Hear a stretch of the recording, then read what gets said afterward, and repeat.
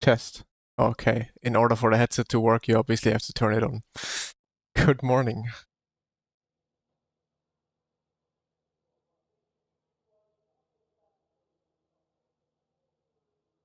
Oh, okay, rain practice over. Is it finally gonna rain? Worth it practicing in the rain now?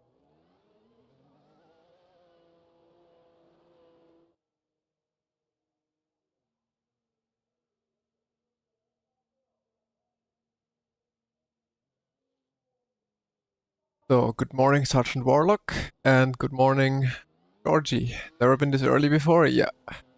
Well, same for me. I think it's my first ever stream at like 7 a.m. Good. Survived Christmas. So all good, all good. How are you guys? Um, it's 10 minutes until the session, so might as well just do some rain laps. Gonna be dry, well then it's gonna be dry. If not, then good.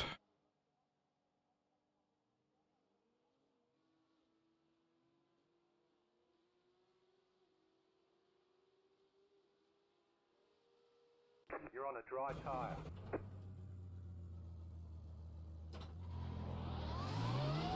Ah, wait, dry tire. Maybe should go on wets. Do you use anything to analyze your telemetry, or is it some muscle memory that you know the exact inputs? I mostly just use, like when I go into telemetry, I use Motec. Like it's either, first of all, I go look into replay. First of all, for example, what I did yesterday, I went into replay, looked what other people did in qualifying that were maybe faster than I was, which lines they took, when they went on throttle, when they broke and everything like that. And when I'm driving with teammates, then telemetry is also a very good tool that I'm always using, like with Motec. But that's about it, really.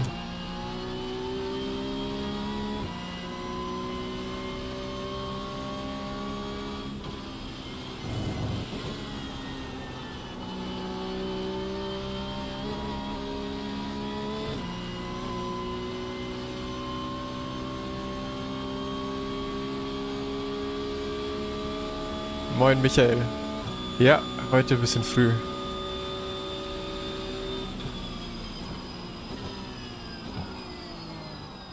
Freundin muss arbeiten, das wird ausgenutzt.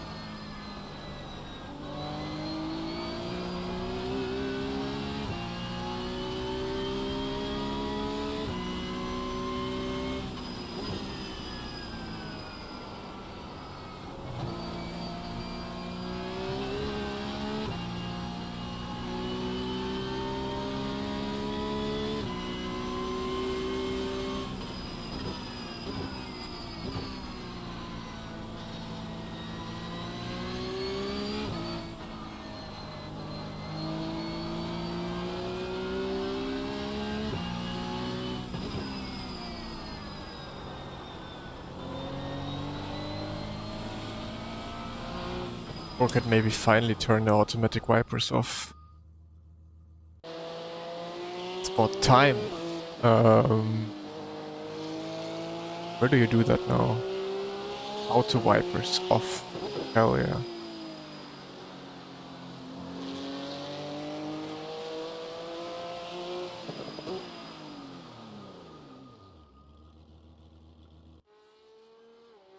Wait, is everything even correctly set up with the stream? I haven't checked.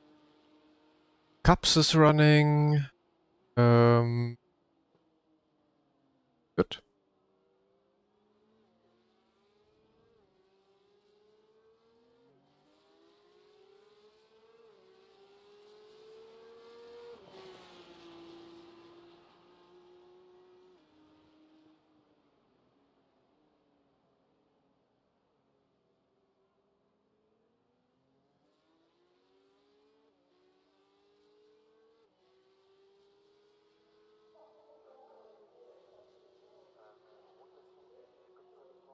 Ja, stimmt. Aber die Optionen haben sie echt extrem unübersichtlich gemacht.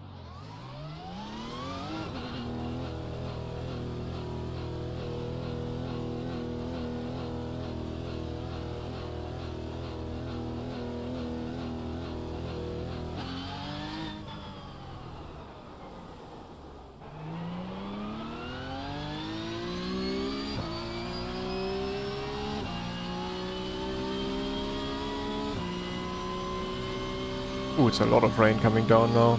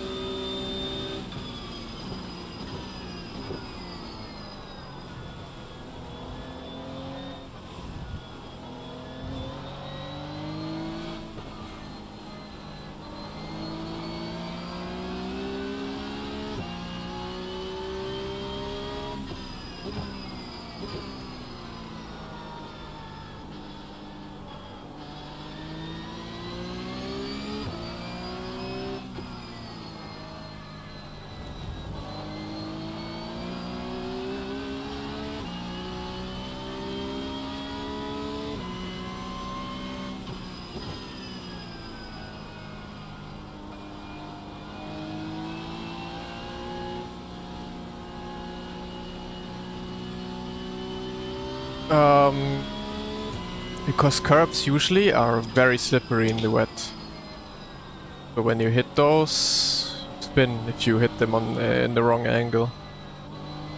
It's basically, you know, it's paint, very slippery surface anyways, even without yeah, even without the rain. And with the rain it's just very, like, incredibly slippery.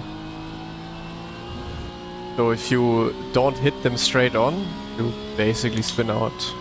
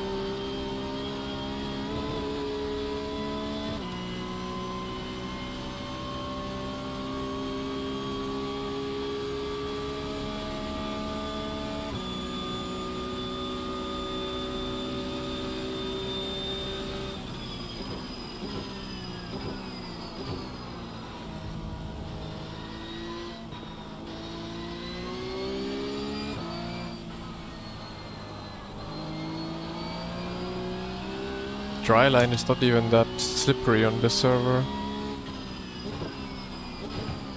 Oh, saying that going off.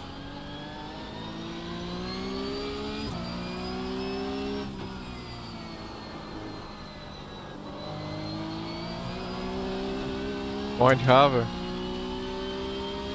Also up early, huh?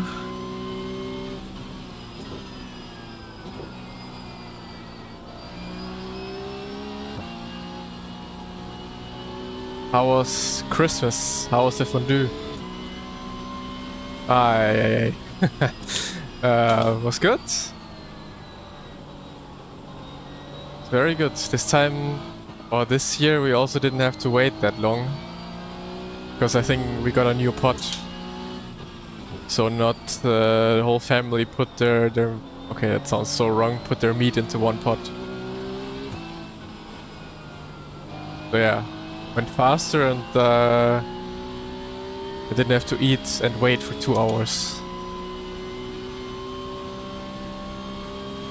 Yeah, yesterday, I think it was yesterday? 2 days, no, 2 days ago. I also brought home some of the meat that we didn't eat, and I made some chicken teriyaki with it, which was also very nice.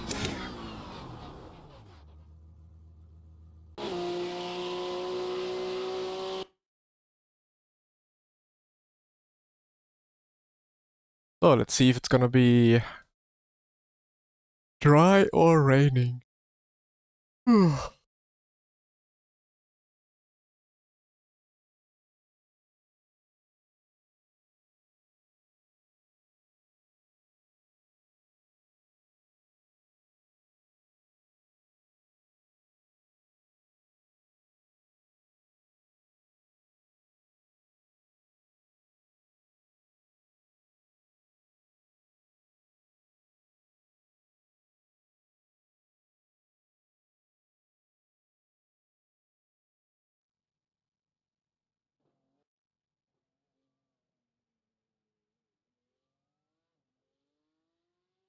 It is wet, but it's not raining. Oh, it is raining now. Moin Alba. Okay, wet tires. Go. Who do we have in the session? Okay.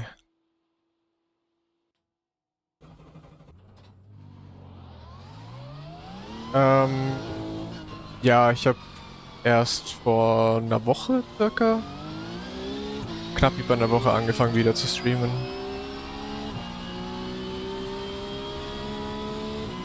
Letztes Jahr einfach keine Zeit dafür gehabt.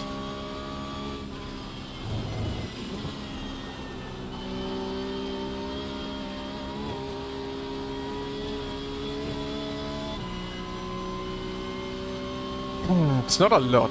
The track is not too wet, I think. But yeah, it definitely stopped raining, so the track will improve quite quickly, I guess. Question is if you can drive normal racing line. Ah, still very slippy. Although...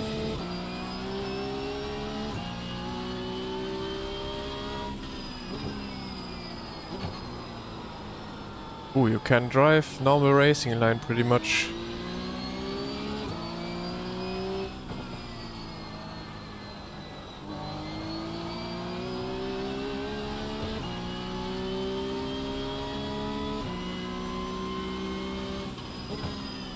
Okay, here it's still raining.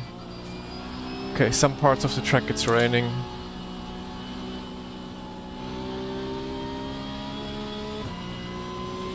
And are we getting DTM comeback so I can beef the Finnish people in the YouTube chat? You mean real life? Probably never. But I have some plans for next year to maybe do some real life racing again. But it's just plans at the moment. No idea if that's gonna be possible.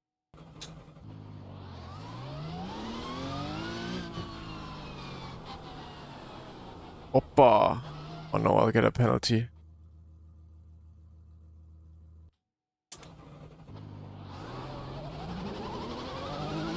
And I also don't have warm tires, I think. Holy, it's so slippery.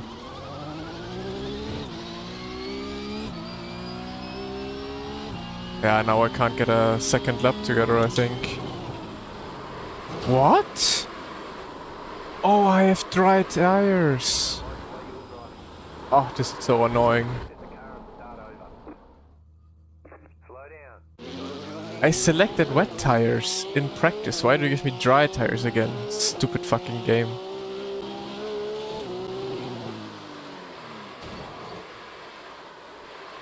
Yeah, okay, now I really only have one lap. GG's.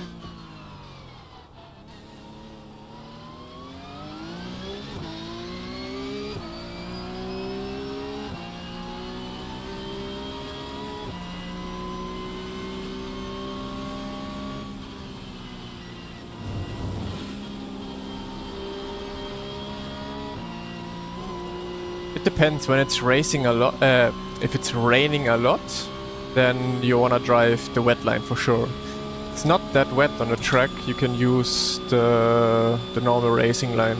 But now it's raining a lot, so wet line it is.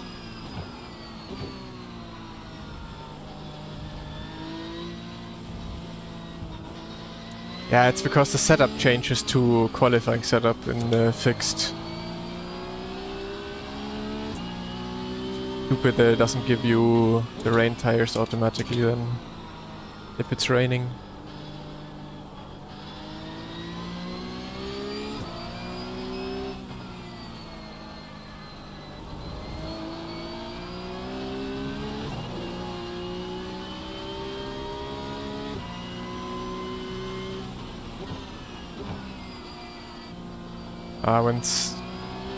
I just hope I'm not the only one only doing one lap.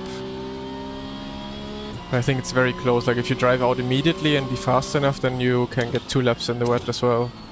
And the second lap will be a lot faster than the first. So I might be fucked here.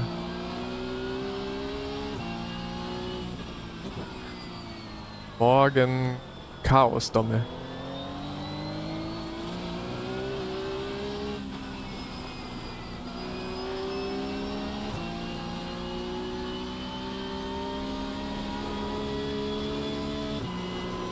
Okay, let's warm up the tires a bit.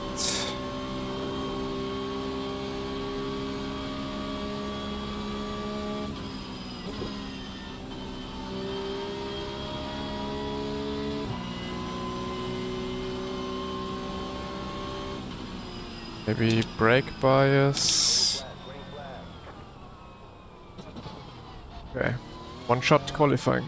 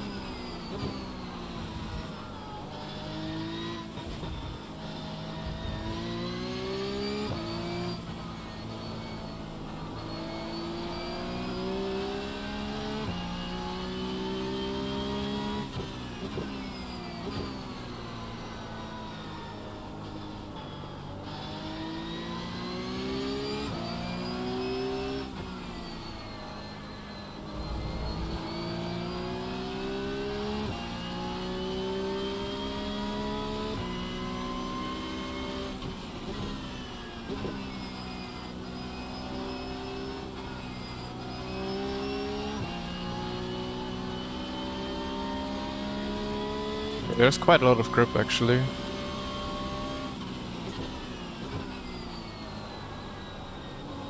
Not too far off the racing line, dry line.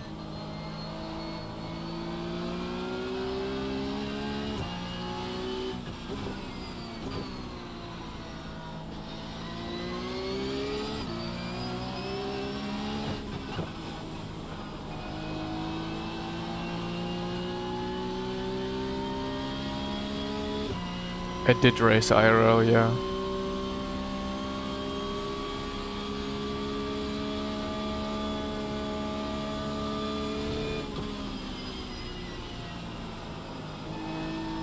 Oh, that was not good.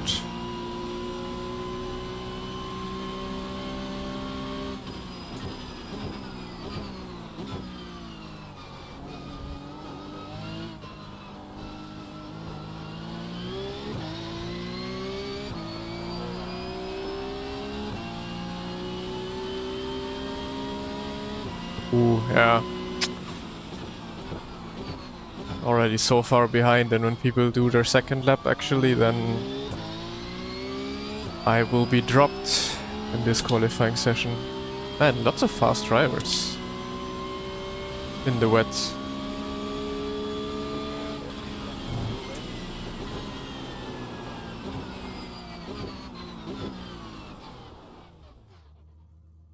Slow down. Let's see. Roma is still yet to come. Wait, is my replay not replaying or is he not driving anymore? First lap was an off track, I guess. He crashed or what happened? He's not driving anymore, I think. Charlie not driving. Wow, many that are not driving anymore. And that won't finish a lap. Okay, then I guess it's second it is for now. I don't know if those guys will finish a lap. Look like it. Ah yeah, some of them will. 22 seconds, no, he won't finish a lap. Okay. That's unlucky for Shoma. Ah no, he is finishing the lap. My replay was just not replaying. I raced GT4 IRL DTM Trophy. I raced LMP3s. And I did one test in the Porsche Cup. There's the checkered flag. Wow, yeah, the second lap is so much quicker.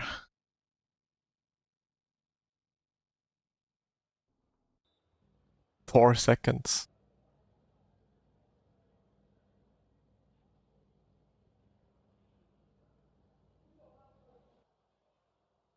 Okay, double check setup. Of course, we are on dry tires again.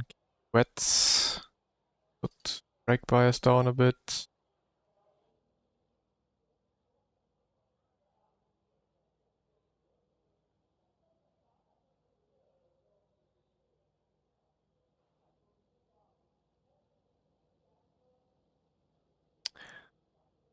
The Porsche Cup. So it's so unfortunate that I only had a test day in the Porsche Cup, but the Porsche Cup is just like in the sim, the most fun car by a long shot. Like it's just so fun to drive. But otherwise, the GT4s were a lot of fun, to be honest. I loved them. The biggest difference with the new Porsche Cup from iRacing? Not that much. I mean, also in real life, it's quite the similar cars, except that they have a bit more. The new one has a bit more mechanical grip, I think. And I mean, ABS and TC. But the old Cup car also had ABS and TC in real life. You know, it was just not used in every series, but in a lot of the lower series, it was used. So yeah, it's quite similar. Wet tire.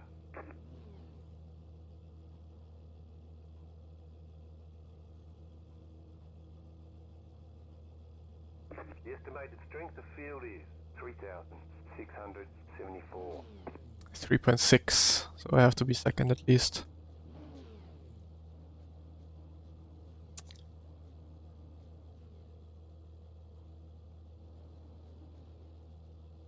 A lot is tied to talent, but in sim racing, a lot is also tied to just training.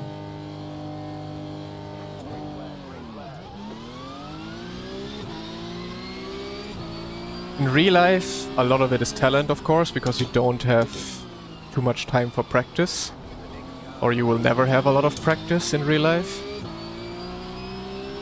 So, sim racing, it's probably more practice than talent, but obviously both play a part. Wow, he's sending it, okay. He is fast in the rain.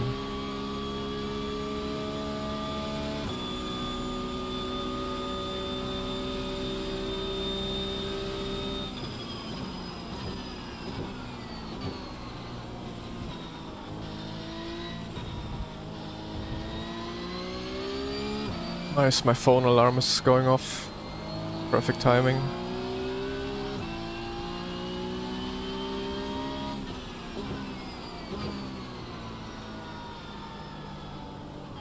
He's mostly using a dry line a lot of times.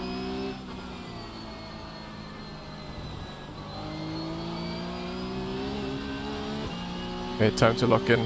He's definitely done a few rain races. This is only my second rain race.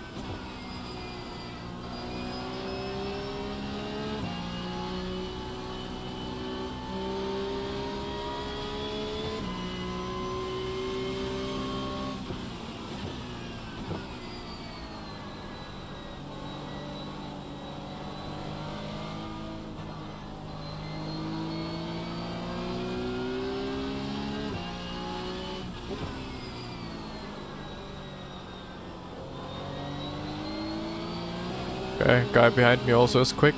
Not so good.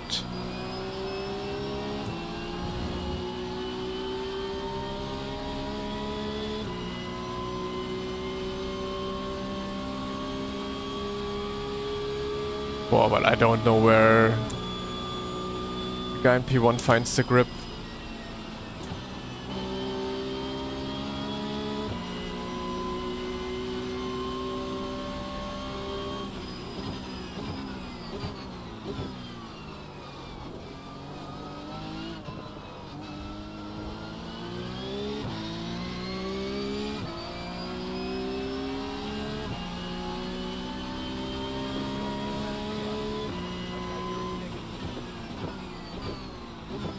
Okay, I think I can drive more dry line than I thought I could.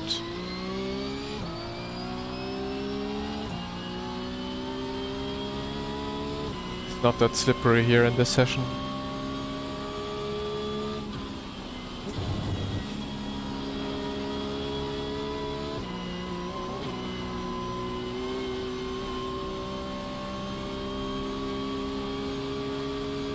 Morgan.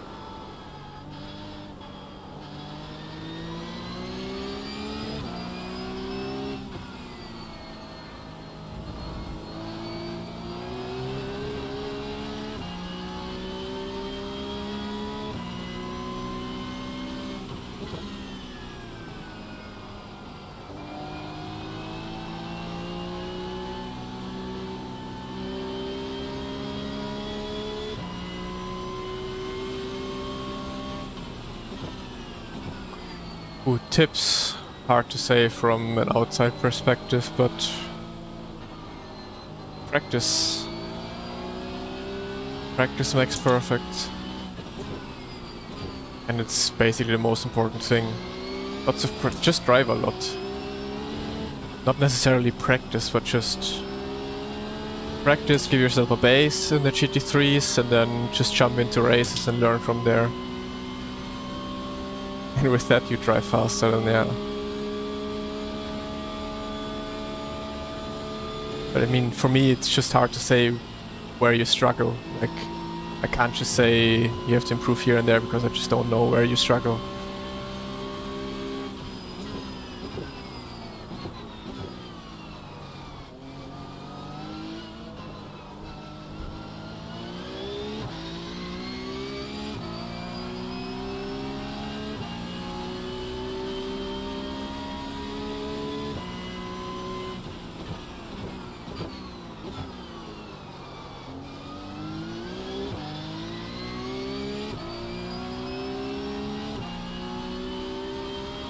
Talent lets you pick it up way faster, yeah. That's why I said in real life, when you don't have a lot of practice, talent will always win you the races. But in sim racing, you have unlimited practice time. Hoppa. So it will, yeah. Practice will then always beat talent. Most of the time, not always.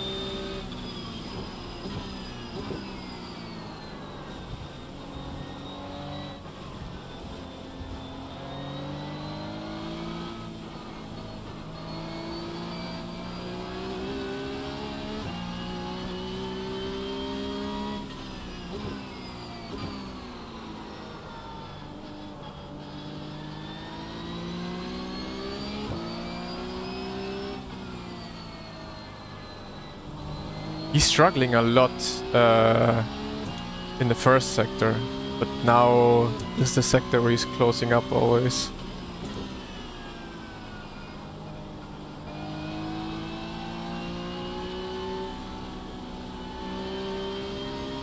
Yeah, but absolutely no idea where Shoma finds the grip. Guess I need a few more races in the wet to really know what to do.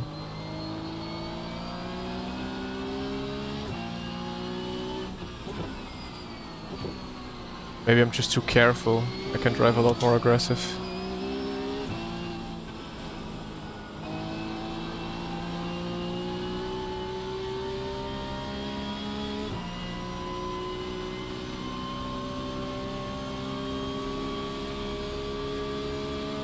Yeah, very important to not coast and like either be trail braking or then early on throttle there. Especially in this Cup car, I'm also still struggling with going earlier on throttle. Everyone else is going way earlier than I am, always.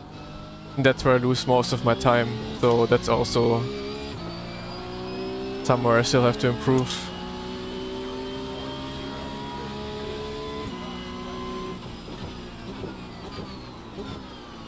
Ja, er war gerade auch 4 Sekunden vor mir, also das ist krank.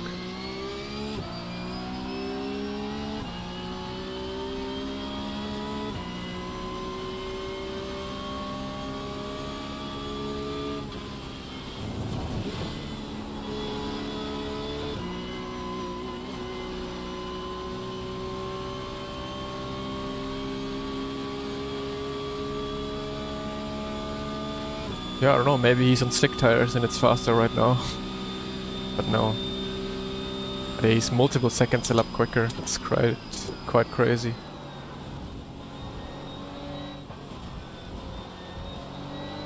And I thought I was decent in the rain.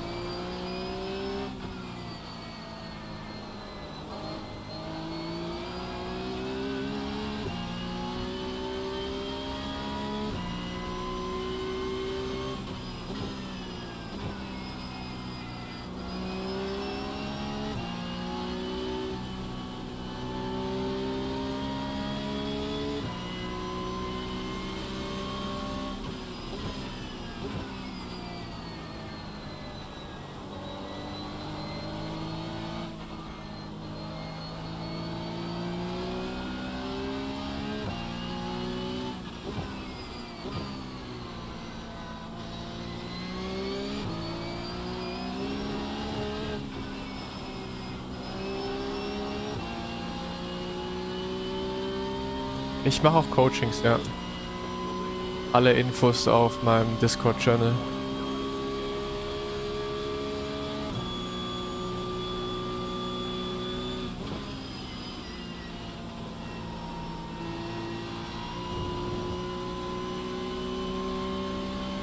Hey, Captain.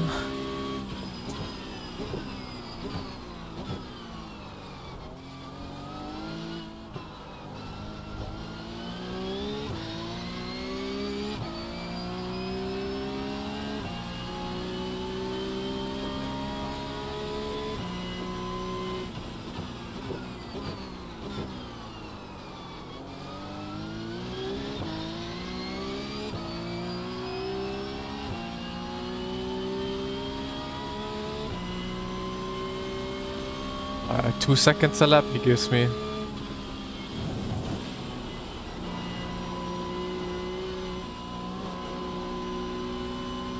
That is quite insane.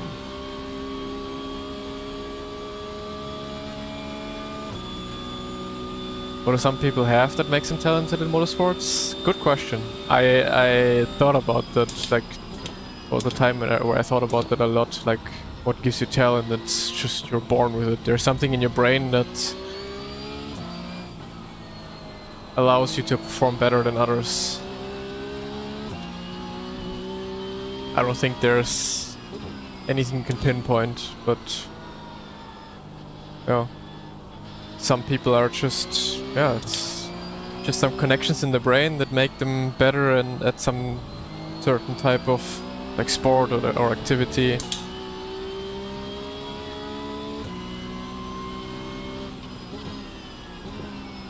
Because like I can compare it quite nicely to Max Benecke in our team.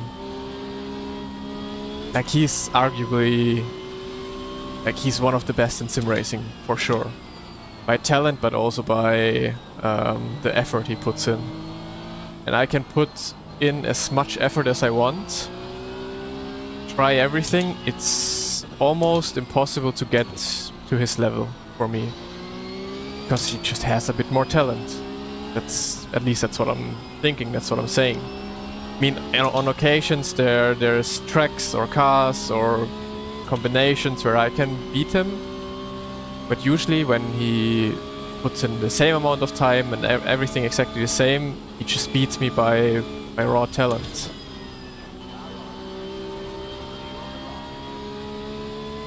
And I can't pinpoint it to anything else, but then you're just born with it. Having those connections in your brain that allow you to be really good at this one activity.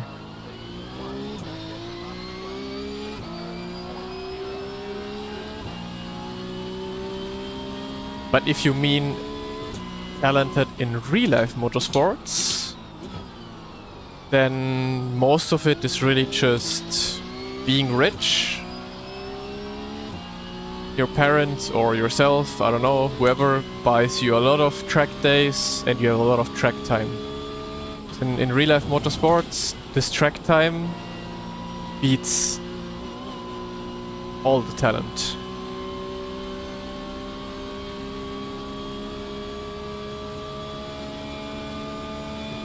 I'll drive the Porsche Cup better. Maybe. I do coaching for that though.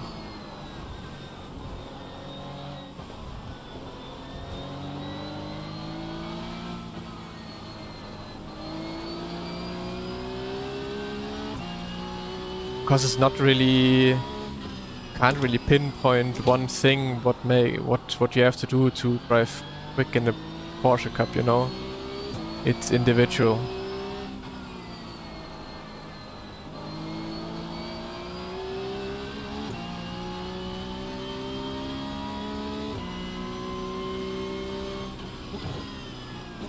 Not necessarily people start young. I started way younger than Max did, for example.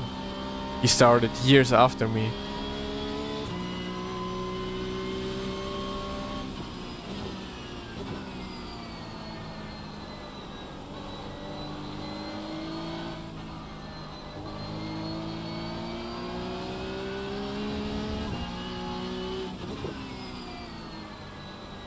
But yeah, that's just how it is. I have to compromise it with more practice to get to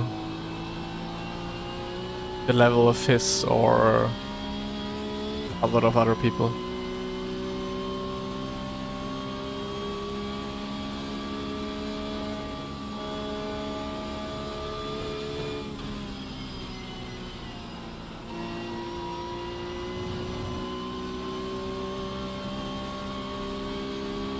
Yeah, in real life racing, literally 90% of people are just really bad.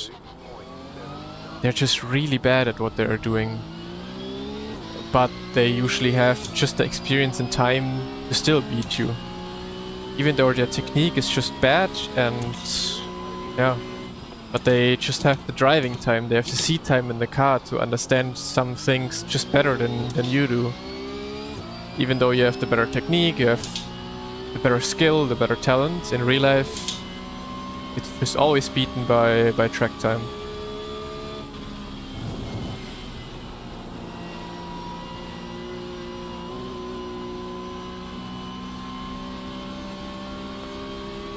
Well, you can try how much I am driving. So I'm having my BRS base 20 Newton meters, 100% in the profiler, and I have 3.5 in the game.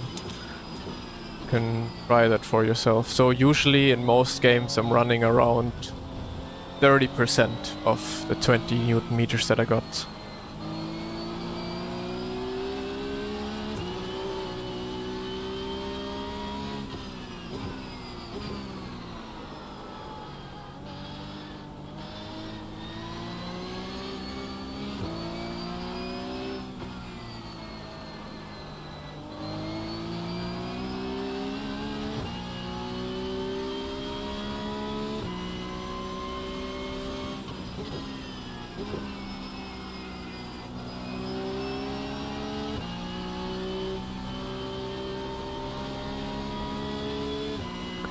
Yeah, but then after it got harder. Like, that's the thing. Like then, like it was, I think, the first year of maybe a new tire or something. But then after like a couple more races, just people caught up, because I think they had some track days and whatever that I just couldn't afford, you know, and couldn't do. And that's how I then in the season lost a little bit of ground to those people. Simply because they had even just driving other racing series at the same time, just getting more seat time. But there's also very talented people in real life, like of course, but the density is just not as much as in sim racing. Like in any kind of championship, you in real life you kind of have like only maybe 5 people tops that have the talent.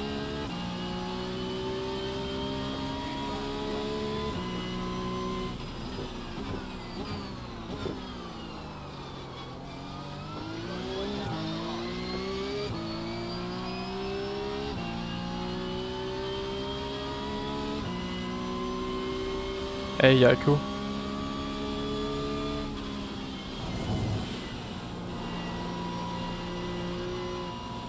Out of my way.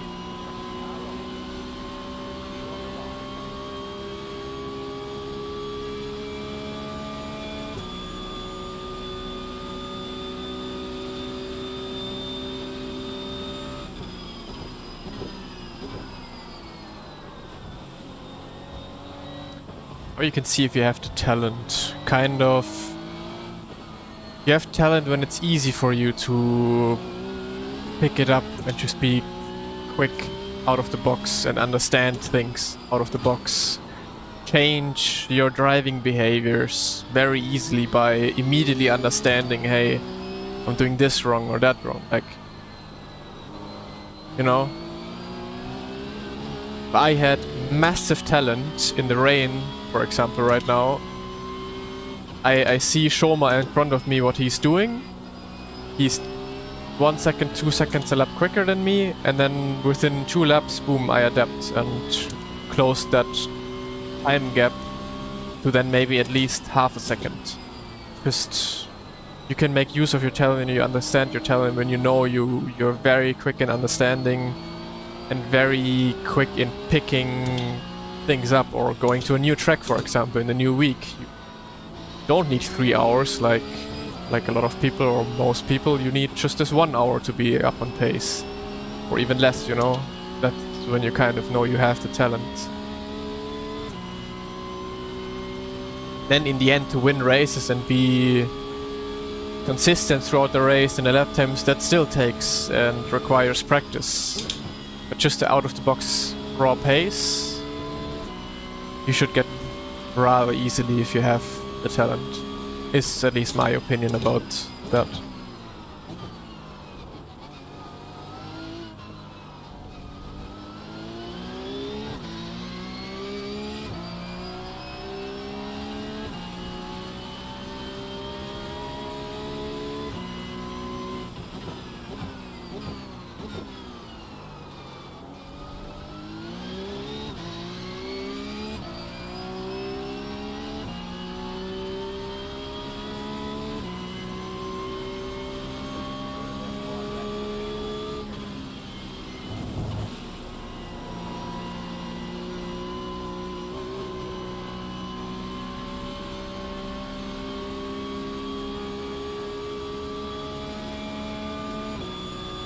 Yo, Skrilla.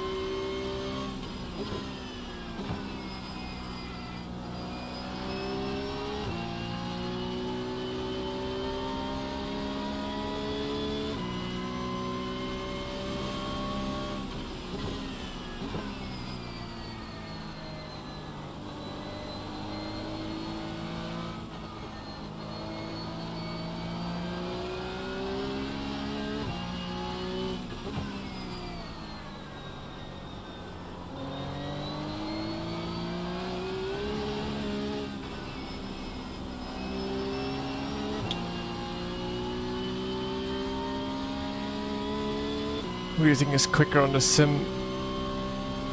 Max Peniker or Max Verstappen?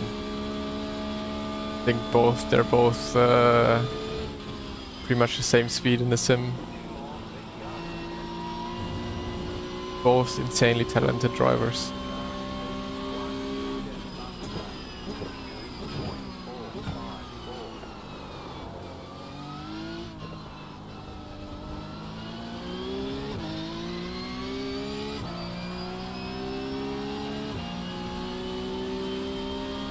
Ah, you've done WRC.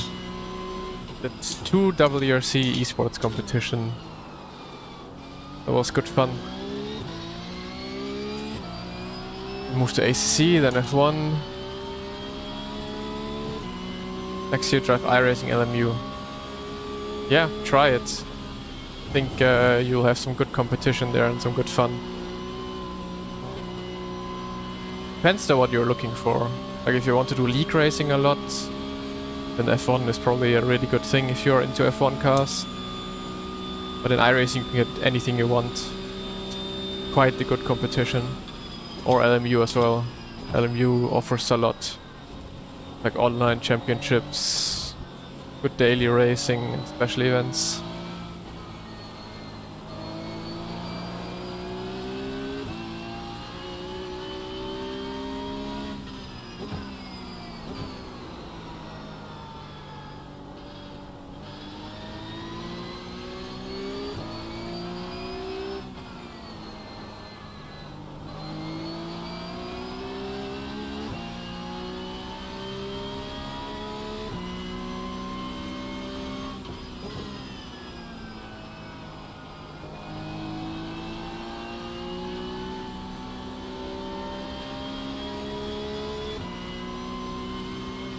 Man, I really have to delete this video or this live stream.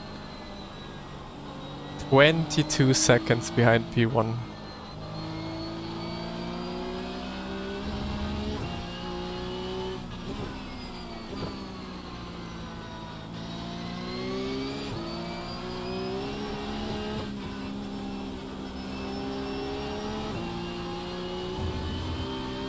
Oppa, get me off this curb. Oh, that cost a lot of time. Nah, slicks never work in this weather. No chance. I mean, maybe, but I don't think so.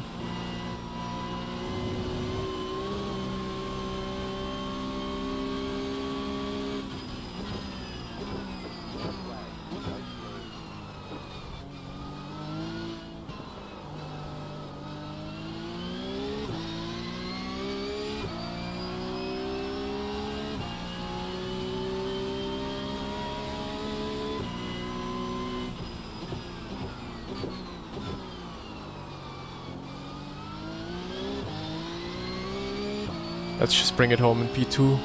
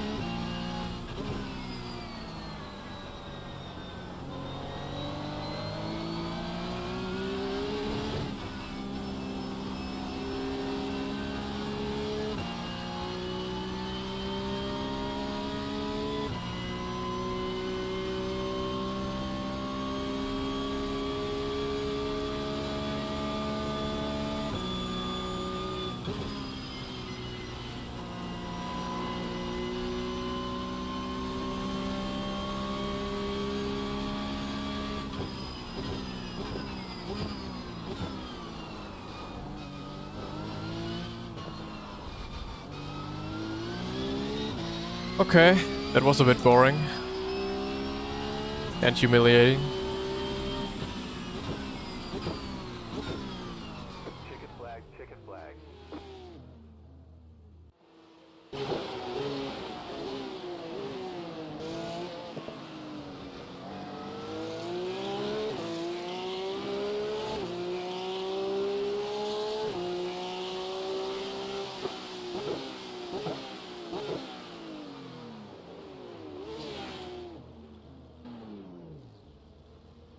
You want a truly realistic experience? You can either go to LMU or iRacing. I think they offer the most realistic in grand scheme of things.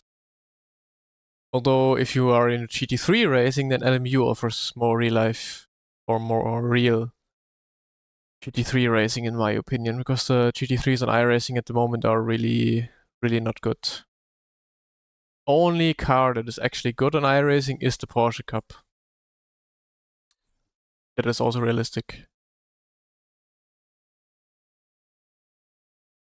Yeah, I don't know. I don't know what this guy is doing in the rain. Quite crazy.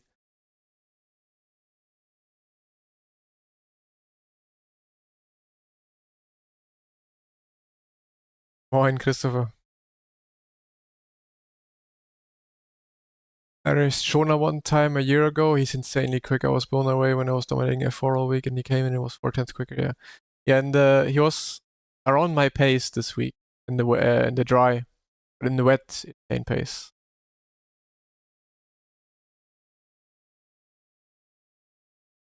Well, I never drive rain races. First time I'm actually driving rain races, but guess I still have a lot to learn.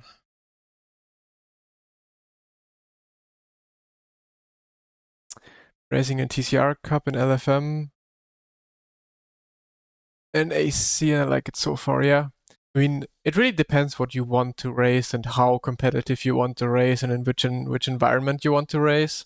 But there's a lot of opportunities for you to do it in sim racing. I think if you always want to race, no matter of the time, with relatively good people, probably iRacing is the way to go because you can always sign up for races and have really good drivers in. Um, LMU offers really good racing now as well, though, with big player base.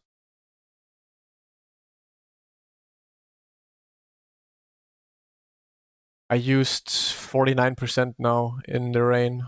I don't know if that's still too far at the front, but yeah. The 6i rating, take that. And let's practice some dry drive.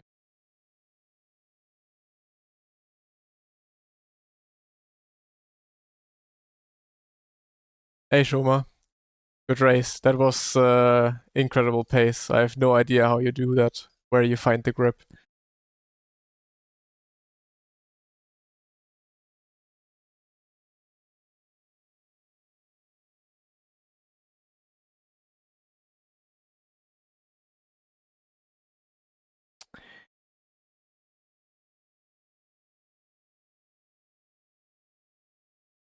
Does the driving change when you go from one sim to another? Yes. You have to change the drive, like especially going to iRacing. I feel like iRacing you have to change quite a bit in how you drive. Most other sims are quite similar in the way you have to drive them, but iRacing you have to change your driving style quite a lot. Which is why it's always very tough for me to go from any kind of sim back to iRacing. It takes me a lot of time to get used to everything.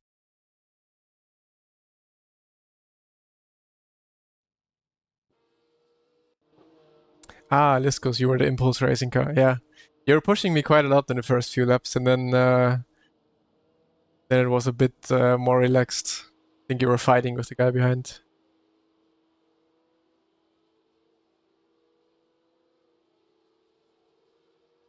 Yeah, I think I should have maybe tried a little bit more towards the rear, but I don't know.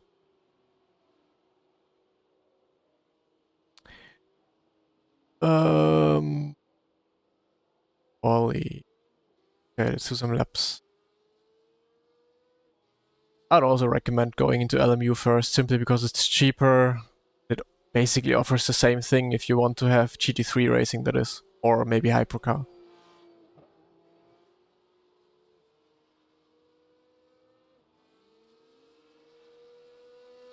Morning, Timothy.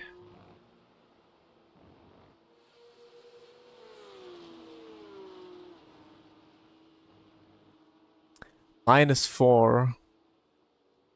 How much is -4? That's like into 46s? I think it might be.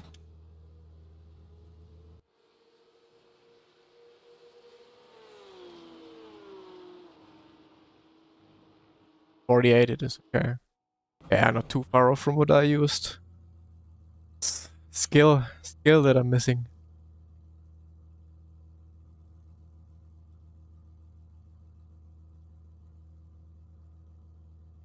You want to reach 7 or 8k in a category. Do you have an idea what category you want to use, or you also look for suggestions from my side which category you want to drive? Because it just really depends what you feel most comfortable with and what you have motivation to do.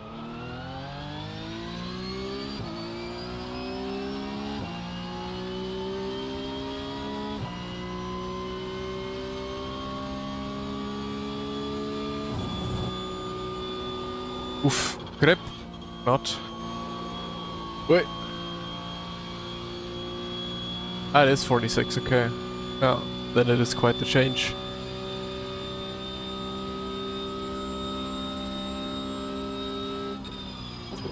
PCR and GT3? Yeah, then you're probably gonna be happy on iRacing more because, I mean, LMU doesn't really offer TCR. It offers a really good GT3 experience in my opinion.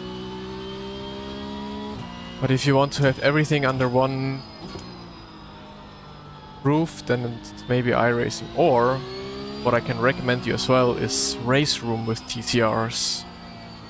Race Room has some of the best TCRs, I think. Also GT3s are very good there. And now, since they have like the multiplayer with also, I think, a lot of people driving every single day, Race Room can also be a good choice for a lot of people, since it offers a lot, like basically all the classes you can imagine.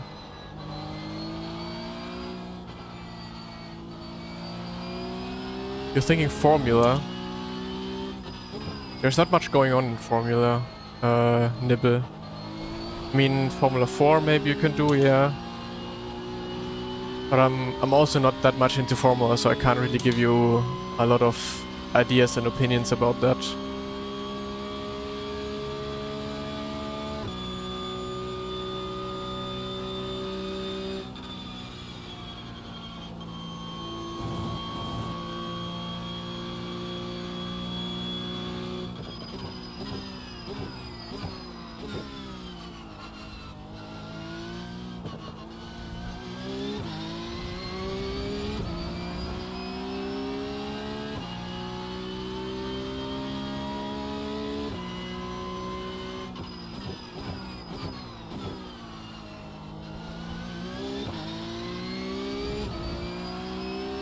I mean, the best championship series are always, I guess, like GT3 or now Porsche Cup, to get to a high rating, since it's very competitive and there's a lot of people with high rating driving as well, so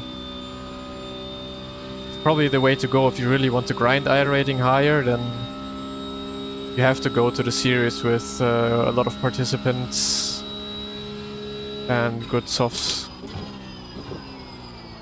Hoppa.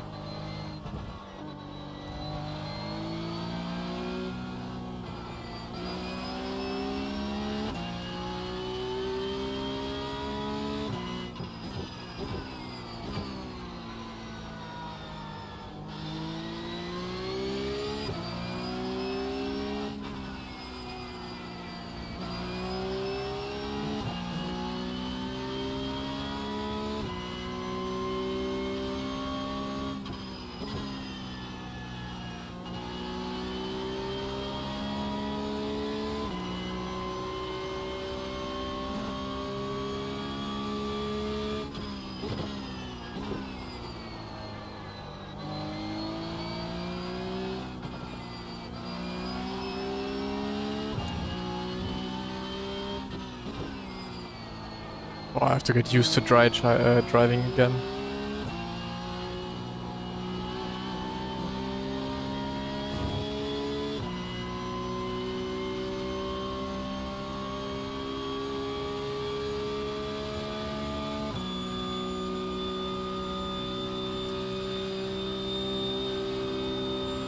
Yeah, I mean, not only the subscription, also each car and track is insanely expensive on iRacing. But what you can really try is the more Ultimate. Not entirely sure, I mean, I can't speak for you, but I think you'll have a better time than compared to AC. Like, unfortunately no TCR racing there, but if you wanna go into GT3 racing, my opinion, LMU is the sim to go.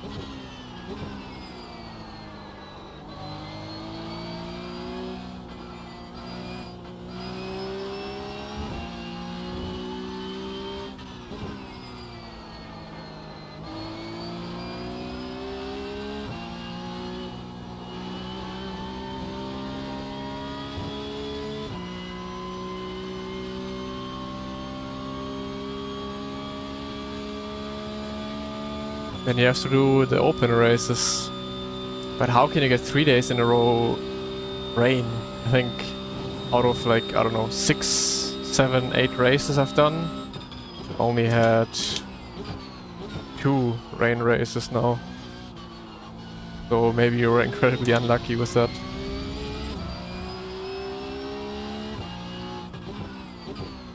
You've got the fastest lap.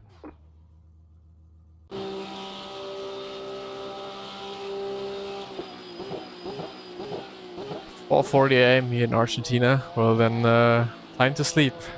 Good night.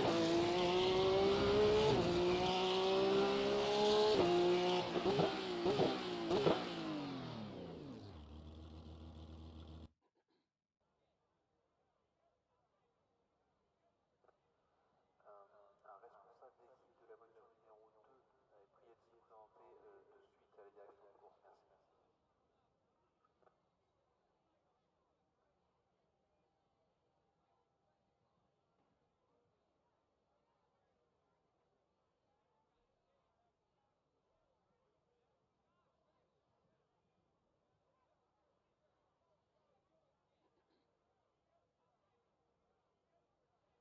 Okay, open a window.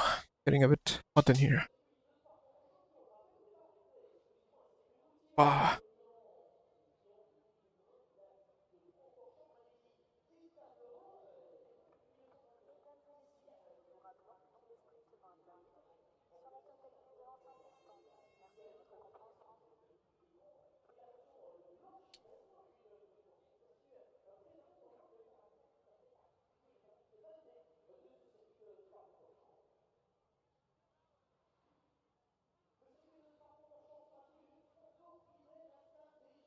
But I get what you mean with the rain.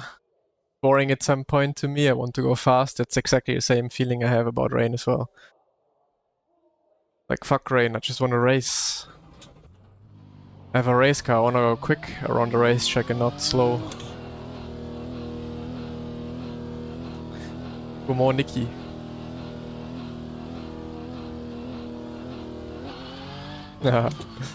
Typical, I have vacation, so I'm gonna stay up as long as possible in game.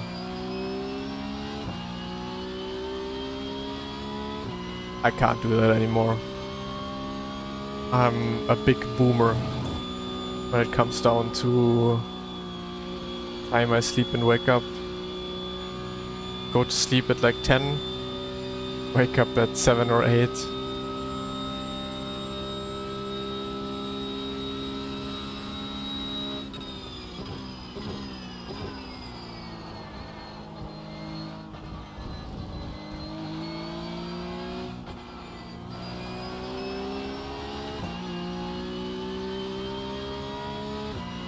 I still do coaching, yes. You can find all the information on my Discord.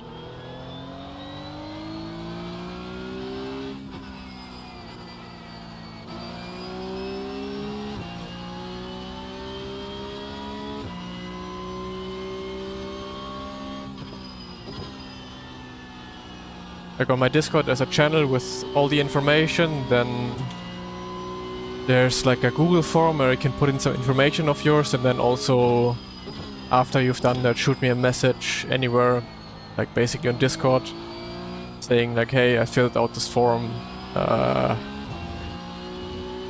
waiting for your response. And then I know, hey, okay, there's someone who wants to have coaching, I can check out the form, and then can find a time when we can do the coaching together.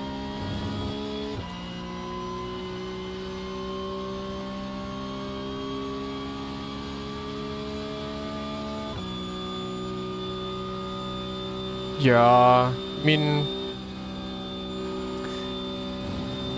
I feel like in real life it doesn't necessarily change too much from lap to lap, but it changes every single time you come to a track again.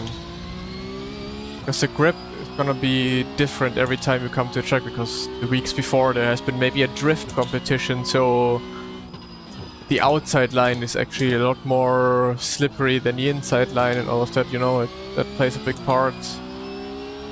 But I get what you mean. I feel like also in real life it's a lot about finding the grip. Where is the grip? Like, it's raining a bit more, it's raining a bit less, the grip changes and it feels kind of sterile on iRacing. iRacing has, like, by far the best rain.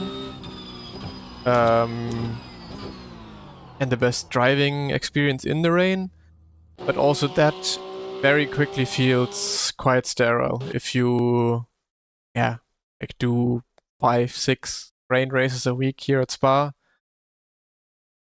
the end, it's like driving in the dry. It's just this one line you take always, and that's about it.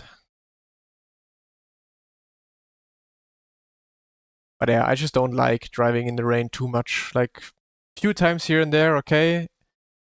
Like, especially now doing like 1 and 2 races where you have to figure out quite quickly. That's what I then also like in real life, is that you have to figure out on the fly while trying to be as quick as possible. Where's the grip? Where can I go faster? What is faster? And that is a lot of fun to do when it's raining or when it's in a race starting to rain. But here it just feels like, okay, now I did those 2 races. I know pretty much, well, I still don't know because I'm not exactly on pace. But it just feels very, very much the same all the time. So it doesn't really feel like, hey, I'm driving in the rain. It's just, could be dry and that would be my racing line, you know? So yeah, back to dry racing. Much more fun somehow. But yeah, what I actually really like is when you start in the dry and it's starting to rain. That is a lot of fun to then, because then you really have to like switch up, drive different lines, try different things. Same way when it goes from wet to then dry. Like, how much can you push? Do you really try this lap now to go a little bit over the limit that you used to do before because maybe it dried up a little? And that, in my opinion, is the fun part about rain in sim racing or in motorsports in general, is when it's those switching conditions. If it's the whole race rain and nothing really changes, then yeah, boring. It's the same thing as driving in the dry. It's just less grip. Obviously different lines and you have to approach different things, but I think you get what you mean. What I mean. But the really fun part is when weather is changing, when the track conditions are changing. And then also like in those endurance races when strategy plays a big part, okay. You can stop a lap earlier and maybe get a really good advantage with it. Stop a lap later. A lot of it is also luck, which not a lot of people like, which I also obviously don't like when it's a really big race and you want to minimize luck and put everything into your hands, but usually that's the fun part of seeing, strategizing, thinking about stuff, what makes sense, what is the fastest way, and so on.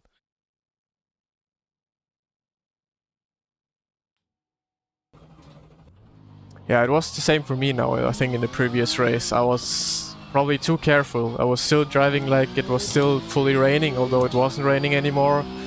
Track was drying up a bit and I was just underdriving massively, I think. That's where I lost a lot of time as well.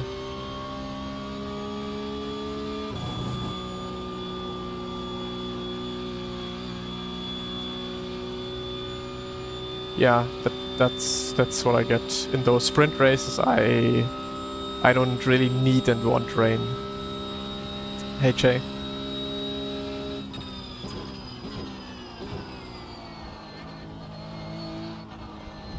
This is not a good grid, right? It's like I mean, I guess it's mid 3K again. There really is no good drivers that I've seen so far this week driving at the top. So yeah, let's have a good qualifying lap.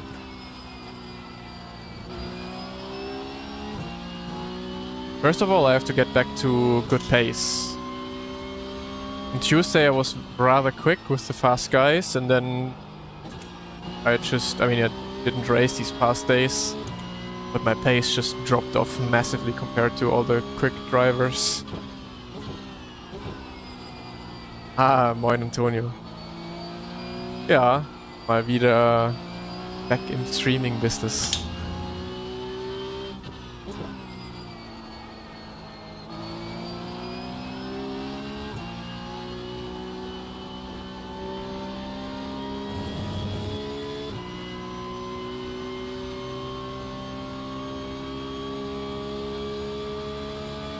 $215 is possible, yes.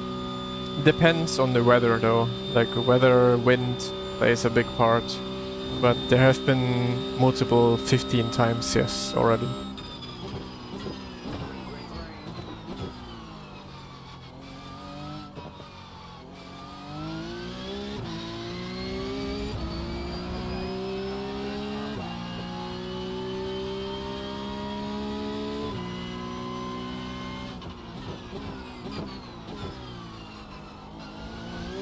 Oh, I'm so stupid, I forgot to warm up tires on the warm-up lap.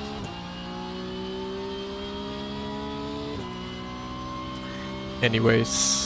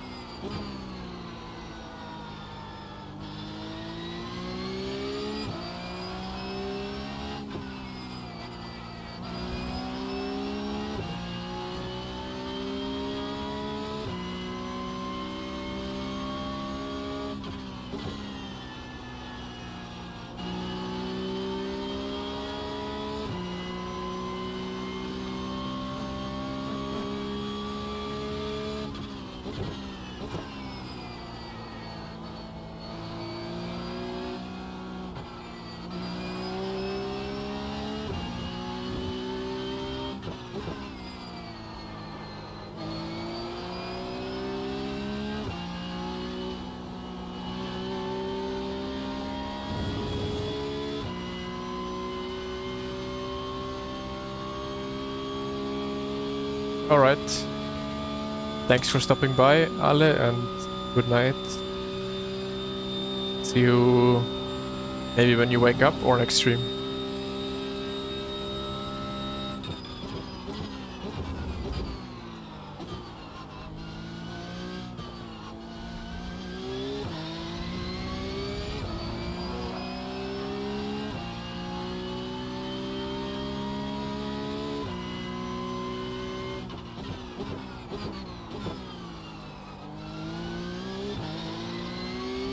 Oh, what a terrible turn one.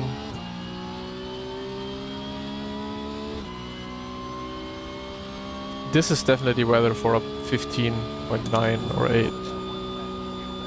Maybe if I sent it this lap. Yeah, but I need 4/10 and I already lost 1/10 in turn 1. So nope, not really.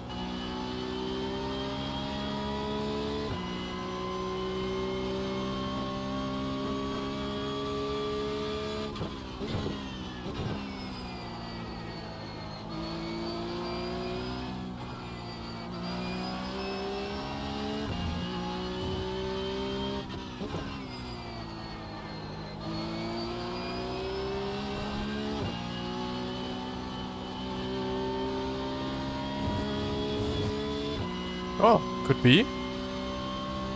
Could be my first 15.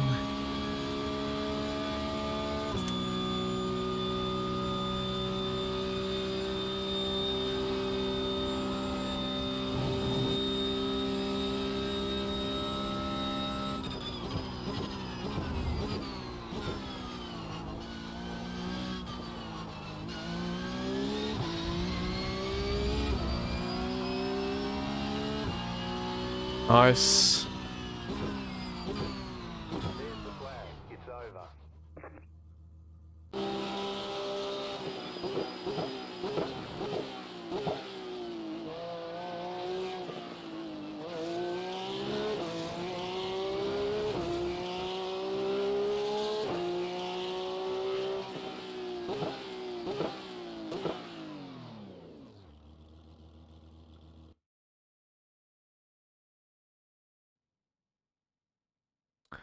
What's the SOF of this race?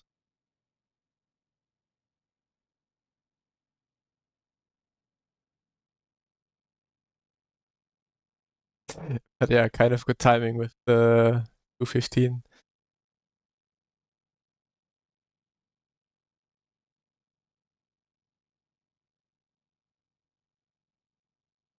Sekunde off-Pace, wenn ich auch gleiche bremst ihr Härte und Werte, so ca. 80%, während ich auf 70% bleibe, ist das dann einfach eine Quali-Push-Lap oder lohnt sich das auch im Rennen?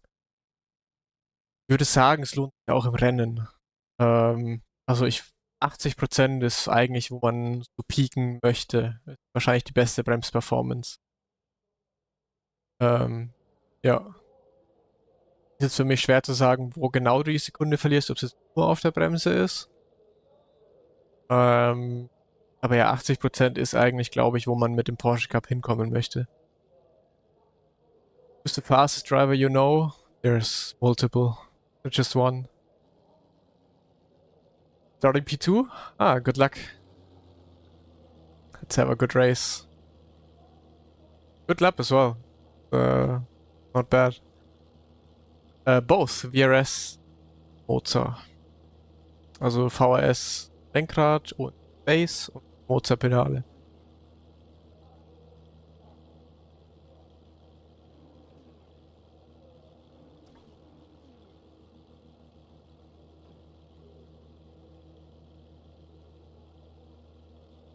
I've been dual streams now since, I mean, I came back streaming now, but I did it since those LMU streams. Basically, since when you go to my YouTube channel, you can go on live and there you see all the live streams I did on YouTube already. So yeah, this is all I did. Not too many streams. But yeah, at the moment I'm streaming 3.6k, okay. I mean, also for the Twitch people, because they don't see the YouTube chat, I'm streaming both on YouTube and Twitch. And YouTube is going really well at the moment. Like, you YouTube people, you do a very good job supporting and watching and all kinds of things, so thank you very much.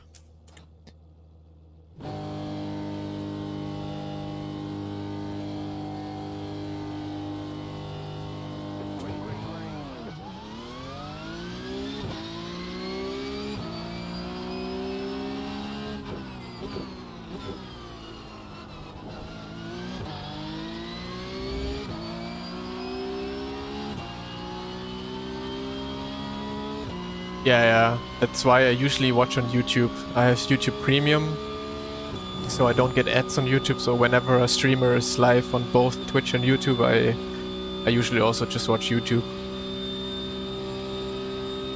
The ads on Twitch are really annoying.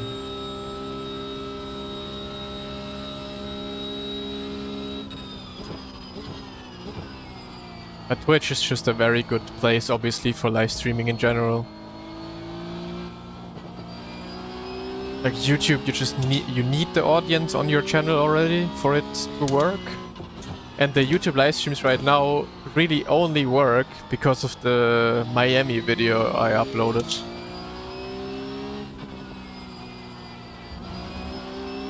It's the only reason the YouTube streams are working right now on my channel. It's because that video went quite well and gave me the audience I have now. But yeah, I'm trying to build YouTube a bit bigger now. So I need a good spa race that I can also upload. Good and exciting spa race.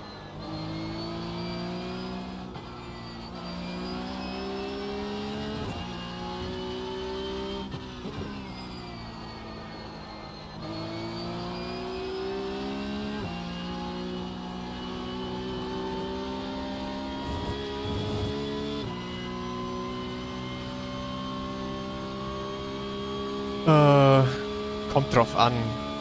Also wenn du nur live streamst, dann zahlt dir Twitch eigentlich mehr. So für die ganze Werbung und so, die geschaltet wird. Und die Leute giften einfach mehr Subs auf Twitch als auf YouTube machen. Da ist diese Subkultur einfach höher vertreten. Aber wenn man jetzt ein gutes YouTube-Video hat, dann ist auch gar nicht mal übel. Aber ja, halt nichts, womit man irgendwie viel Kohle macht. Das ist halt einfach nur so nebenbei ein kleines Ding. So mit iRacing wird man nicht reich.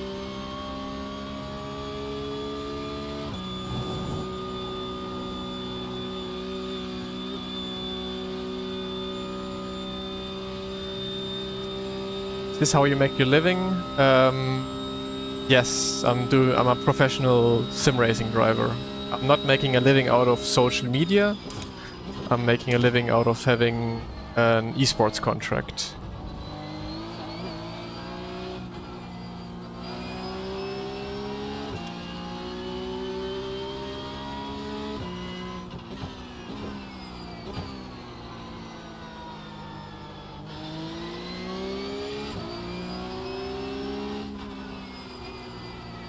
Ja, also man kann sich hiermit zu streamen und so ab und zu mal ein nettes Abendessen verdienen, aber das war's dann halt auch. Außer man, ja, hat jetzt... Gut, es gibt ein paar Streamer, die hier auf iRacing ein paar 100, 200, 300 Subscriber haben.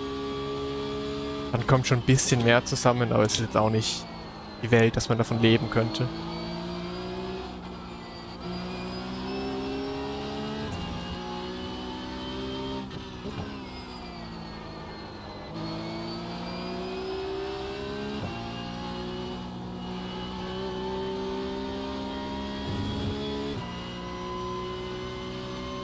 Yeah, the esports contract is my main income.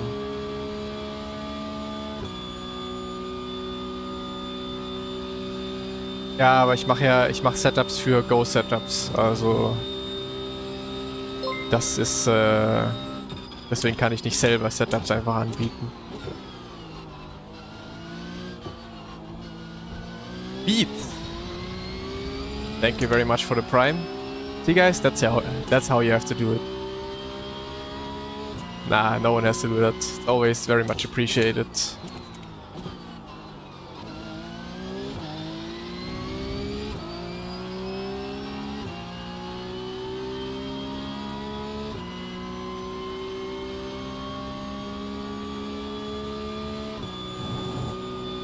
But the streaming thing is most of it for fun, because I just love doing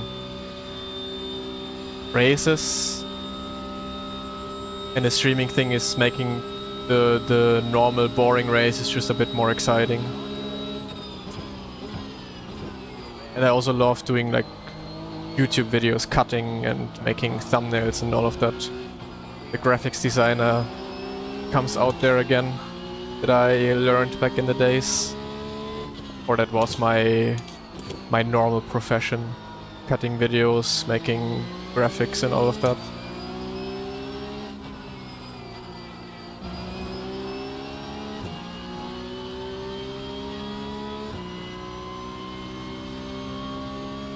Definitiv.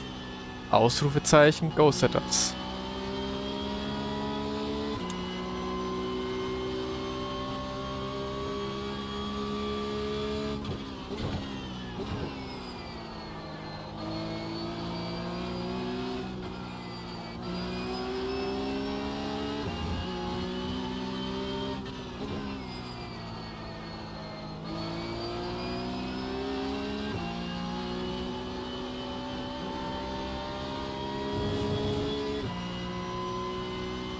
How much does it cost to get into streaming, like camera or subscriptions? Nothing. It doesn't cost a single cent to go into streaming. I mean, of course, if you don't have a camera, then you have to get a camera. But I literally have a webcam here, so it's not like I use a professional camera. Also, I literally just have a webcam, and that's it. I don't have any streaming PC, I don't have any extra streaming devices, I'm just streaming straight out of my PC, nothing extra, nothing that would cost money, so yeah. Streaming is free.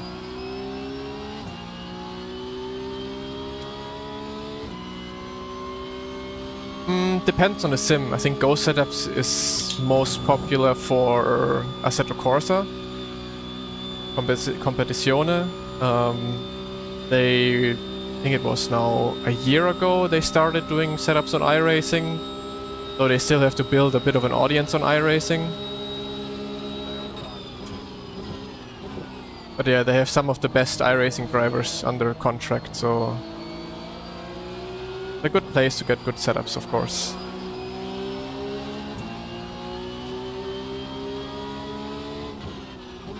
And they have me under contract. I'm doing setups. So if you want to have my setups, go for it.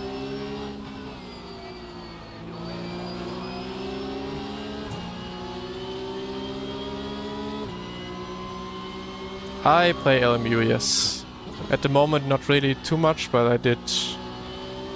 The last couple months I played a lot of LMU, doing daily races, doing the special events especially.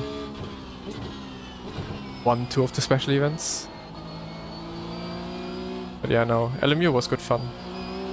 But now with the new Porsche Cup, I'm just doing some iRacing because it's quite a lot of fun.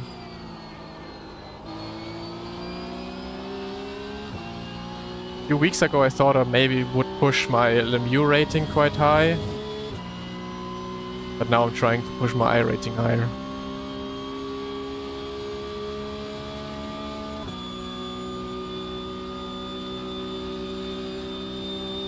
Well, I'm rather pushing my I rating lower. If you look at my last races.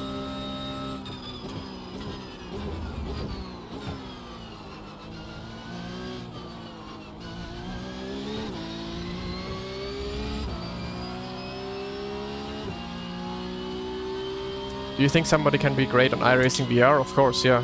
It's... everyone can do it. You just have to feel comfortable with it, and if you feel comfortable with it, then you can be fast with it. There's literally no difference if you have monitors or a VR. Literally just, yeah, what you feel good with, what you can use in your favor. Some people are faster with VR than monitors.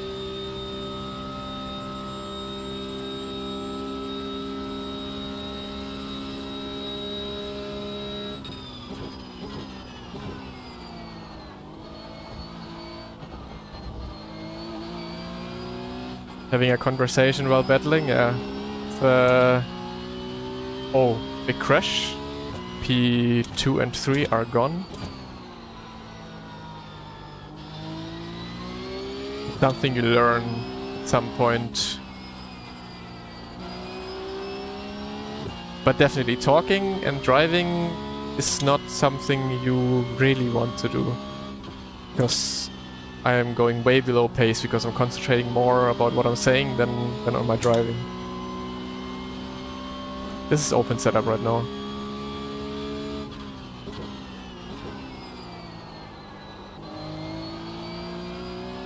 What iRating was I when I started to get plus 10 for P1? You can start at 8k iRating, then it just depends in which races you are. Like when you're 8k iRacing but you join a race with 2k soft, then you won't gain anything. It really just depends which races you're doing.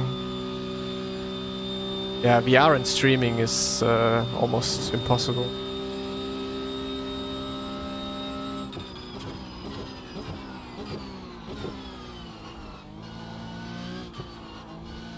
That's fun. Like over Christmas I was back home with my family, of course, and my brother also has a sim and a VR headset. Then we drove some laps with the headset, which is always crazy, because you literally feel like you're sitting in the car, you can press all the buttons. So for me that's a fun thing to do for a couple of laps, but I don't really like it too much to actually have it on my face for multiple hours every single day.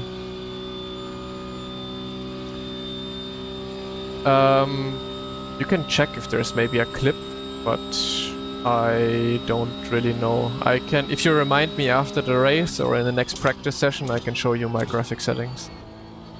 But it's basically everything on low, except of the cars on medium.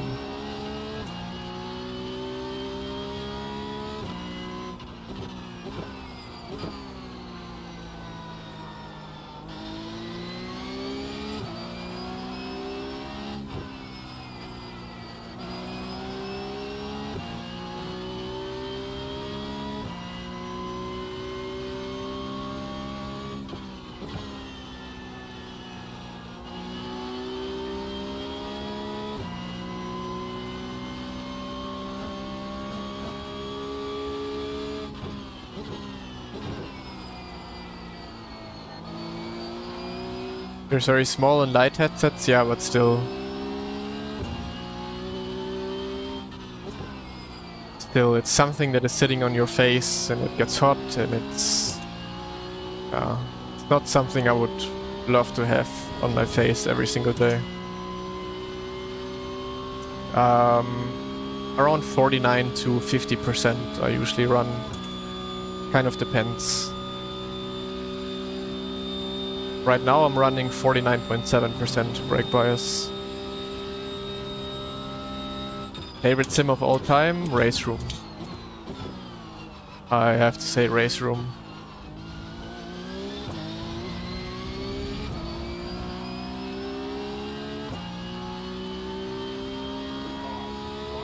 My brother has a... oh, what's it called? Meta Quest 2, I think?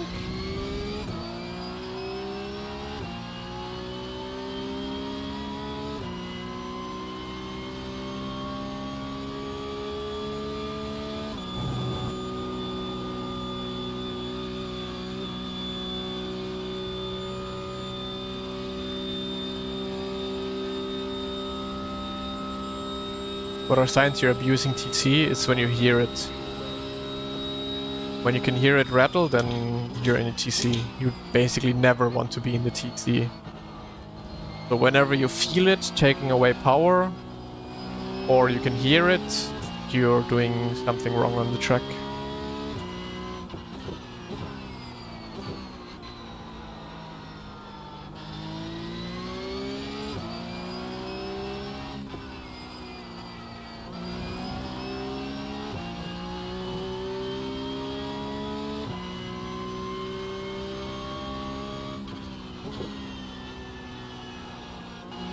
I mean, with the Cup car at least. Cup car, you basically don't want any TC interference at all. With GT3 cars, you obviously want to have a little bit, but yeah, it just should help you just a tiny little bit, but not really cut away too much. You should always drive in a way that you need the least help of the TC as possible.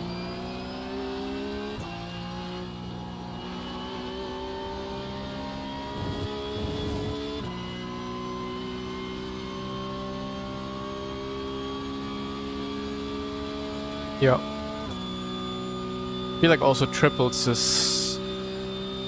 I mean, triples is almost VR, right? I mean, not really, but in terms of what you can see and how much you can see, triples come very close to that, and they give you just a much easier experience, much more comfortable experience.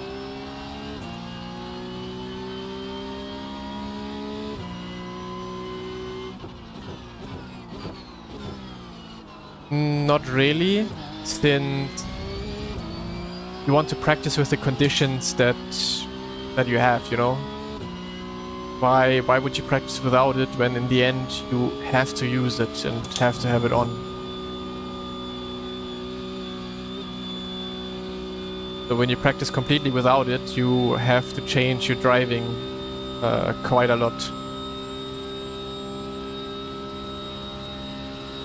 Ich verändere für mich kleine Dinge am Go-Setup.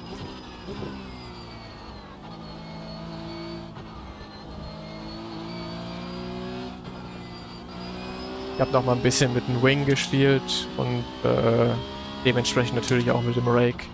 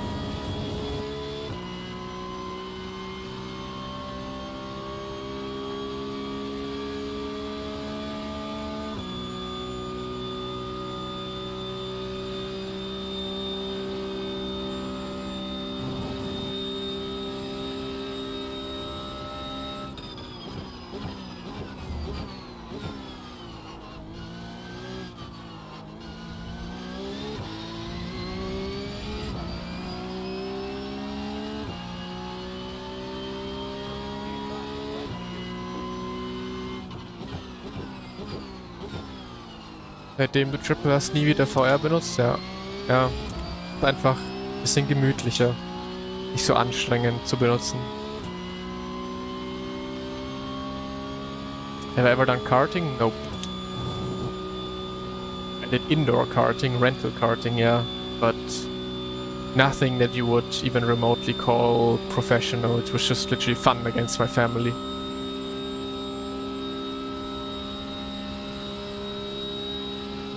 Never had the money to do karting. Never would have wanted the money. Well, of course, as a kid, but throwing out millions just to go karting professionally, nah.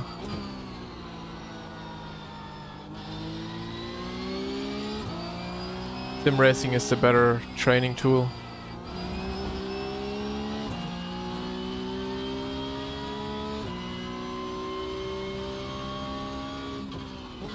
Soon enough you'll be Portal into the races, yeah. That would be best case scenario for virtual reality, right?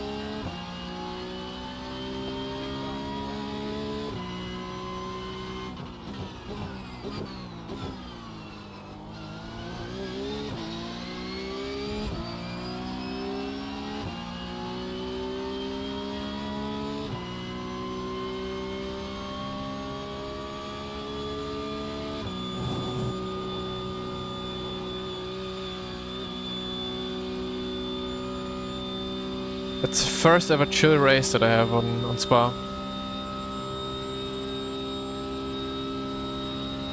Well, it wasn't so chill in the beginning.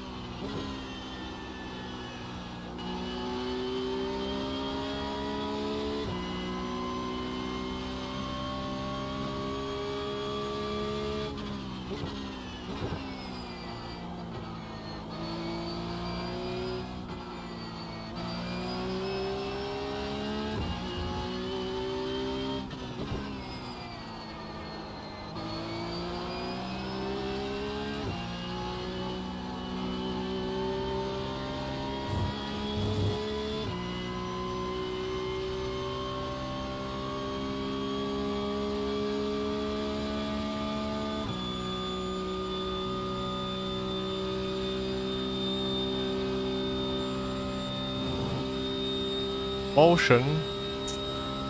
Nah. It's the same with VR. It's nice to experience. That's about it, really. I don't want my rig to be moving around all the time. It's just annoying and doesn't really give me any info or anything I can work with.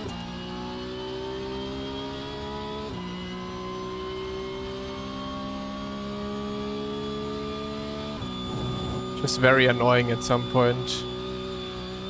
Like very, very subtle. Motion can be nice, yeah. But I don't know. Like for at home, it's loud. It's probably takes a lot of maintenance. And yeah, it just feels annoying if it's moving around all the time.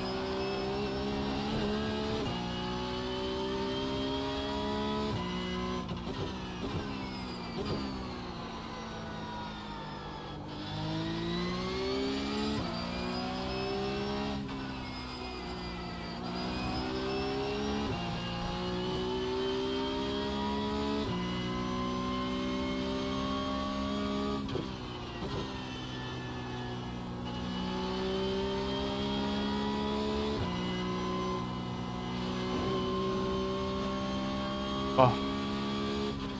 Would have been a 0x race. but I fucked it up last lap. I could need some SR. But I mean, next week is gonna be Nordschleife to collect SR.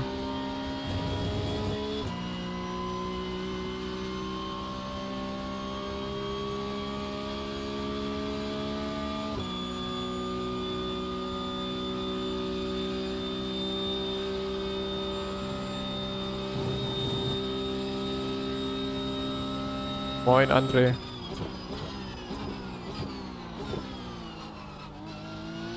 Hier war Weihnachten mit der Familie. I've gone on a super expensive big motion sims and they just throw you around, you hit it something small and just inconvenience.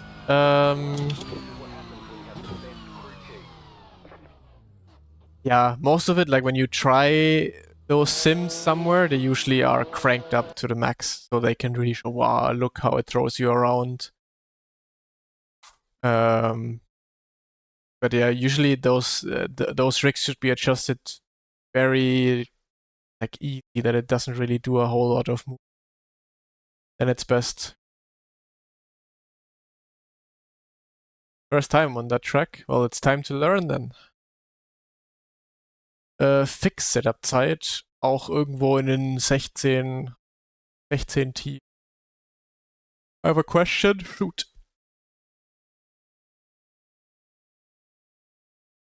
I'm an ACC console driver, but I watch a lot of iRacing and the inputs are quite smooth. That new Porsche Cup is awesome. Yeah. Yeah, that's iRacing to you. You just have to be incredibly smooth. I mean, in any sim, smooth driving is always good, but in most sims you can be a bit more aggressive.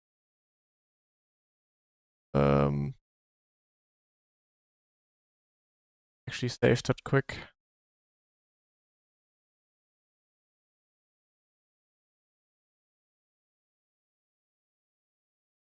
Yeah, you got unlucky there. Caught up in the crash, right? Didn't even check where did you finish. Let me see. Ah, well, 5th still. That's fine. After that crash, I think 5th is fine. As a driver for a team, what do you expect a leader owner to do as far as support?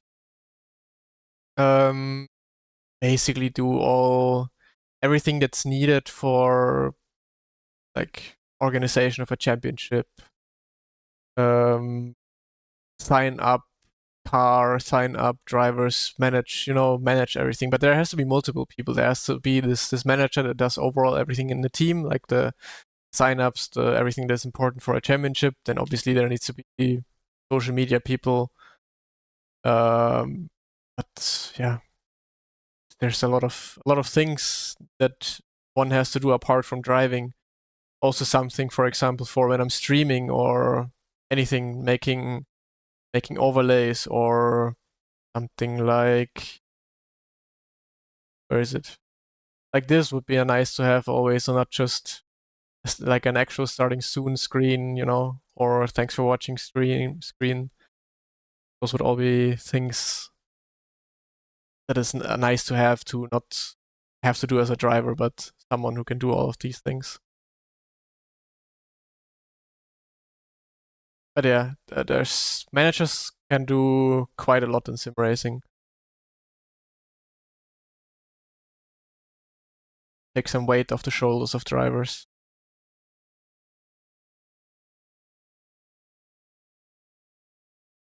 Get you to drive. It was fine this session. This session felt like it had a lot of grip. The times also were looking fast with it. Go back to fixed and hope for a dry race this time.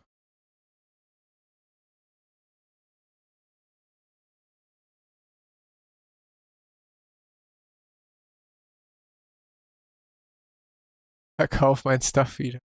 Ja, aber wie gesagt, es kommt komplett aufs Wetter drauf an. Also manchmal hat man auch nur 17, wenn das Wetter einfach nicht passt. What wheelbase and pedals are you using? Wheelbase is VRS, pedals is Mozart. Honestly, didn't believe the hype around Nords until I drove it. Definitely my favorite place to race now, yeah. Nords it's just the best track. it might not be the best track to race at, because the really only opportunity to overtake is the long straight, obviously, at the end. But driving it is just a joy all the time with any car. Doesn't matter which car. Or to get a pro license on iRacing, what's the easiest way to get on? Like, you need to drive a World Championship. Well, I think the pro license is for the World Championship qualifying series. And then there's also a World Championship license. But the pro license you get for participating in those qualifying series. There are not a lot of. Are you in iRacing because of the competition, or do you think iRacing is best sim? At the moment, I'm there because streaming is fun. The new Porsche Cup is fun. Yeah. Not really because of the competition or anything. Oh. It's just iRacing is just a good environment just to race, you know. But I guess competition plays a part in it, because if there would be no one driving, then it'd be kind of boring. So yeah, competition plays a part. But it's because of the new car. It's a lot of fun. iRacing works quite well with streaming.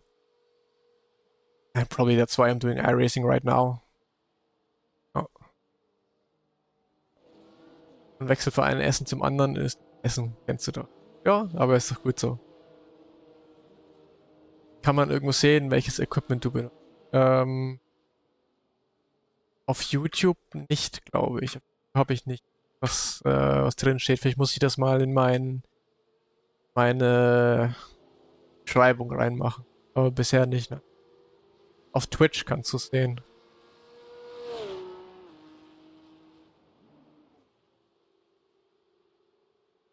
Yeah, the pool is always there on push bottom.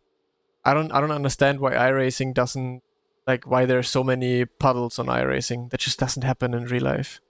But you just have to be on the completely left-hand side into push. Then you can avoid the puddle and have grip on the outside.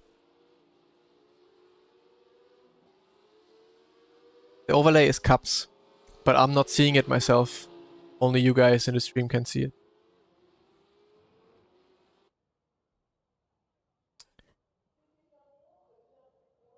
You can see my pedal inputs. They're right in the middle of the screen. Here.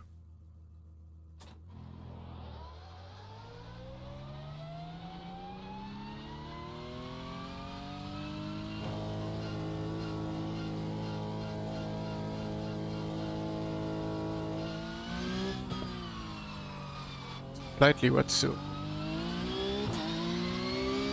Clear team structure and how the team is organized. Yeah, you just need one. You need at least one person who, like, has an overview of everything. Who manages signups, who manages, like, all the important stuff that is besides racing.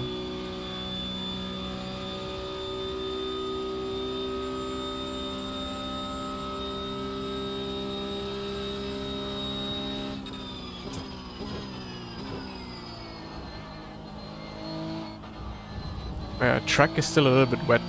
A lot of grip though. How about here, puddles?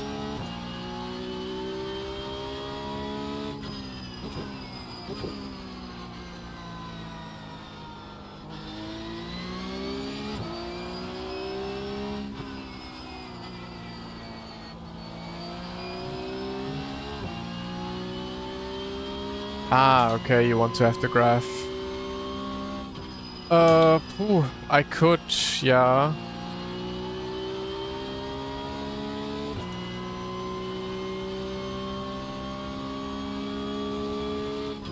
Maybe I can put it on stream, but yeah, I can maybe adjust it for the next streams if I feel like it. I never wanted to... Okay, relax. I never wanted to have too much on my stream, like too much graphs or too much overlays, but if people want it, I can maybe put it on, yeah.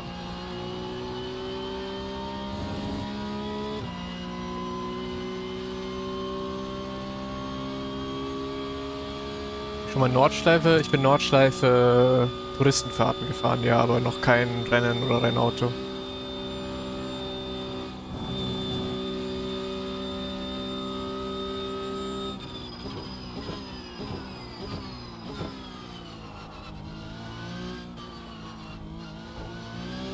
Okay, let me do one lap and then maybe I can try see if Cups has that. Does Cups have that graph, first of all? Does anyone know?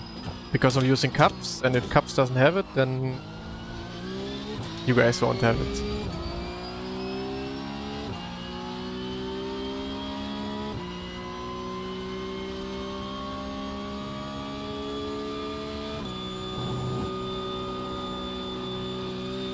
Hoppa. There was no slowdown. Where do I go if I wanted to join some sort of esports team? What's the process like in joining usually? You don't really go anywhere, you just have to be fast, of course. Maybe have a social media presence. Then you just have to... You need some achievements, you know? Like either just be really good here in those daily races on iRacing to join a more professional team on iRacing, for example. Or drive those big esports races. Like when you qualify for the Porsche Esports Super Cup, for example. Then you're good, then people will notice you, and that's basically the route and the way how to join esports teams. You just have to be fast and good and show that to teams.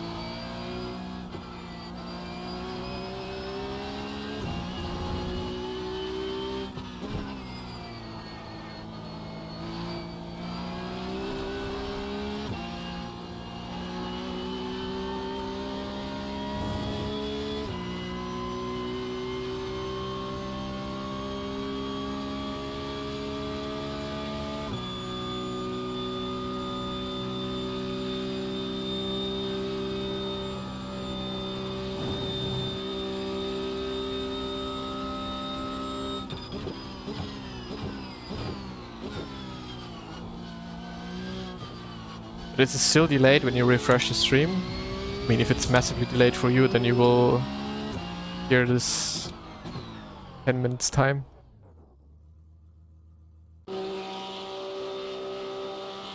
Where would I qualify in the Porsche World Cup?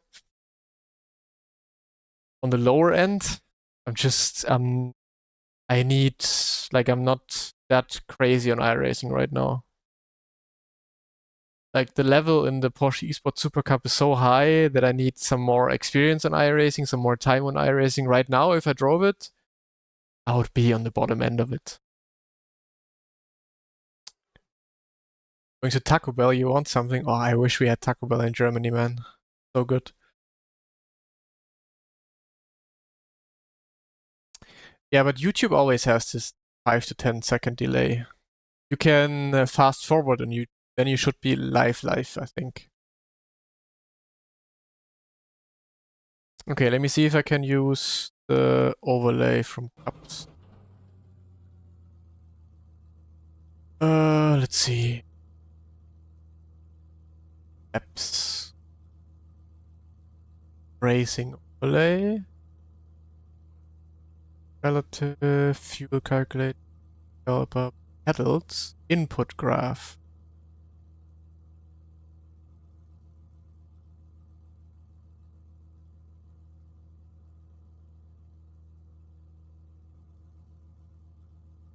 Ah, there it is. How do I move it? How do I move it to the middle? Was ich nächstes Jahr fahre? E-Sports-mäßig oder wie? Rennsport? Alles, ich denke. Rennsport, LMU werden wir fahren. No Taco Bell in Germany, no. Unfortunately not.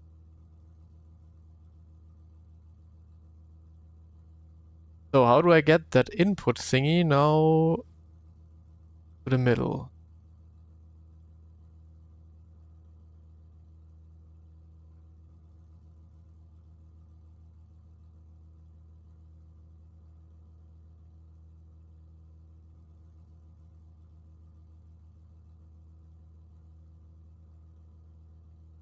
The thing is I'm not having them on my screen. They are only in my OBS for you guys. I don't want to see all of that. So probably in the OBS settings that I have to adjust it somewhere.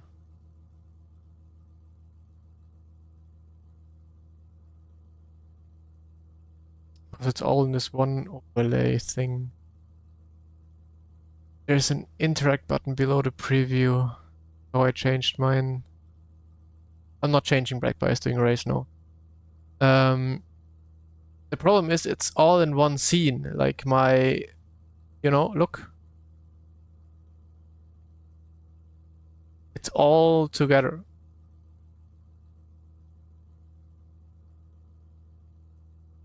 How can I move one thing?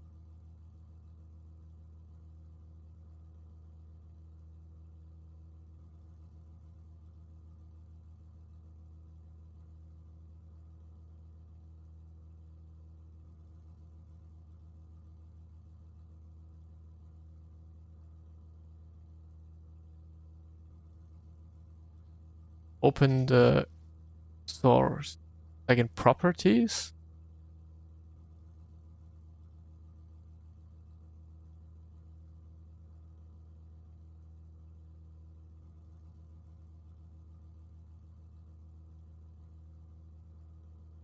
Can I click any of that?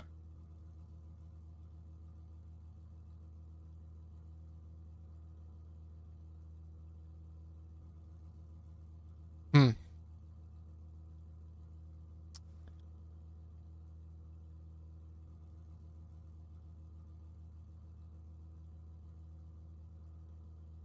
Yeah, but I don't have a cups overlay. I don't have the overlay for myself. I literally have it just for the stream. Hmm.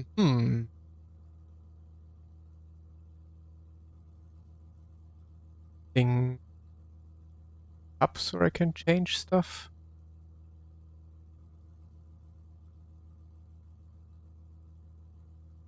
Only for stream.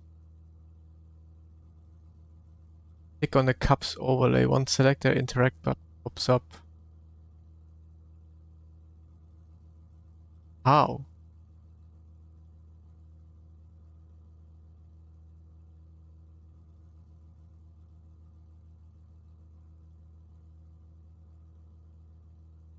I don't like it right there though.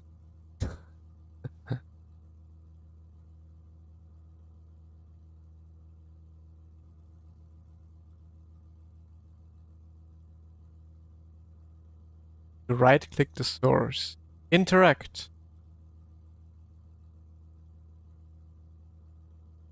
Oida. Hell yeah.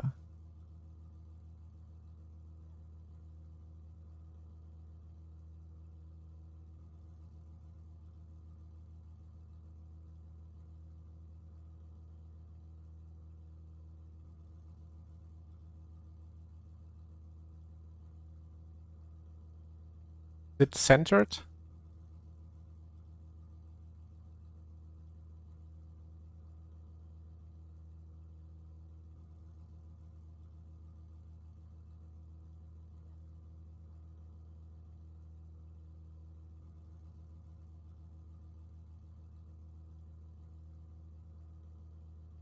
What's the center? Oh wait. Three lights here.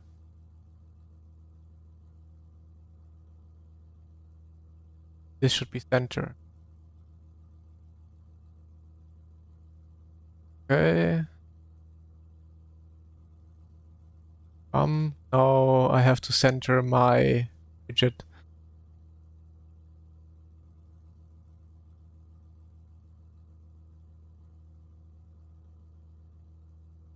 Ah, it's still center now though.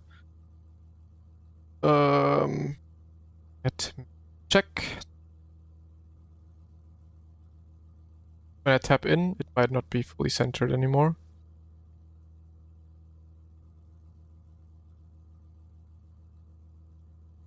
Okay, now it's over my overlay. Put it down one click. Um,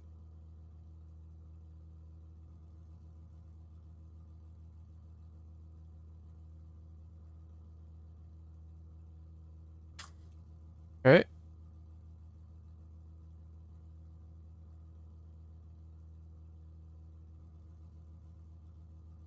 Looks good.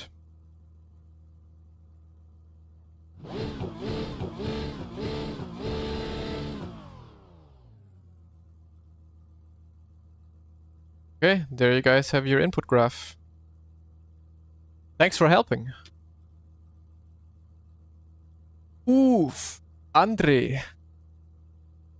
Andre is the first YouTube membership subscriber I've ever had.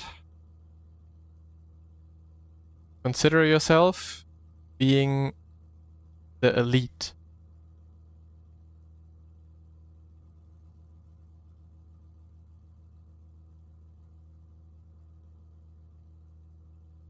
Silver.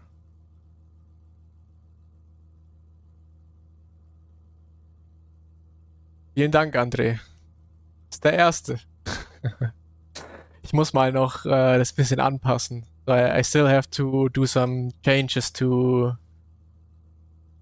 the memberships, like put on logos, put on names. At the moment, I called them like real life racing things with like amateur, pro, silver, gold driver, and all of that.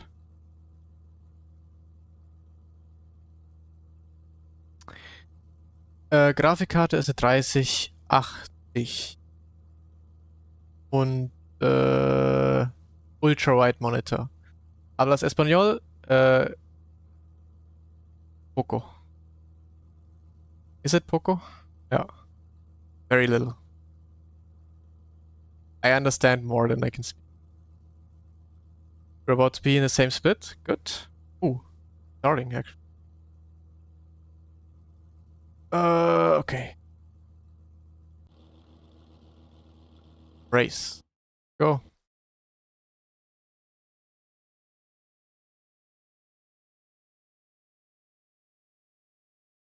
How long does it take me to warm up, get back to normal pace? Question is after what? Like after a day of not racing or after a rain race? What do you mean by warm up and get up normal pace? Because that depends, obviously. You want to grow your audience in YouTube? Shorts are massive for that, yeah. Yeah, I upload a few YouTube shorts, but I don't know, they don't get really too much views. I feel like videos definitely do a better job. Okay, it's dry, nice. Day of not racing.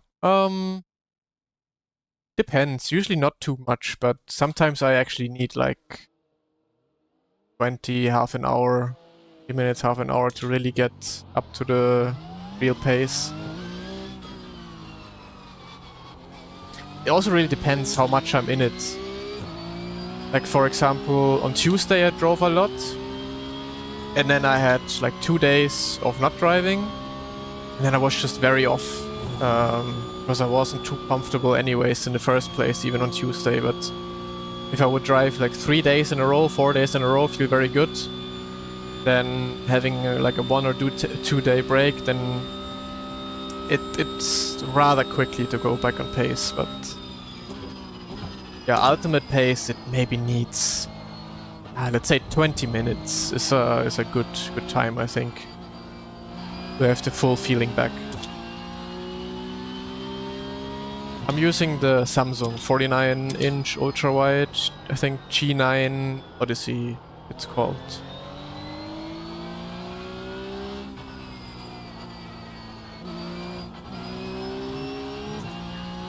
Two pickup race and I'm still not up to pace. I'm only 2/10 off my time, so it's not that bad now, yeah. Yeah, sometimes you just have to jump into a practice session or like alone, like just a offline session and do some laps to figure out some of the little issues you have while driving. I did that yesterday. Like sometimes if you just jump into races, you kind of do the same mistakes over and over again and just, you don't change your driving. You're in a race and you can't fuck up. So sometimes it's really good to just jump into an offline practice session and do your laps there to get back on speed.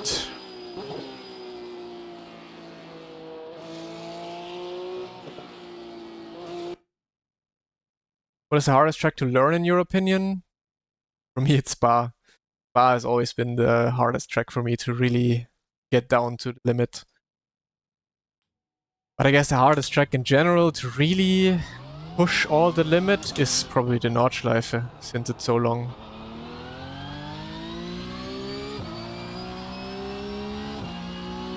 Yeah, a lot of times it's track conditions that make a huge difference, so it could be that.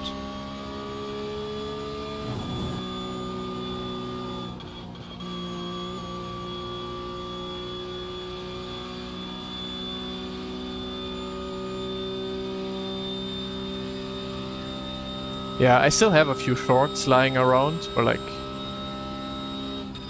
short videos that I uploaded on TikTok as well. Maybe I should just throw them on my YouTube shorts. I mean, doesn't hurt, right?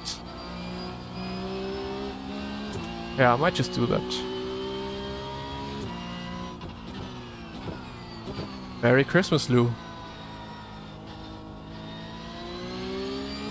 And morning, Liam. Oh yeah, the understeer and the fixed setup.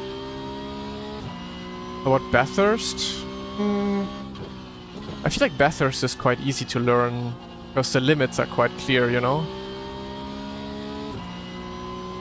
For me, Bathurst was always one of those tracks that I didn't really have any issues with going up to pace. Because the limits are quite clear and the lines are quite clear. Because you have walls.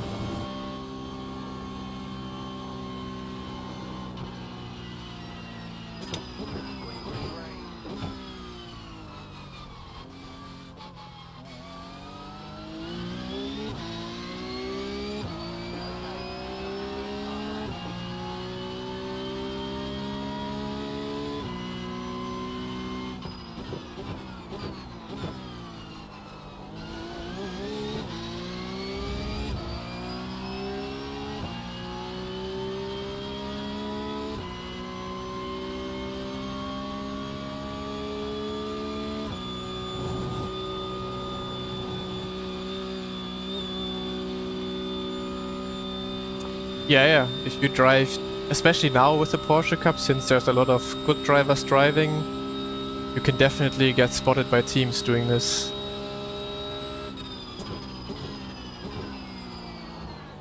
That's how I got spotted back in 2016, for example. It's how most talents get spotted, just by being very good in those daily races. And yeah, if you do a good job, you're a nice person, I guess. And maybe for bigger teams also social media plays a part, social media presence. And yeah, that's the way to be discovered. André. Geht steil hier im YouTube-Chat. Membership. An wen ging's denn? Upman. Vielen lieben Dank.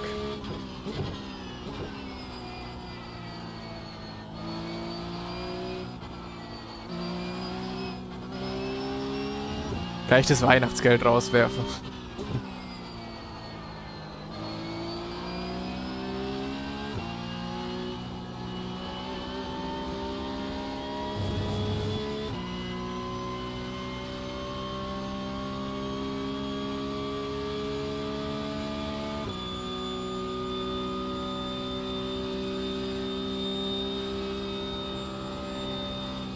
Eieiei. Nah. Well. Pressure's on.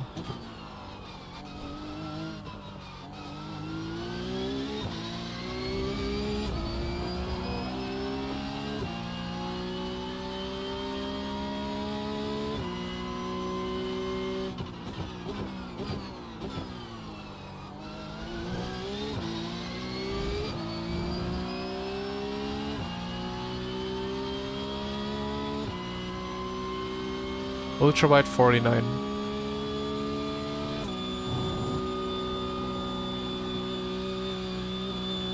Is 34 even considered ultrawide?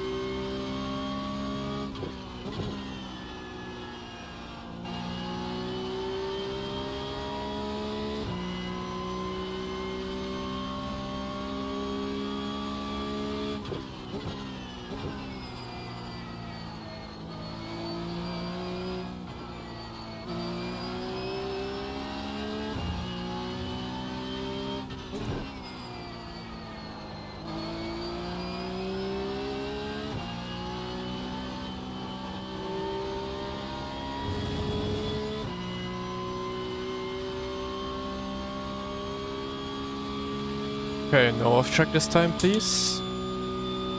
Guess I do a pussy lift again. Boah. Scary.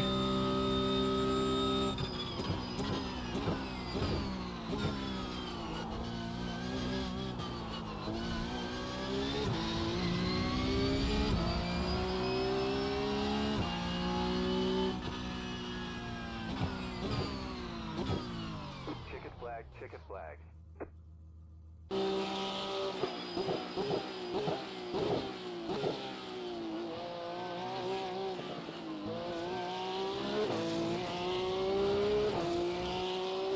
Erstellst du dir die Setups für das Auto selber oder hast du eine Plattform, wo du die Setups kaufst? Ich bin Fahrer für, also ich mache Setups für Go-Setups. Und da hole ich mir meistens die Base, also da hole ich mir meistens die Setups. Meistens fahre ich die auch einfach, aber jetzt gerade beim Porsche Cup habe ich auch selber ein bisschen nochmal verändert. Also Go-Setups findest du bei mir in der Beschreibung, ist ein Link, auch mit meinem Reference-Link, halt Interesse besteht. Brake pedal setting, hard to say. I don't know how much kilograms I really press. I would say I press around 40 kilograms, not more really, not much. How long have I been iRacing? I've been on iRacing since 2016, but I've been driving it on and off. The last 3 years I've not been driving iRacing at all, basically. Or 2 years, I think.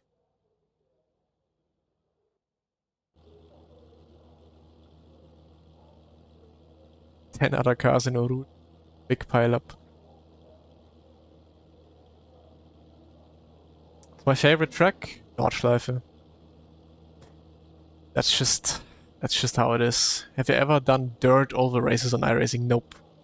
And I never will. Done rallycross, which was a lot of fun on iRacing when it came out. Oval, normal oval in general is also a lot of fun. Dirt oval, nah, thank you. Moin Mika. Hier war Weihnachten. And morgen Patrick. How much are the real-life car brake pedal kgs that you have tested? Real life you brake around... You don't really have kgs, you have bars. So in real life you press around 80 to 100. I feel like it's the best pressure that I used in real life. 80 to 100 bars, which correlates almost to 80 and 100 kilograms.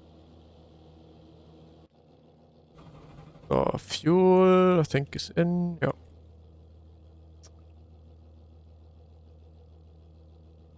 Brake bias. Strength of field is 3,366.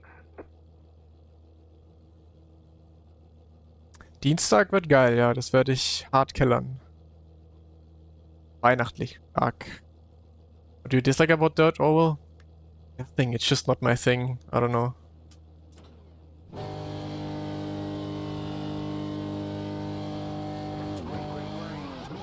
There's nothing that I really consider doing and having fun with, you know? Also, it's one of the very little things that also don't interest me when I watch it or see it. Rallycross, I watch. Oval, I watch. What else is there on iRacing? I mean, obviously road racing I watch, but dirt, oval never really interested me.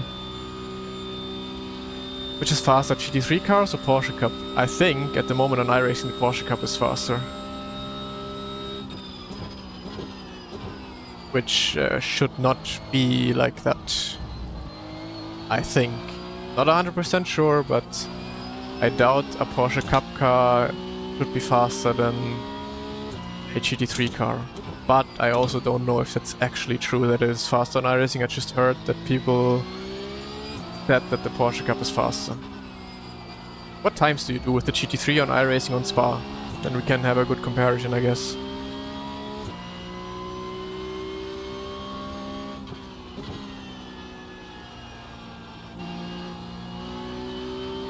Man, I thought everyone is home, and today, this morning also, we get really, really good grids, but yeah, all the insane people, I guess, are not home, or not driving, maybe still sleeping.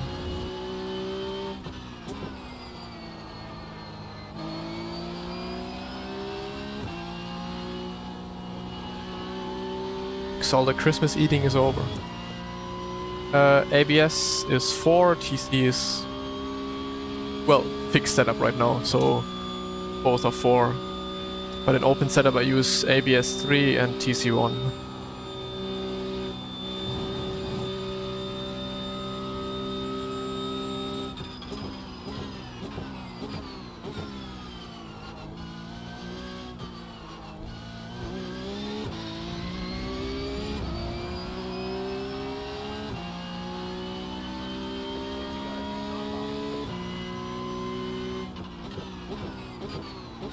Ja, das ist das, was ich eben meinte. Ich verstehe gerade auch nicht, warum die Softs so niedrig sind. Die waren extrem hoch die ganze Woche.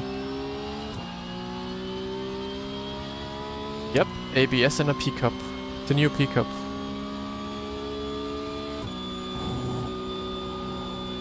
Well, Dennis is gonna be in split 500. Because he has no I rating, I think.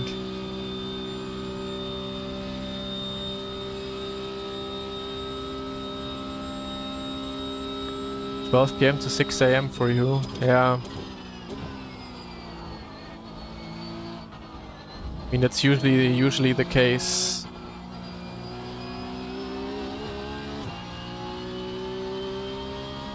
You can drive with Kuschel. True.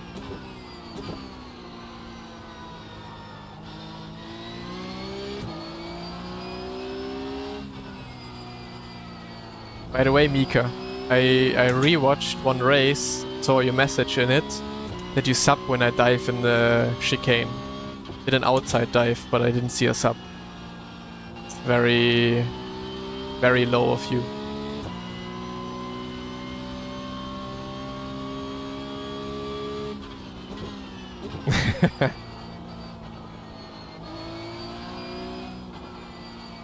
A weak dive!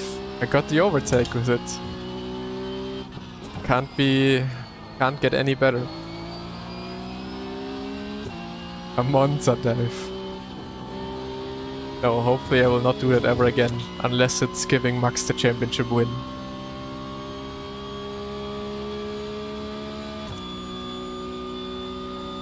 "10 AM? Well, yeah, but the last days at 10 AM you had like 5k already.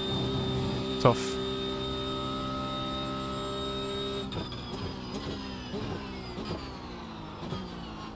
Hoppa.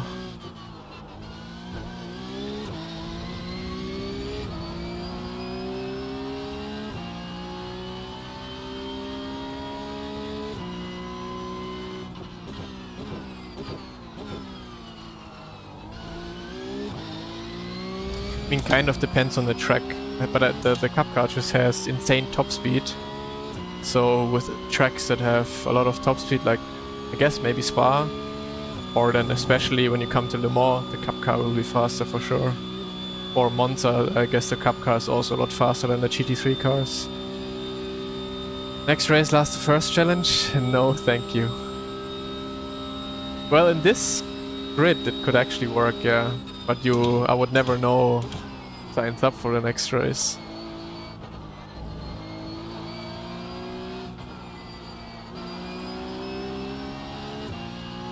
But I didn't expect it to be that boring now, driving in the morning.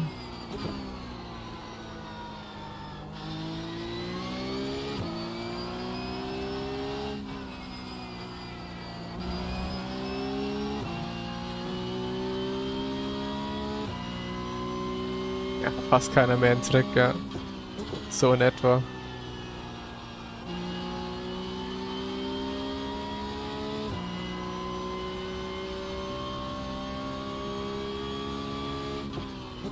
Moin Sven.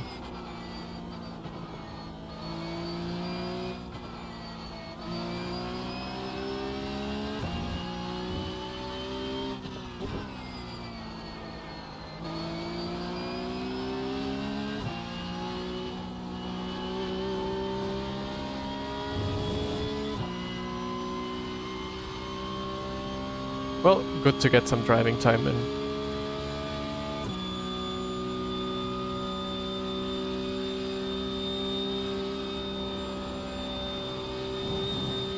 And chat with you guys, I guess.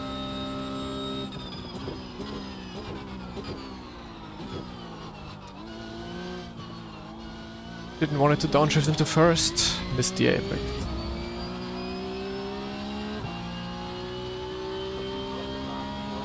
Geht, finde ich. Also ich bin die Woche oft im Midfield gestartet, da... Ja, eigentlich bin ich... Ja gut, kommt drauf an. Ein paar Mal bin ich gestorben.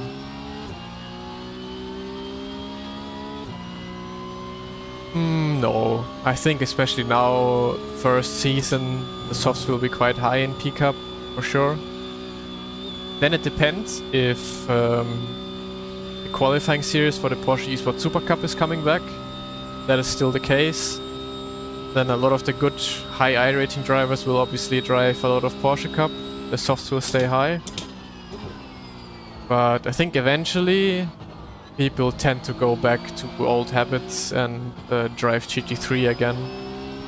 Simply also because like multi-class events, special events, like Daytona is very soon, right? Isn't it start of February or is it in January?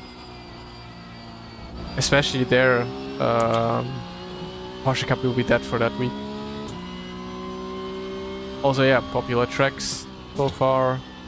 But I mean, Porsche Cup for sure will always stay popular. No doubt about that.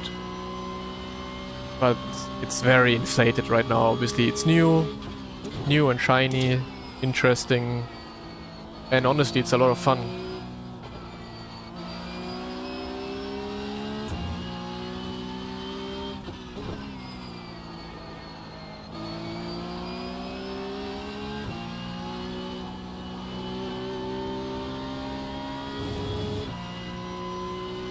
Moin George, and moin Dodi.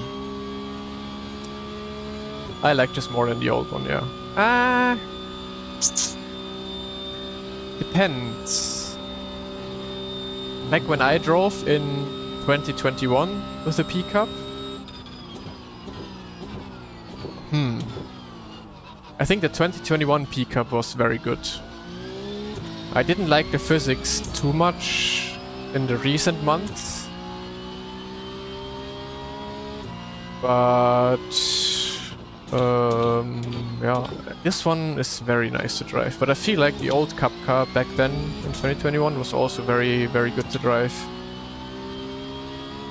It's been too long, kind of. It's been too long to really give an opinion if I like it more than the old one. I very much liked having no ABS with the old one. I mean, driving this TC doesn't really do anything anyways, so it's all about the ABS, and I really liked having no ABS with the old one.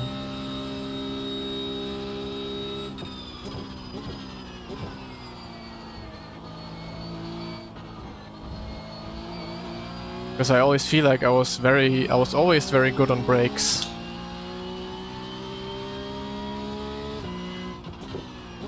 Feel like I was able to feel the brakes quite well and usually win a lot of time on the brakes. That was my strength in the Porsche Cup usually.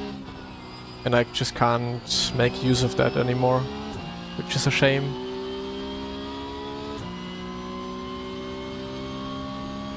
How hard it is to make a living out of sim racing, very hard. Like, it's a 0.0000001% of all sim racers in this world who can make a living out of it. Like, who can even make a single euro with it, you know, single dollar with it. Like, even at top esports drivers, like in our league, for example, in Rennsport that we did, even there, only, I would say, only half of the field there, if even half of the drivers, can make a living out of it. You can see and hear a lot of drivers within sim racing say, yeah, they're doing it for a living, but they don't. They do it for a living because they are young, they live with their parents, they don't have to pay insurance of a car, they don't have to pay rent, they don't have to pay any of that. And with that, those 16, 17, 18, maybe 19-year-old people, drivers, sim racers, whatever, they can say they're doing it for a living because they don't have any expenses. But they could not be living just purely from that money.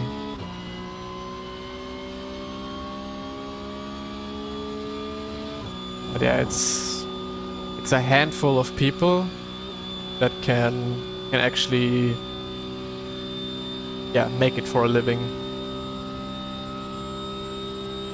So in terms of how hard it is, insanely hard. Because out of, I don't know how many sim racers there are in this world, let's say 1 million.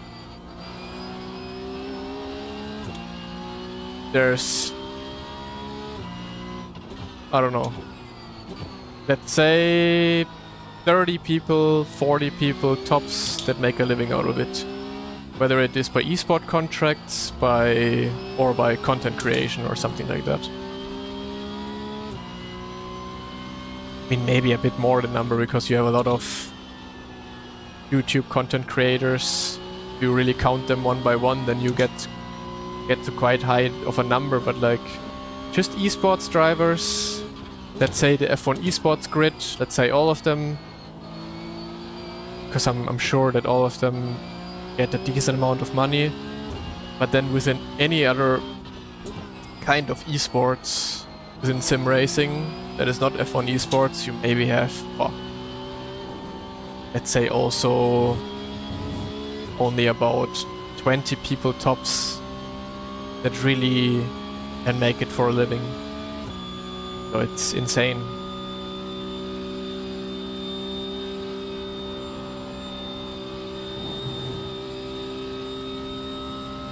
Yeah, but even with streaming, I mean, I can give you some numbers, I guess. I'm gonna be fully transparent. I have 15 subscribers right now. I have quite a lot of views, I would say, in sim racing, or like with one of the best in sim racing. Like if you watch the big streamers like Pablo, who has the most viewers, mostly has like 300, 400 viewers. That, yeah, it maybe makes you, just for viewers, it maybe makes you 100 euros a month. But then if you have some subscribers, like let's say 100 subscribers, then you get up to 300 euros a month. That's nothing. Like, the streaming is just, yeah, something on the side, basically. Also depends a little bit. If you are partnered with Twitch, you get a little bit of a bigger cut.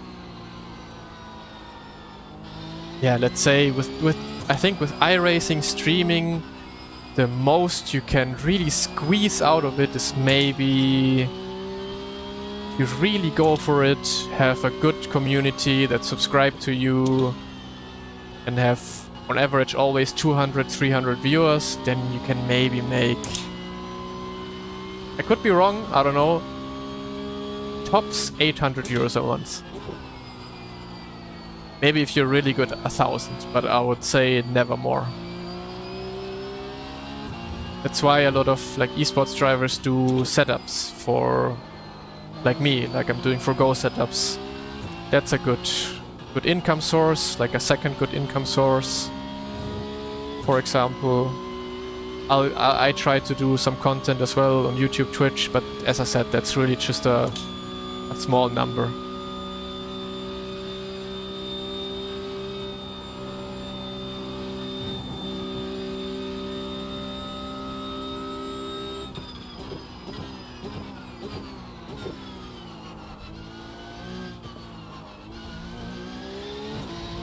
Thing is, when you put more together, like coaching for example, also, yeah.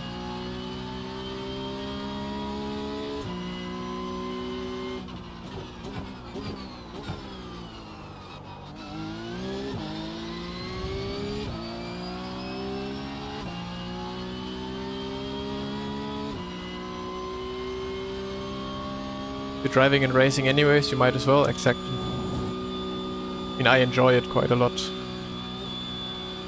But yeah, it will not make you a millionaire to do the streaming things, but obviously everything you get, like let's say if it's 100 euros a month, then it's 100 euros a month. Anyone will take 100 euros a month extra, you know?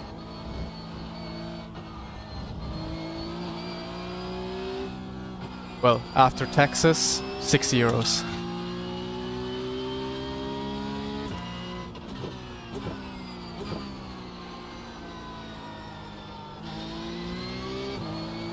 But yeah, the biggest thing is just as a streamer or like either on Twitch or YouTube, you just are very reliant on your community, on subscribers. That you guys who are subscribed to me, for example, are not just doing it for 1 month, are doing it for a long time. But then I have to be consistent in streaming as well. I have to be interesting for you guys to want to subscribe to me, you know? And that's the only like income source that can be bigger. But it will never, like I could never see how streaming could make me go full-time streaming on iRacing. The niche and the game is just not big enough.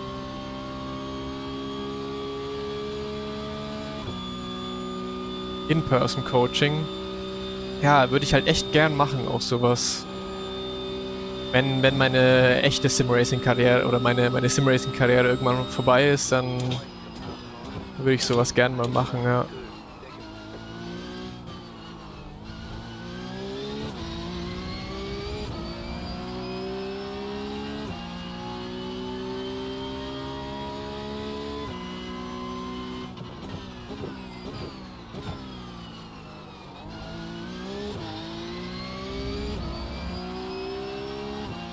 Other games, streaming-wise, 2 streamers are getting like 10. Yeah, the problem with sim racing is the community itself, the players of sim racing are just not enough.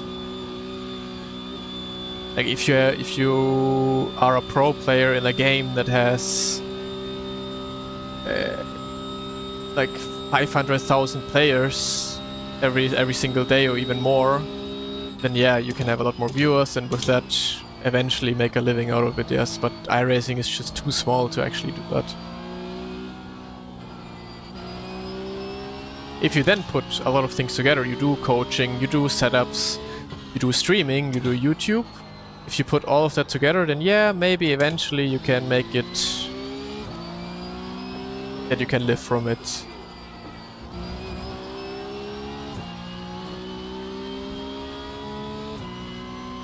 Or you're literally the biggest streamer or content creator. But even then, for me, it's hard to imagine how Mavix, for example. Like obviously he has good numbers, he has a good community, but for me it's just hard to imagine how that pays the bills. But maybe if you have more subscribers, a better fan community, that also YouTube pays you more for each view, for each click on the video and stuff like that. So maybe with the same numbers he's pulling, he makes double of that what I'm doing, you know? Who knows? I don't know. I'm not in his shoes, but...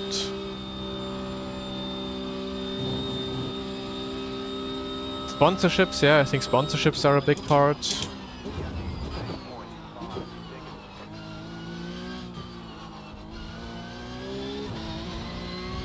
Sponsorships are probably the biggest part.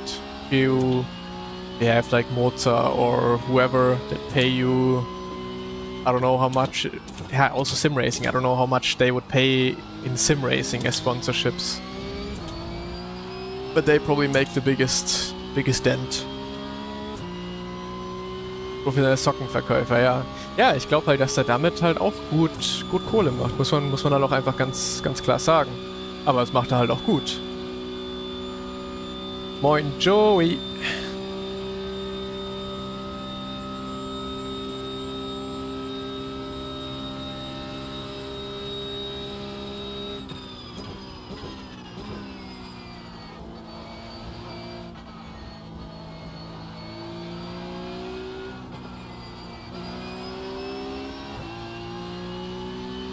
Bei uns selbst mit einem großen Partner kann man 5 von 20 Fahrern ins Gehalt zahlen. Ja, ja, eben, klar. Das ist genau das.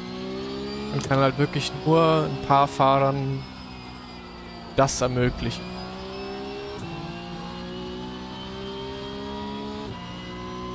Beim Maus genauso. Die können auch nicht einfach 20 Fahrer holen und die alle bezahlen, sodass sie davon leben können. Das geht halt einfach nicht.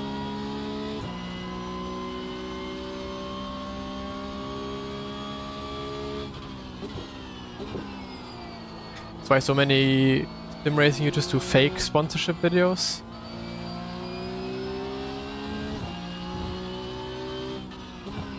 Yeah, of course. Like, I mean, I would be lying to you if I said if X pedal manufacturer comes to me and tells me, hey, I give you 10,000 if you use the pedals on stream and every stream say something nice for 10 seconds about it, then of course I'm gonna do it.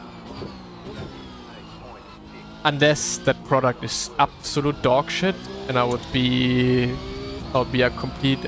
making a complete fool out of myself, then yeah, I'll consider it. But you'd be a fool, or anyone would be a fool, to say no to 10k, even if it's just 5k, just for making one video about a product, you know?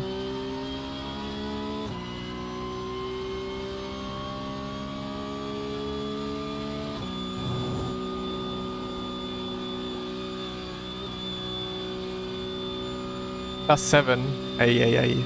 Yeah, I'm hoping for some better softs here. But if there's gonna be better softs, there's gonna be better drivers, and winning is not that easy anymore.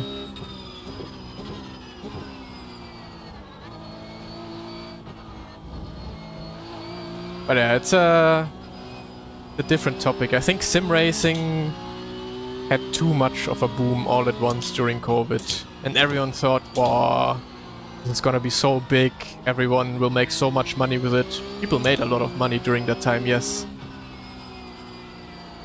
But right now I feel like having the perspective of an esports driver, it's like the esports part of sim racing is all crashing down a bit at the moment. Because I think a lot of companies, a lot of investors are realizing, hey, the viewership is just not there. Because there is a lot of people who do sim racing and like doing it. I think it has a shit ton more than we actually know. But most sim racers just don't like watching esports, which I don't quite understand. Like, I mean, you guys can maybe tell me why.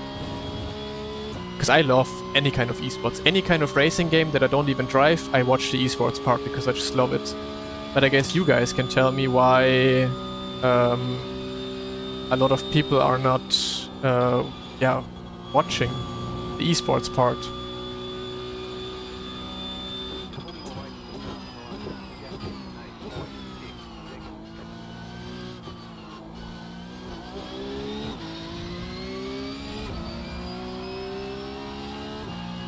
First gear into turn 18. What is even turn 18? I have to count the corners. Is there a track map?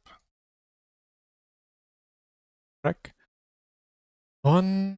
Okay, what is considered 18? 1, 2, 3, 4, 5, 6, 7, 8, 9, 10, 11, 8. I guess last corner? The last corner 18?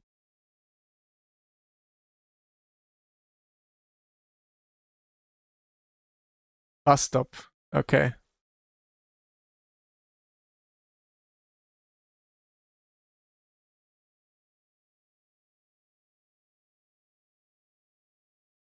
Yo, what the fuck, guys? Thought it's a fake name, but yo, XQC, what's up? It's first gear. Yeah, you should be in first gear. The car has a lot of. The car turns a lot better in first gear. First of all, you brake a lot better going into first gear, and then accelerating out of the corner as well. First gear gives you the punch, and then you have a better time. Okay, let's see. Oh,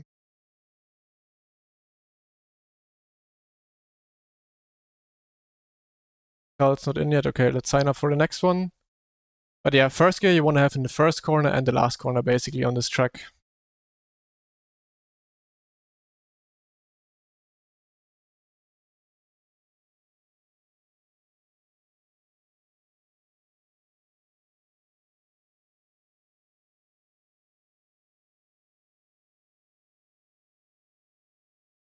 But yeah, back to my. Did anyone answer? I don't know. But yeah, that's just the state of the esports scene within sim racing right now. Stop cursing people out in game chat. He does what he wants to do. Not telling him anything.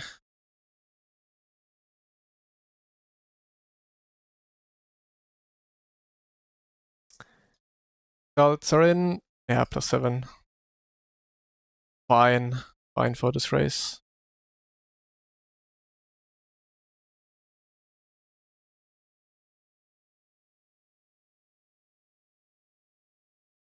Depends a lot on the presentation when it comes to esports.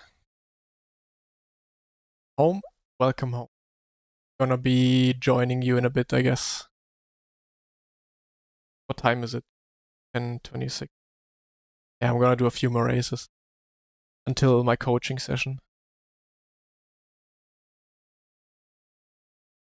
Only watching iRacing esports, but yeah, but even in iRacing esports, I feel like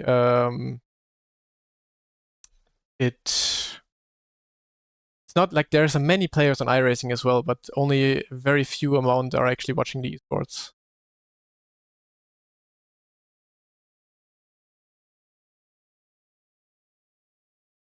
The game part of the sim needs to be more engaging to retain players that eventually stream the sim, which eventually attracts more money. That's true. It's just hard to do, XQC. The thing is, there is games or like sim games that try to be more appealing in a game setting, but a lot of people here don't really like that because they want to be as real as possible. They want to find the most realistic thing ever, and it has to be like real life. And as soon as there's a little bit of gamification in the game, then a lot of people are like, "Oh, I don't like that," or you know. Even if they just think a car is too easy to drive, then they're gonna be immediately like, wow, this is not realistic. I'm not driving this. Even though cars in real life are quite simple to drive. But as soon as someone within sim racing thinks this is too easy or this is not real, then they don't like it, which is a big problem. Interface, rank, announcer, visuals. Yeah, there's a lot to be done, for sure.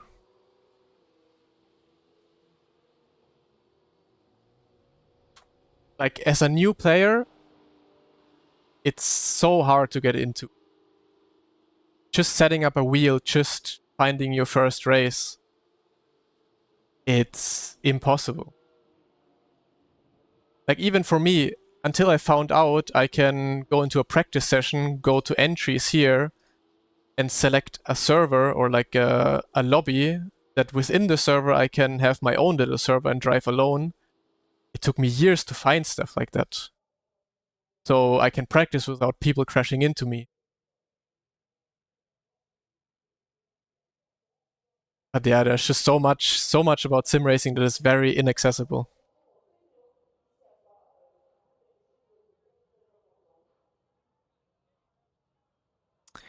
Koreans as a new player, I didn't even know how to follow a pace car. Yeah, exactly that. I mean, a lot of people start sim racing with the knowledge of how racing goes in general. But I guess there's a lot of people also that don't have a clue about real life racing too much. And then have huge problems with starting the game or like getting to start anything in this game.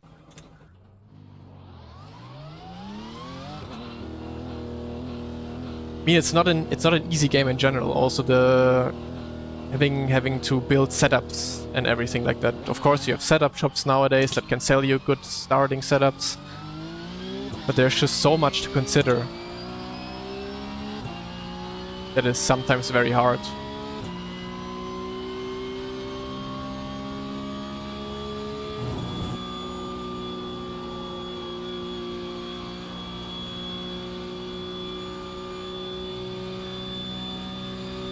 Most people know F1 and think those rules apply to any kind of racing.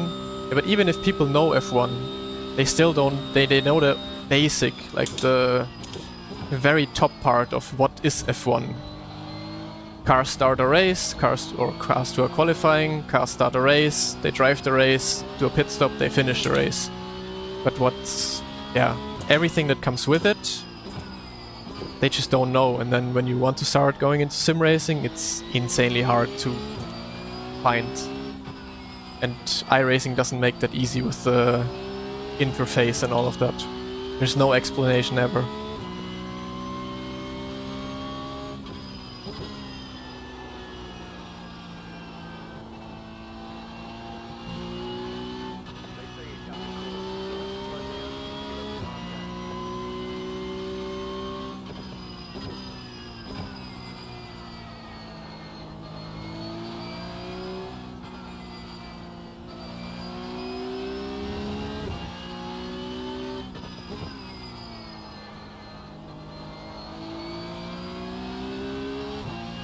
Yeah, that's how I started.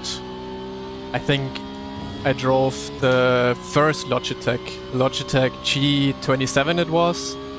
I drove that for 8 years, and I drove competitively with that as well, so gear doesn't really make a big difference. It makes a difference in how you enjoy it, yeah, because obviously having all this is more fun than just sitting at a desk with a old G27 Logitech, but it does the same thing. 6 years strong on a Logitech, almost 7. Yeah, Logitech ones are very good. And also the new ones, they feel fine. I drove one at an event once, perfectly fine.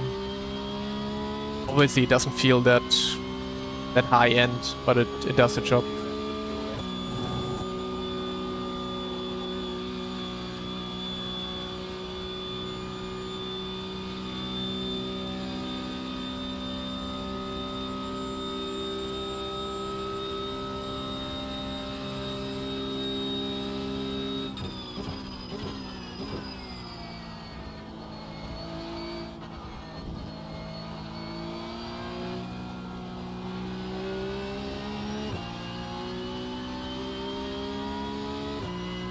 But XQC, what are like the things you would change? Like, you have a completely different view on all of this. Like, I can't just think about a different view, but you have a completely different view of things. You're like, I would say a gamer who doesn't really have anything to do with racing. What would you first tackle to make it like really appealing to, let's say, the casuals who have not a lot of idea about what motorsports is, what racing is.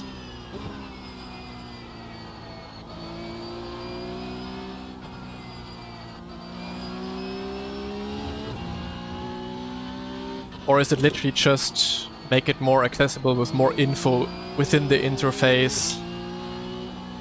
Like, hey, joining into a race, this is what you really have to pay attention to before a race starts.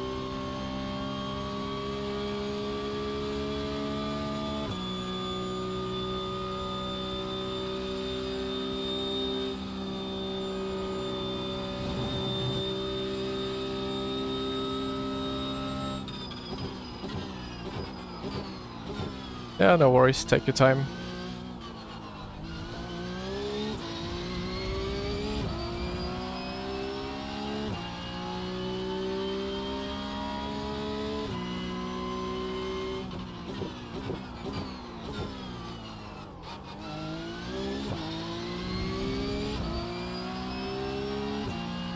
It looks like it came out in 2010.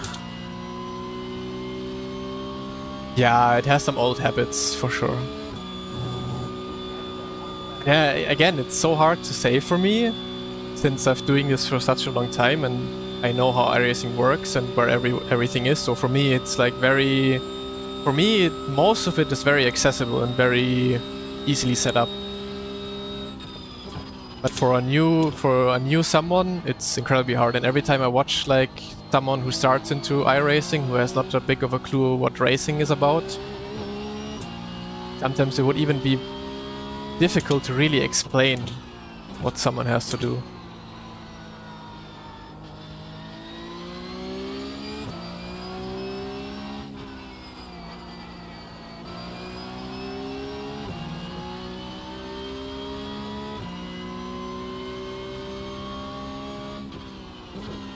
I mean, there are quite a lot of introduction videos on YouTube, I think.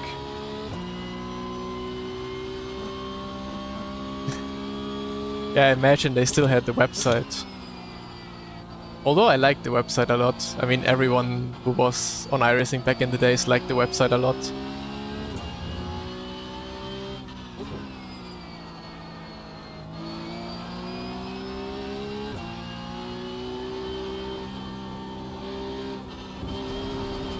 Hoppa.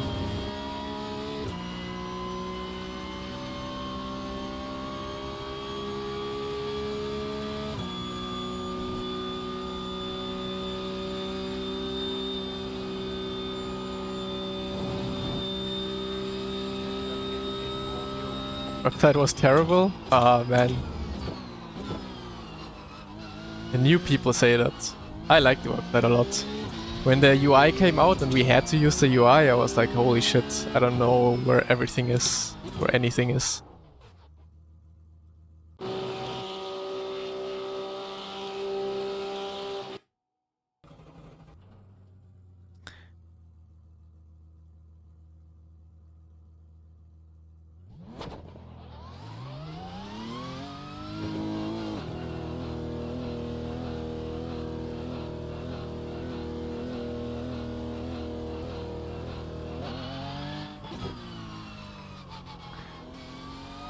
Racing cannot be gamified, but you can gamify the foundation. Boring, trivial stages of the sim at least, tutorial, quick reset drills, scenario runs with stars and personal milestones. Yeah, like basically more of a single player type. I think iRacing does that. It has like achievements and all of that, but everything about that is hidden. You can, in your profile, you can see iRacing achievements, but you never get out of a race and be like, boom, you got this achievement, or you know.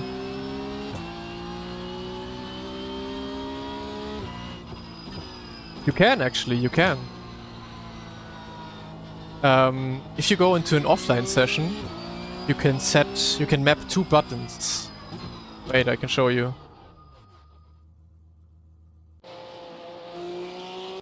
You go to settings and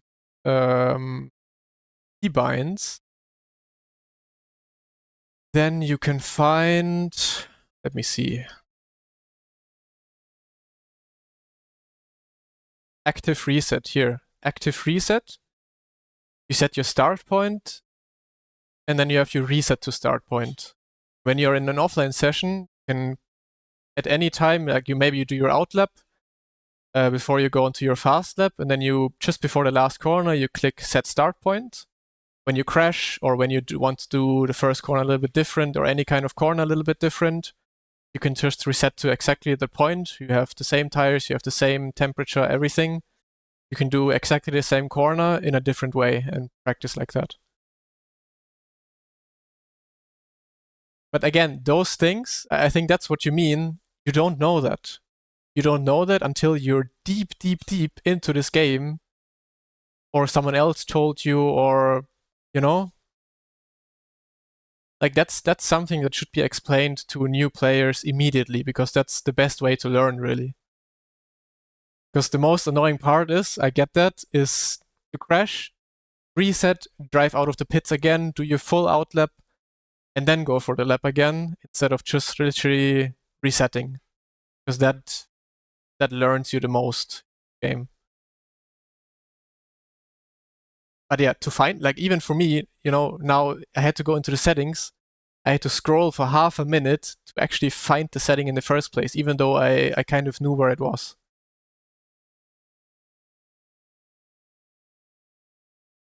And even if you find it as a new player, what is active reset? You know, what does that mean? What does it do? You have to know, you have to go into an offline session, you have to know that these buttons exist and what these buttons actually do. Yeah, not that accessible. I get that now, yeah.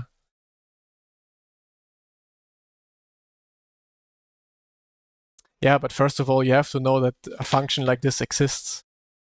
Oh, got some company.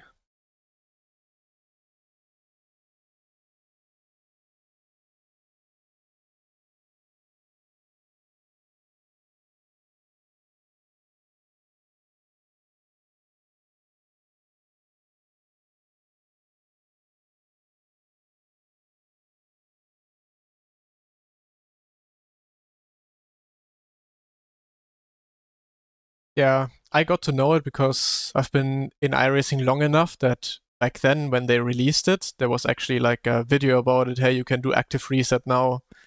Although back in the days when you did the reset, the tires went faster and faster and faster with every reset you did.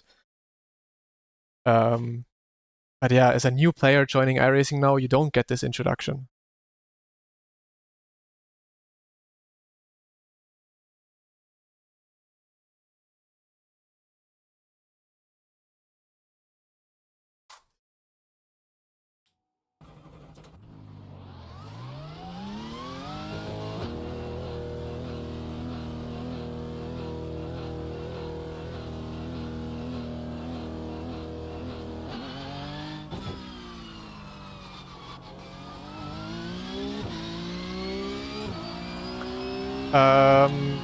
You mean by just simplifying some things of the game mechanics?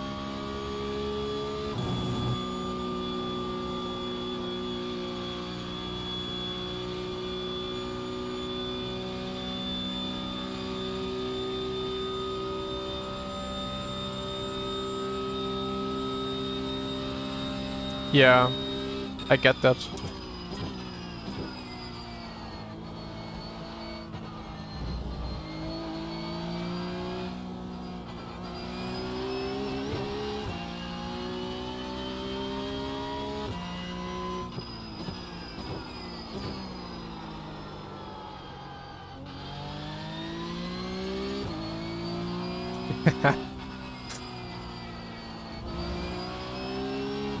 Yeah, sounds about right.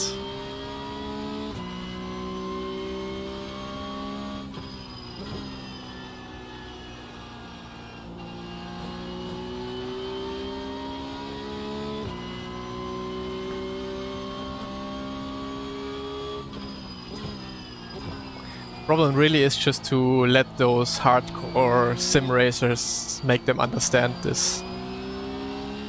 But yeah, like some things that some other games introduced, like something just like a level bar. Like you exit your race, you gain levels, and your profile has a level like that. Just some gamification that kind of makes it interesting.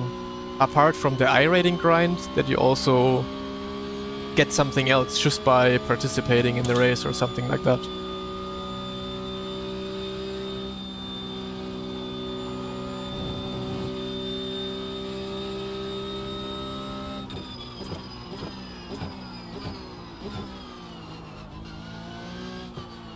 But yeah, it is hard to understand. I used to also build rigs for like real-life racing drivers, a lot of also gentleman drivers, older ones, and having to explain to those people, they have computer knowledge a little bit, or like some good computer knowledge, but to really explain to them what they have to do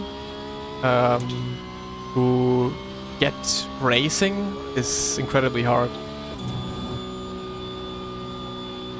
Not only that, but if you go into much more detail, you want to practice for a race, you would usually just simply select the car, select the track, boom, drive.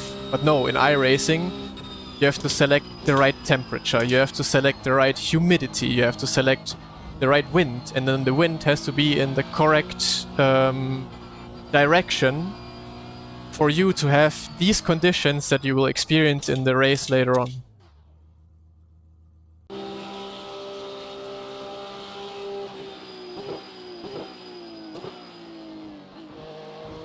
It's the cups within cups, the overlay.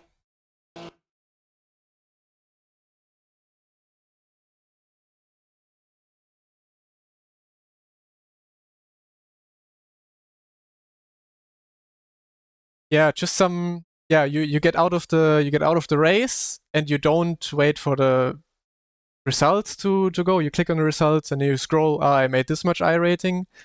You kind of have to go out of the race. The results open up, and just like boop boop boop boop boop. You gained iRating or you lost iRating. Even just small things like that. I also like a lot. Just gamify it a little bit more, make it a bit more engaging, a bit more fun outside of the pure racing. Ooh, okay. Looks like we have an interesting and good grid now.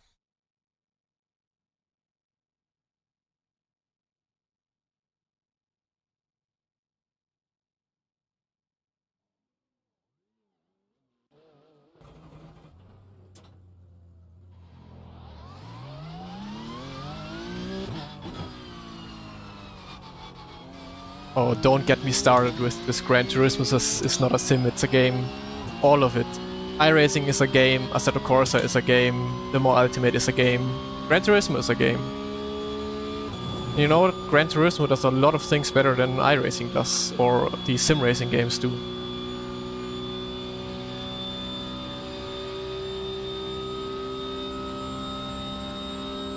But yeah, it's, you can say, more arcadey, but in the end, everything is a game. And usually I don't really care. I personally don't care too much if it's like hyper realistic or not. I want to have fun. Like when something is hyper realistic but drives like absolute dog shit, why should I drive it? Simply because I think it's real and wow, I'm driving a real car, so much fun? Nah.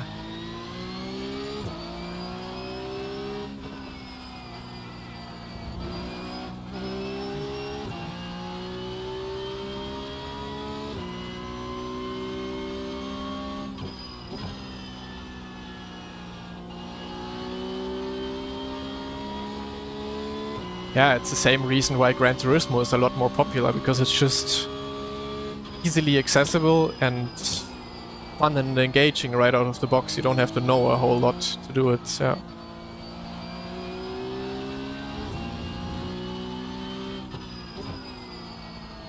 Yeah, I feel like this car now, because when this car actually drives, yeah, it maybe has a bit too much grip in general with this car, but this car is a perfect mix between being realistic and just trying to get this fun factor out of this car.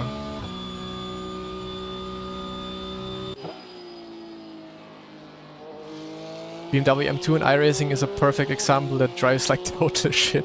Yeah, true.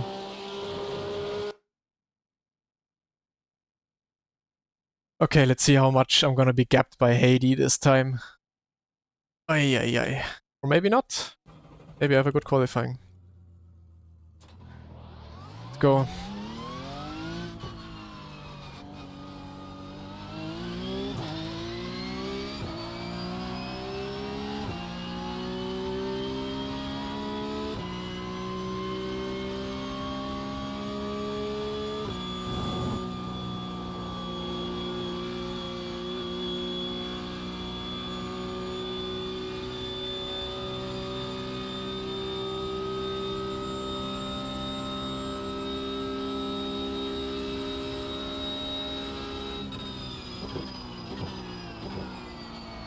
I drove the BMW M2, the racing car, in real life for a couple laps, and it has some weird characteristics in real life as well, for sure. But iRacing is just too extreme in that sense.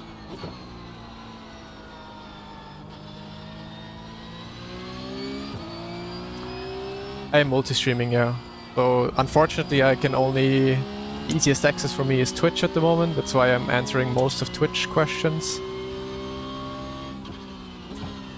But I have both chats open, so I also see you guys on YouTube. And again, I forgot to warm up my tires.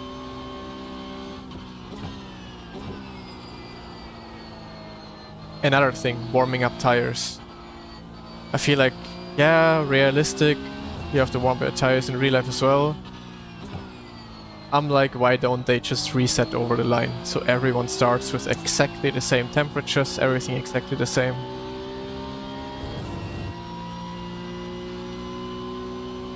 What things do you appreciate about GT7 compared to other games? The simplicity. On GT7 I don't have to do this tire warming to be in exactly the same or perfect window to drive my qualifying lap. I don't like doing that. Like, I want when I do a qualifying lap and I'm standing on pole, I want it to be because I did the perfect lap, not because I did the perfect tire warming before my lap.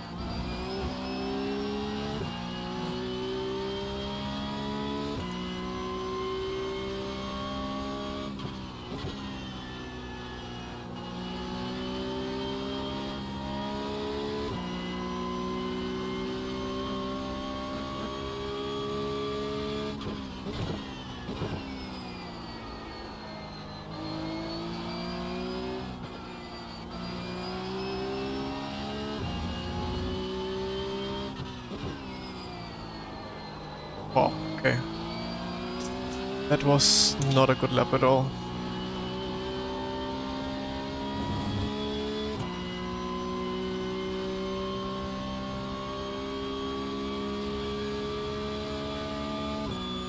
My main sim? I don't really have a main sim at the moment, just jumping in between. I mean, you could say it's Rennsport the last few years. I don't really have a main sim anymore. Okay. Okay, this lap has to sit.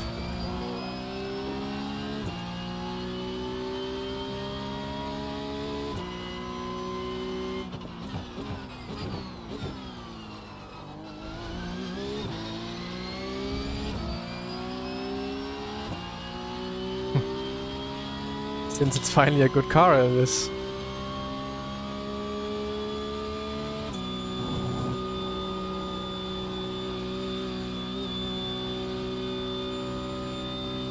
Very good.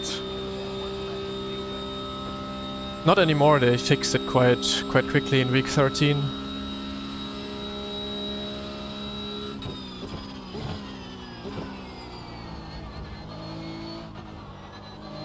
Again, missed the entry.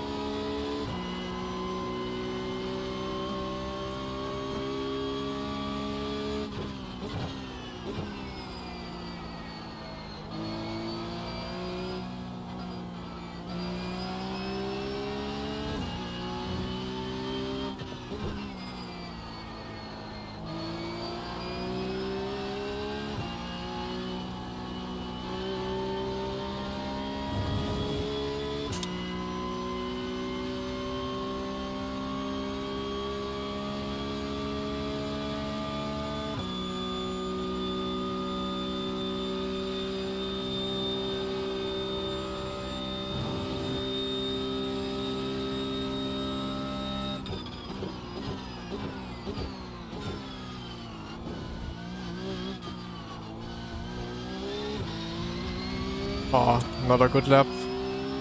Not happy.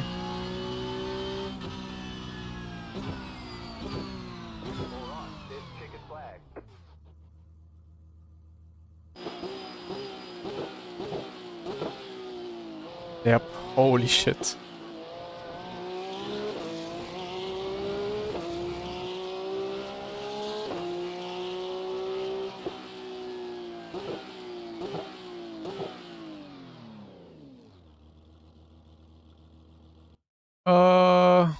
I kind of agree, baguette driver, yes.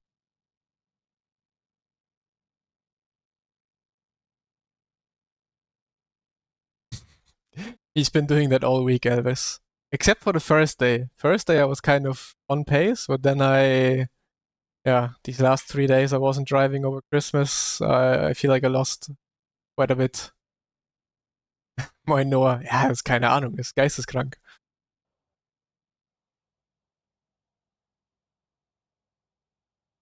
This is open setup.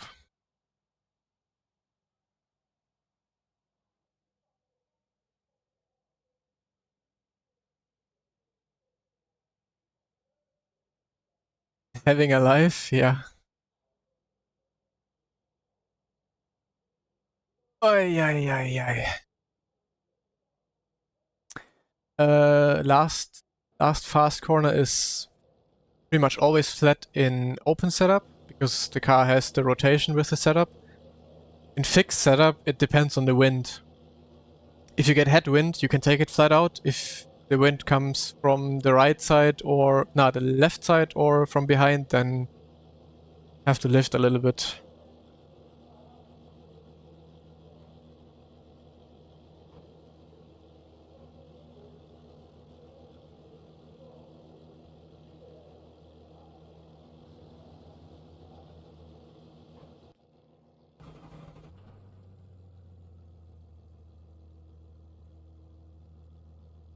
But let's see. If nothing stupid happens, 4.4k, okay. I can just stay with him for most of the race.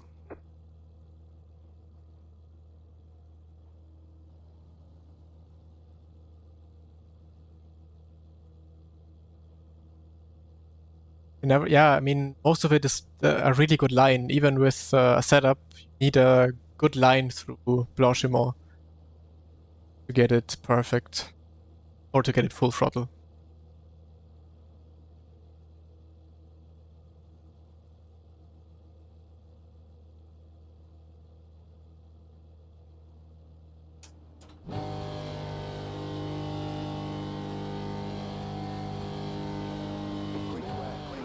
Oh, it was a quick green.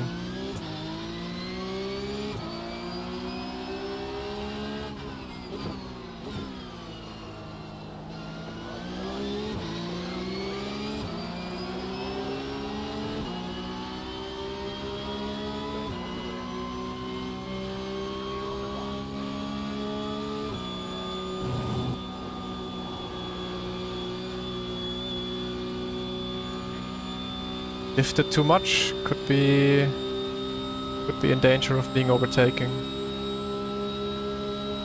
Oh, but he's staying behind, I think. Yeah. Opa.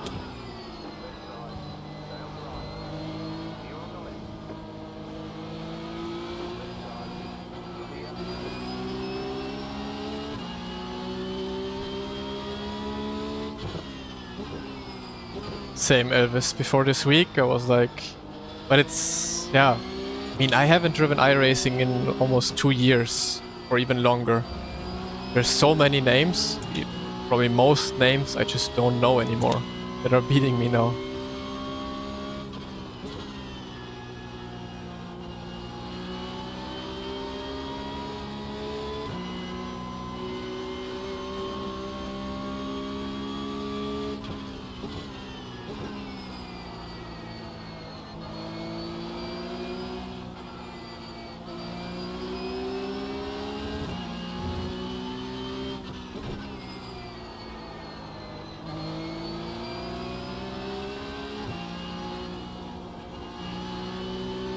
Okay, he didn't have the grip in the first few corners and now he has it. That's also something I think is quite incredible on iRacing. I feel like every single time I'm driving, all the people around me are either driving some sort of Formula car in real life or are like 14, 15, 16 years old, do karting in real life. Like it's literally just millionaires driving this game. Where are the sim racers? Where are the sim drivers in this game?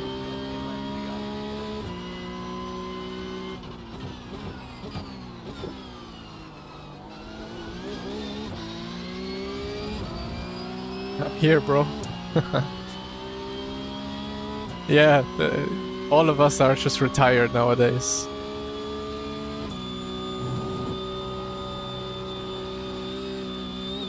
Is that a slowdown? Nope. Good.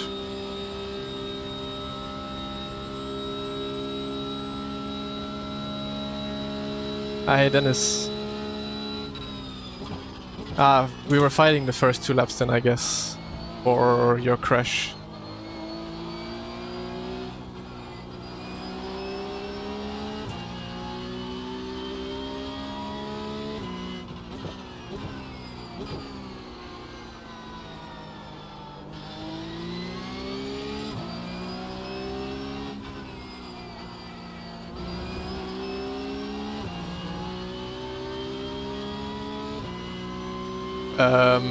Yes, hyper farming week is coming up with Porsche Cup at Nordschleife.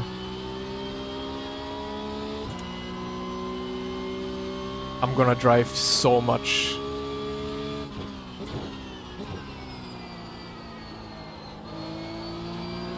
Yeah.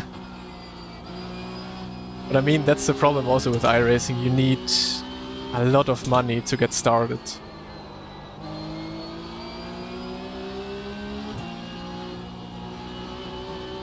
I mean, you need $100 subscription for 1 year. You need, if you really want, like Porsche Cup for example, you need $15 for Porsche Cup. You need, let's say, 12 weeks worth of tracks. $10 each for each track. It's just not affordable.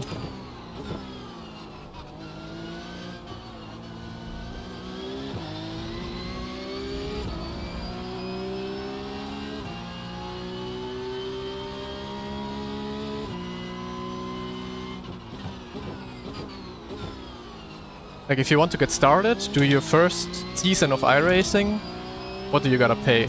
Like 600?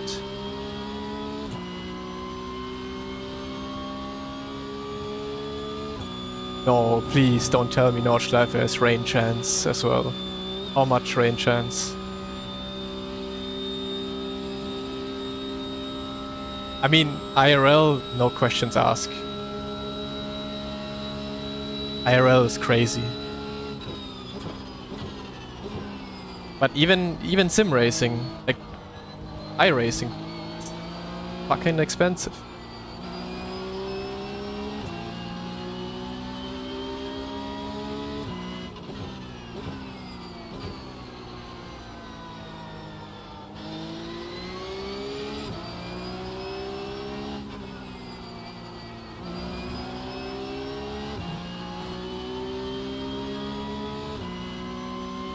Mika, you can fuck off. Rain is the worst thing in racing.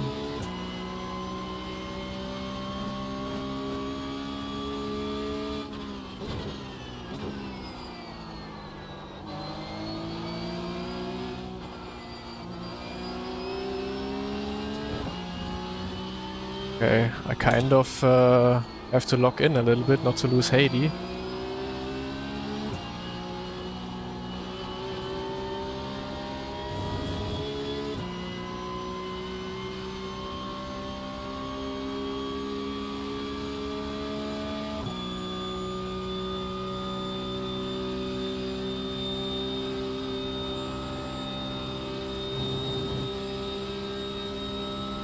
Yeah, you own GT3 RS Porsche, right?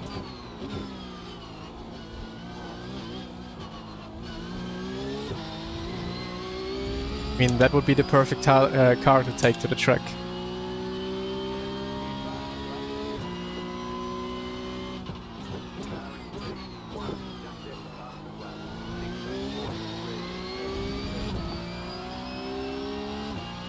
So you should actually be driving some Porsche Cup on iRacing since you have experience from the real life car. Should be good for you.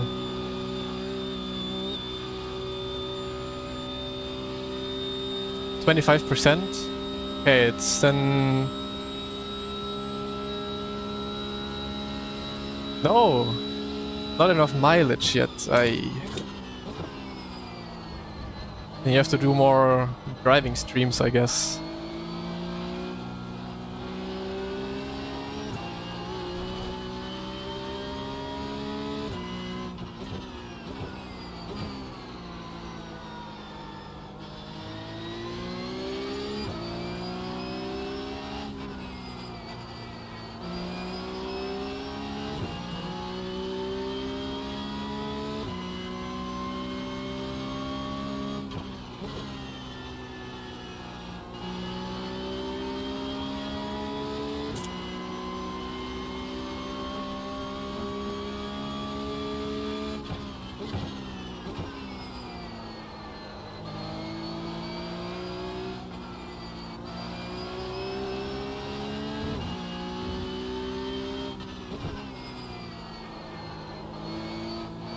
Oi, yeah, okay, it's over.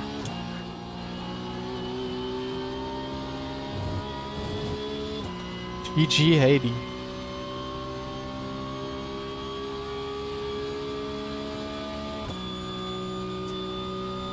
No worries. If people would talk to you, I can concentrate for a little bit.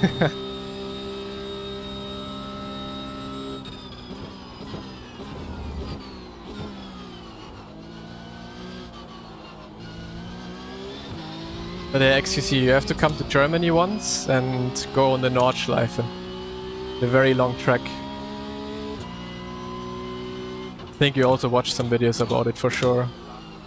Where you can take basically your normal road car for a lap on this track.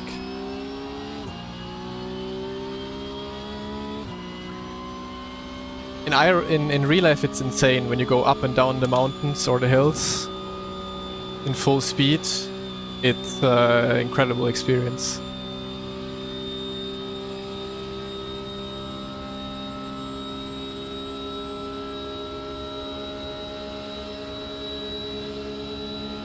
Sure, Elvis, let's go. I wanna, like next year, in summer, well, when the track opens up again, I'm gonna do some I'm gonna go there for some laps again with my brother. My daily is I30N, so I guess a good car for the Nordschleife.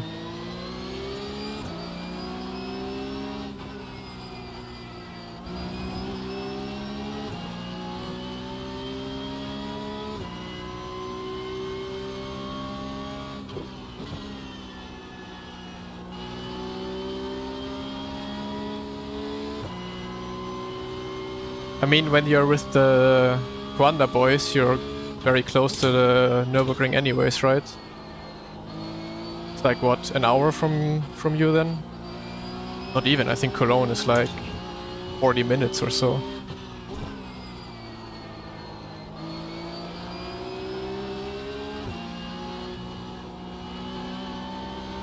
Or we could ask Antonio to give us a Porsche. If Antonio is still here. But I guess you can ask him.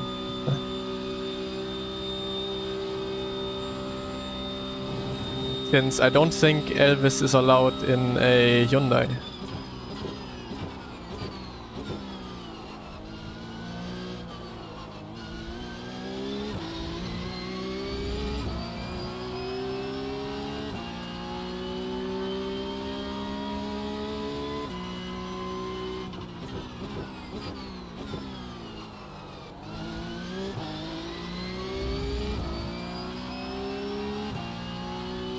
Some golf. Aye.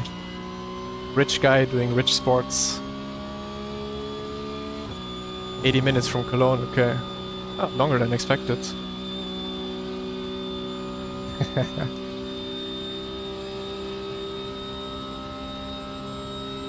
Oh, is he going for the overtake? He has to. Otherwise he's gonna be overtaken. Oi, okay.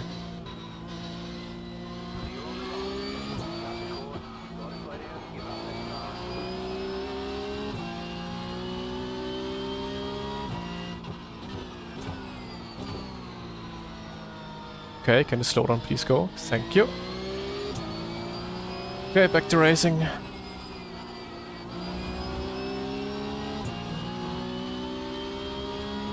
Golf is cheaper than sim racing? I don't think so, I think they're probably quite similar. What are like golfing memberships? Like in Germany at least they're quite expensive. I don't know, maybe that's different in different countries.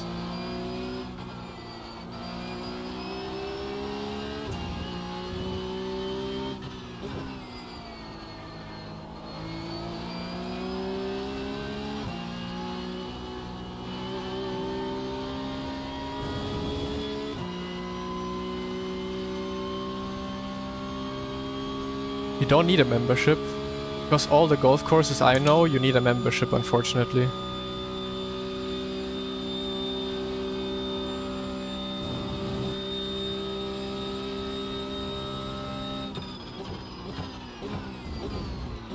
But you also just can't just rent golf clubs, right? You also you need to buy them.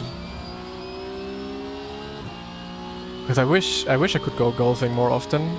If it was just like any other sport, you go there, pay something, get the clubs for rent during that time, and then yeah, be done with it. Maybe that exists, and I just haven't put too much thought into it yet.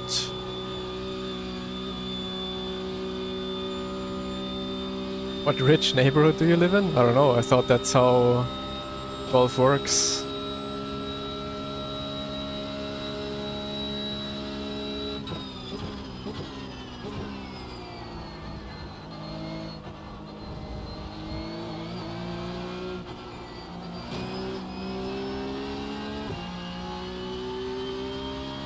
Come on, I'm not even that slow, right? I have to be pushed through the corners.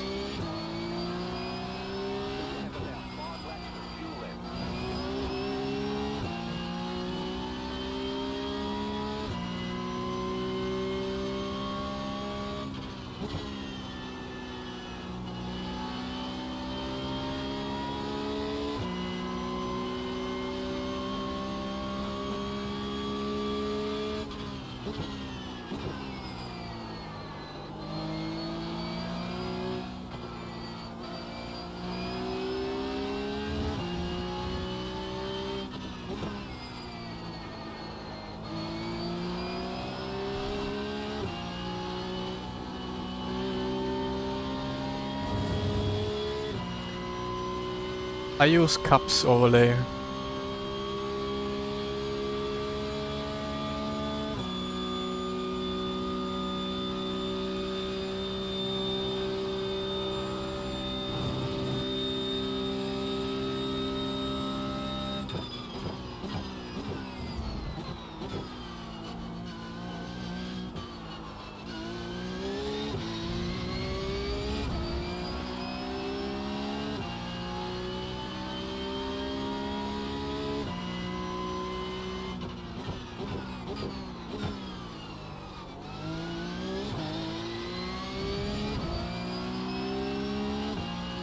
This is fixed. No, this is... Wait, I'm not even sure. Oh, I think this is open setup, right? Yeah, this is open setup.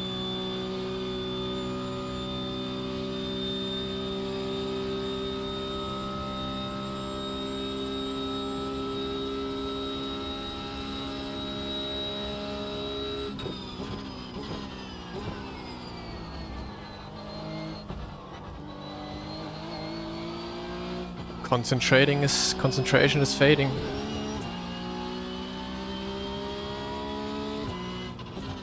Ah, true, I can always look at ABS and TC. Very true.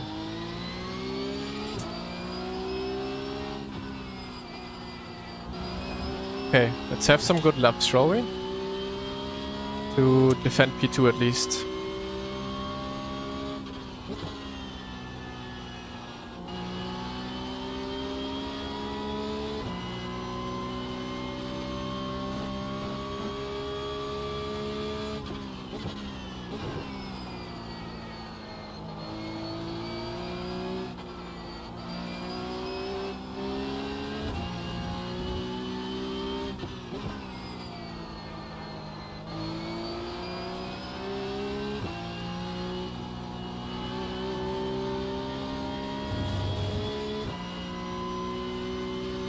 Brake bias is at 49.7 at the moment. So it's one click down from default.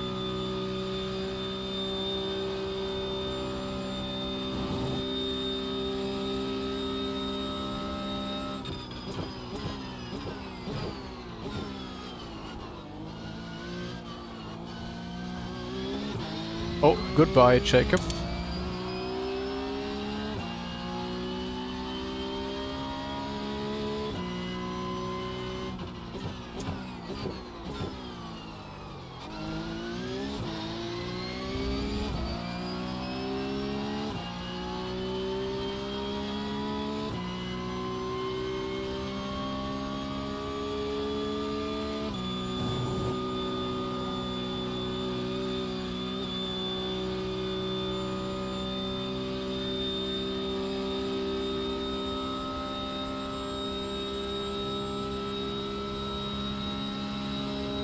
Oh wait, Lasse was here.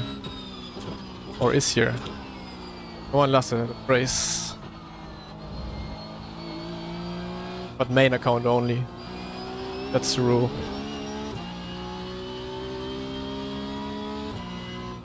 Tire temps? No idea.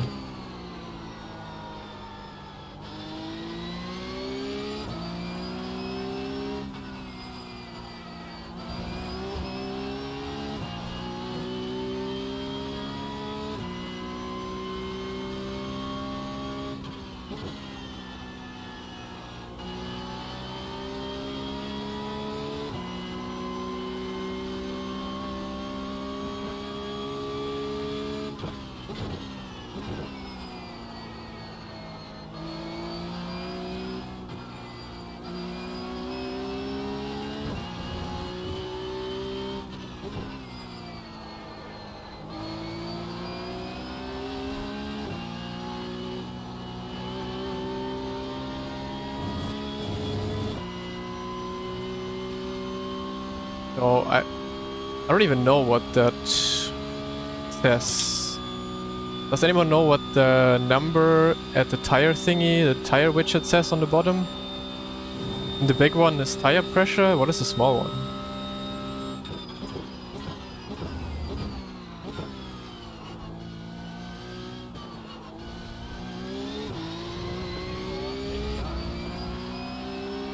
Tire temp. Core temp, but even core temp would be too low, right?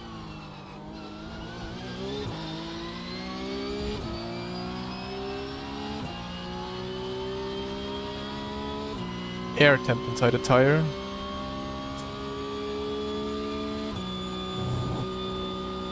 Maybe that's why the tire drives so nice, because it's always just staying cold.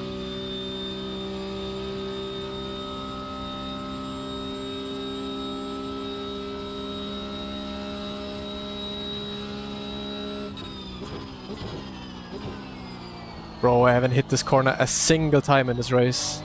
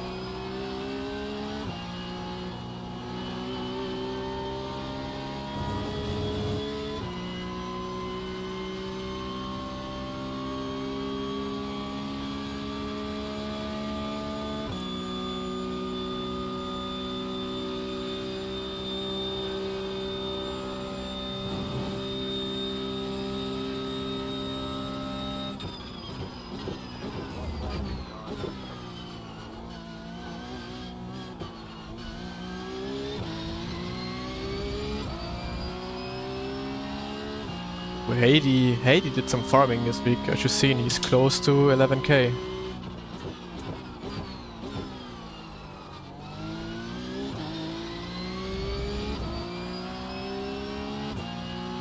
I think if everything goes to plan, he should reach that today.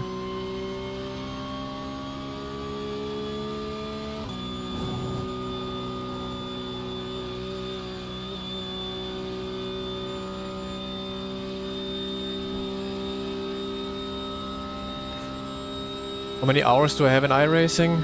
I think around 3.6.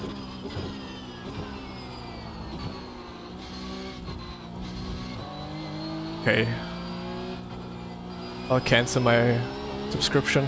No more iRacing. If I don't hit that corner next time. Well, it's the last lap, so there is no next time.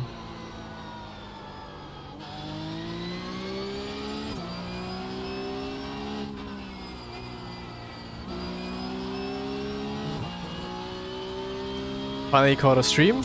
Welcome. Welcome to the stream. I guess mornings is a bad timing for you. At least mornings in my time zone.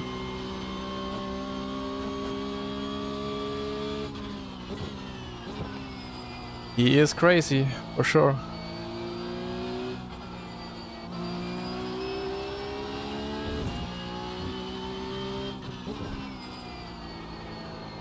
He's been driving all week. Almost every single race. Well, not every single race, but quite a lot.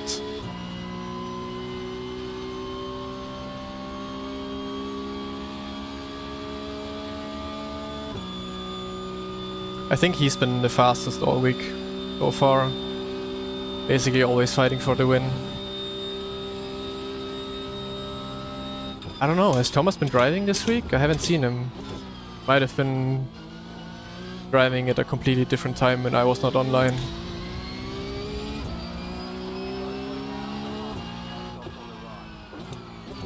But yeah, P2. I take that. Smurf race is okay.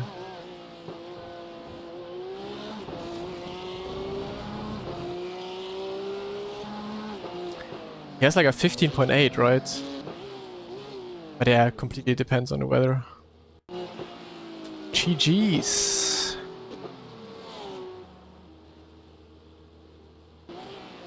drive it. I'm gonna tell you, it's the best experience you're gonna have on iRacing. Easily. Easily the most fun car. They for once did something right with the release.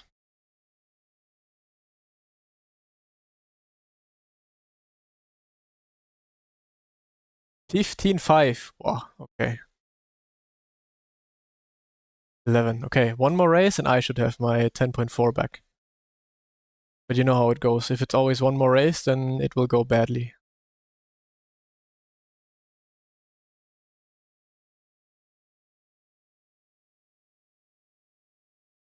Uh, Setups you can get Go setups. That's what I'm using, a bit modified, but Go setups is what I'm using. One more races equals five more races, yeah. Okay, quick toilet break. Be right back.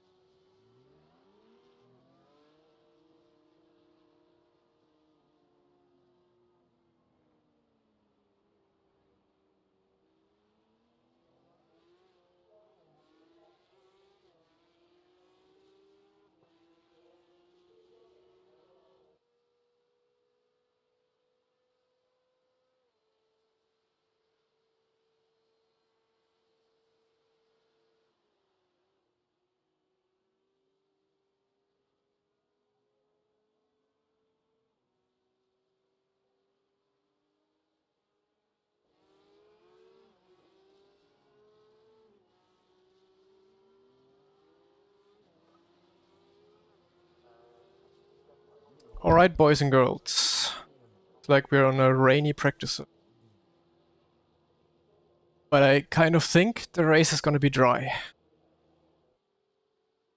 See, that's how it has been going lunchtime. Hurt first and then drive. That's how you do it. Perfect.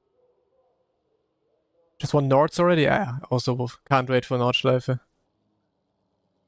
First day is gonna be annoying though. First day is literally just qualifying, qualifying, qualifying until you can jump into a race.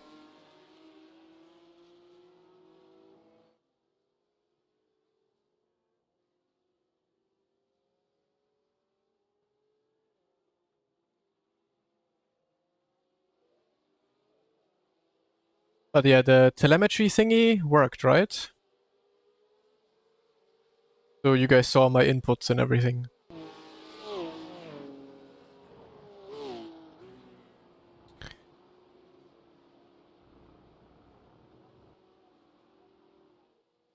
How much I-rating do you lose in a lobby like this from a DNF?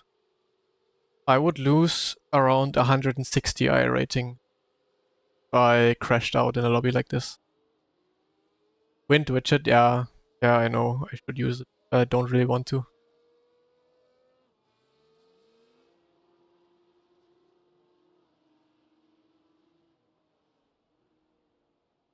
Input graph is great. Good.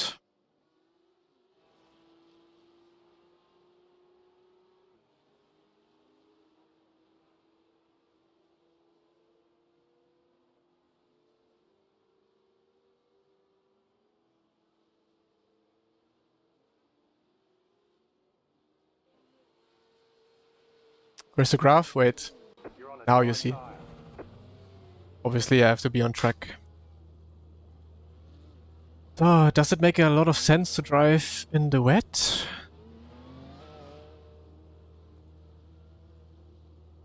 I mean, it's where I still need the most practice somehow, right? Jacob is driving. Okay, let's just go on wet tires and do the laps.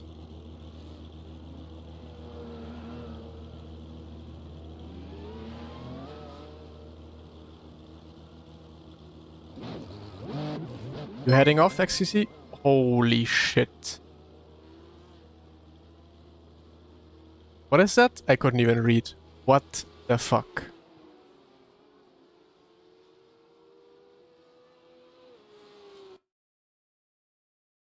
$200. Are you insane?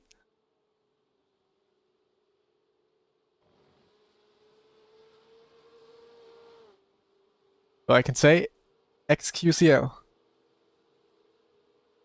You are insane, man.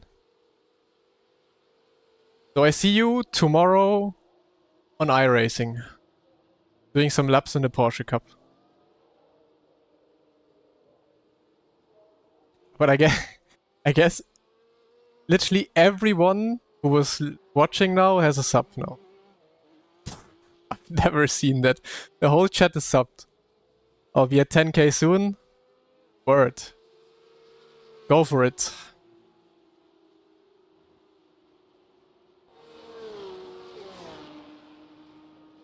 And if you need help, don't shy away of reaching out. But thanks again. Insane. Insane. That was good fun chatting as well. Good insights from your part.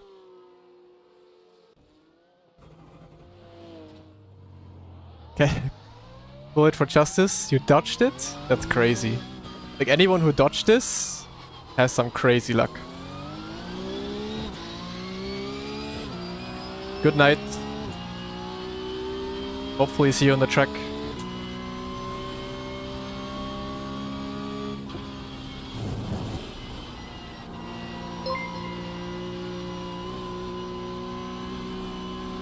You also dodged it, White Chocolate. Thanks for the prime. Thank you very much. We need 200 on YouTube too.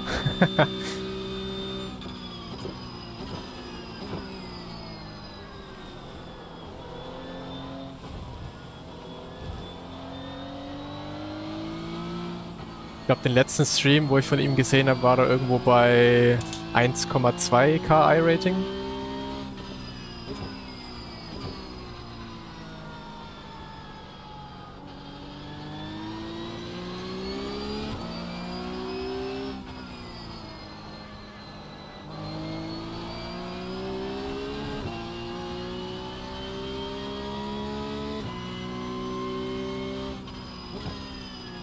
Yeah, I love when people from outside of all of motorsports try sim racing. It's always interesting.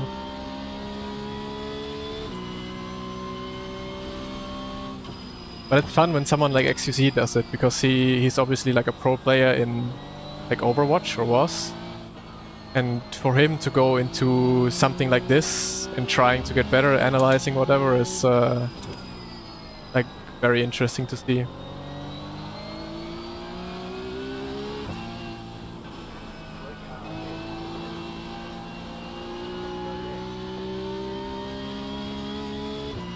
Telling you guys, I'm driving here in the rain now and it's gonna be fully dry, the session.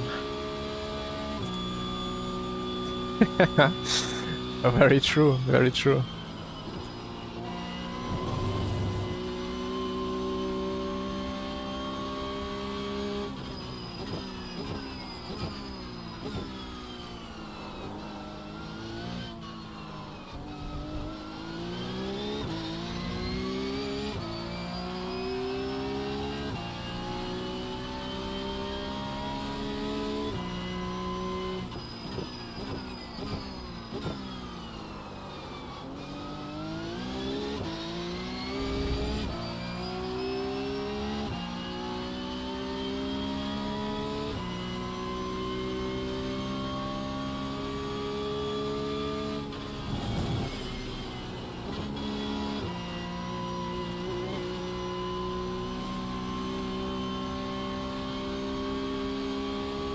Habe ich auch noch nie gesehen, glaube ich. Jesus Christ.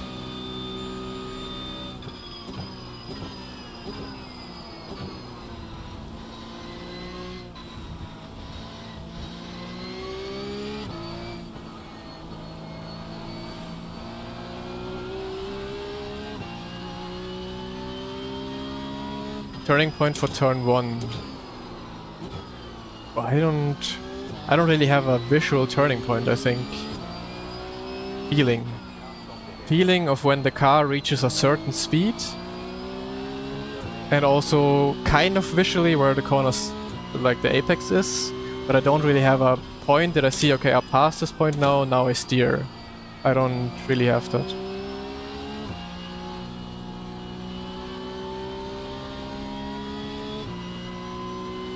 I mean, it's graphic settings, I guess, as well. If you put the graphic settings higher, then it doesn't look that bad anymore. But yeah, I don't like that, like, here at the curb, you have so much standing water. That just doesn't exist in real life. You have so much standing water everywhere. That just... yeah, it doesn't exist.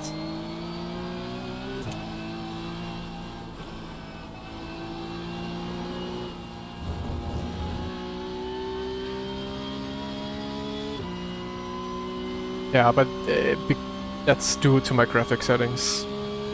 Literally everything on low. What with all the sand after on the side after the hairpin, it's when people go off the track into the gravel and then come back, they take a lot of gravel with them in the car and scatter it across the track.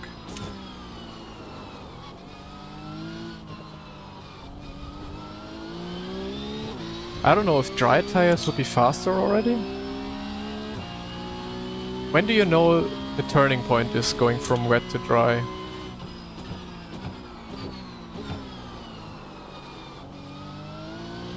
Can you see it with the water that gets sprayed up behind you, or...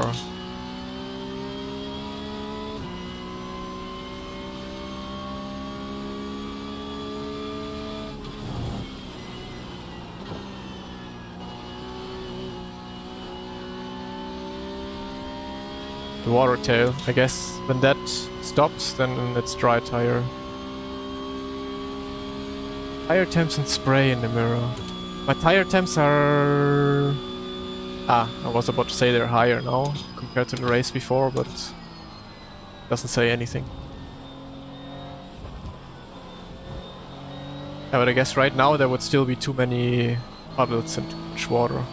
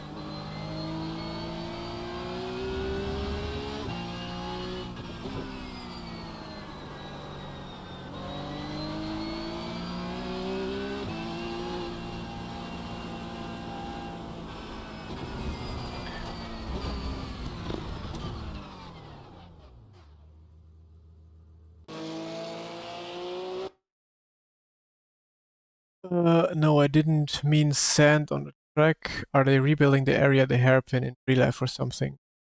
But you mean turn 1, right? I guess. Here? I mean, they rebuilt this part... Oh.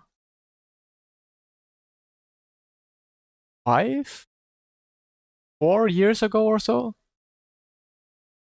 Wait, when was I driving IRL? I was driving in 2021 and 22, and I think they rebuilt this track in 2020, if I'm not mistaken. 2022 they rebuilt it? Really? I raced... no, I didn't race in Spa in my first year, so... They rebuilt it in... Was it really 2022 winter then? Yeah, I tried GT3, but I don't like it much. It's still bad with the tires. Sag mal, würdest du uns verraten, welche PC-Specs du hast und welche Grafikeinstellungen du verwendest?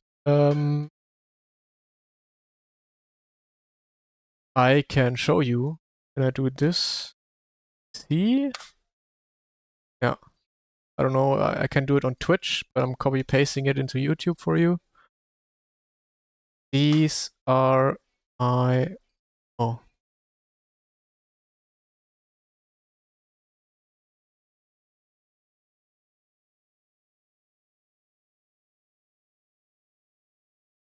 Oops.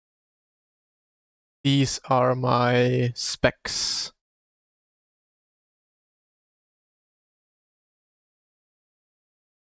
2022 was the refresh. Okay. Yeah, that was 2022. Since then, turn 1 exit looks like this.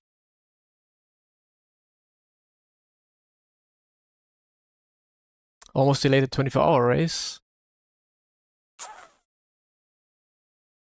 Wasn't it because of the F1 race? They almost had to delay the F1 race or so? Because F1 should be before the 24 hours. If I'm not mistaken. But yeah, I mean, anyways, they rebuilt the track. Like, they made Rouge completely new. To have a bit more exit space. Yeah. And also, no name. This one. I mean, the curbs are obviously all new around, but yeah. I am running around 180 while I'm driving, I think. 24 is before the F1? Okay.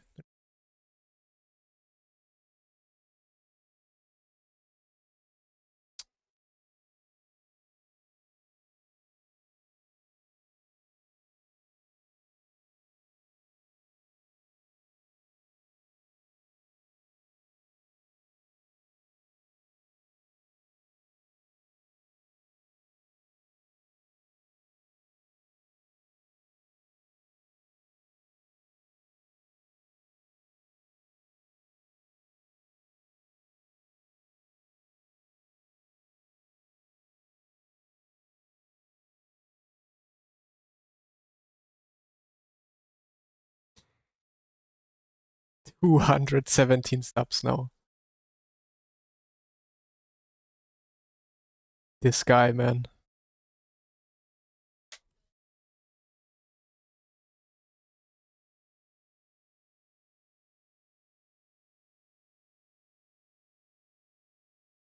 Yeah, I also thought I was good in the wet, but compared to Trauma the previous race, I am not.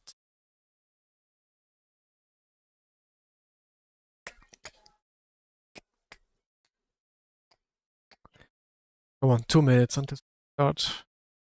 Quite some good signups, 335. Yeah, but that's how it should be on every track. I feel like, I mean, every time I watched an esports competition on iRacing that had, or like a special event or whatever that had rain, I just saw people driving the normal racing line most of the time. I thought was quite strange.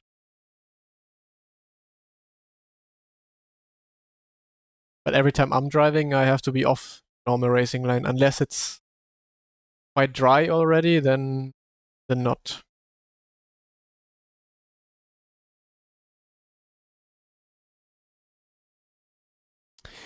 You lower the prediction level to 0.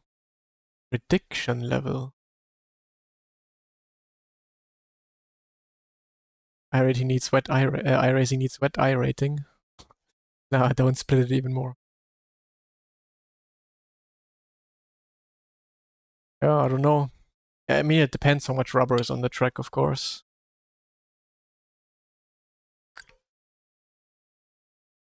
Every time I drove in the wet in real life, I had to stay away from the racing line.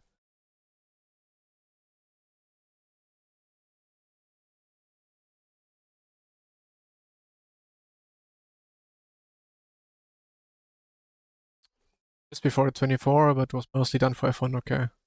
Yeah, white lines, of course, are to be touched.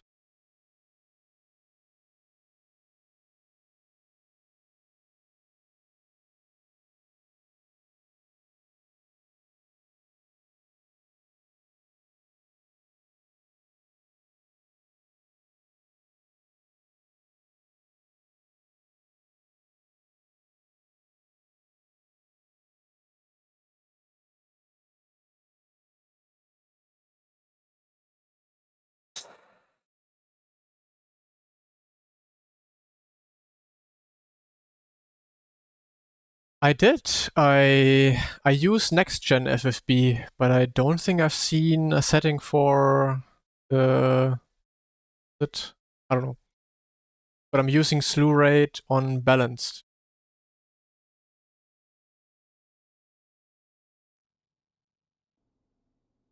Oh, Shoma is in again, but we have a dry race. Okay.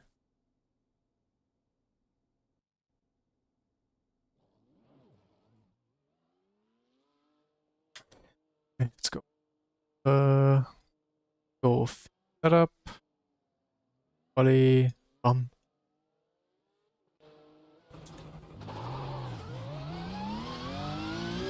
Ah, there's still some wet patches though.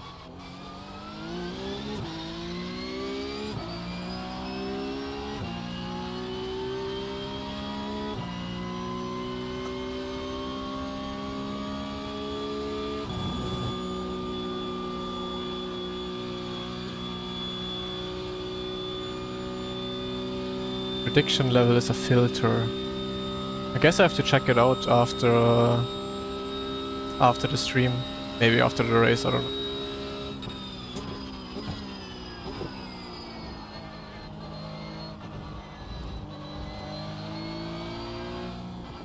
Oppa. Okay.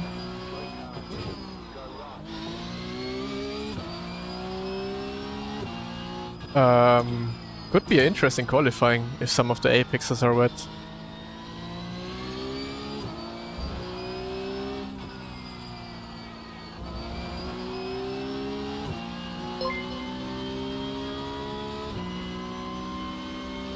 Dolan CS, thanks for the prime.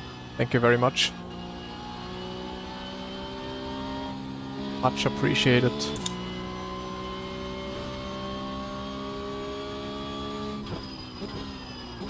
Okay, also here, water.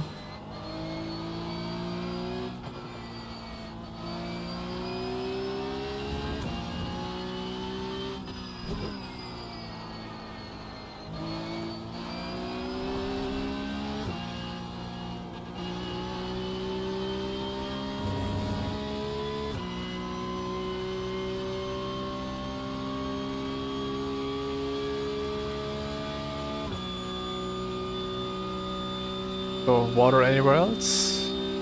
Doesn't look like it.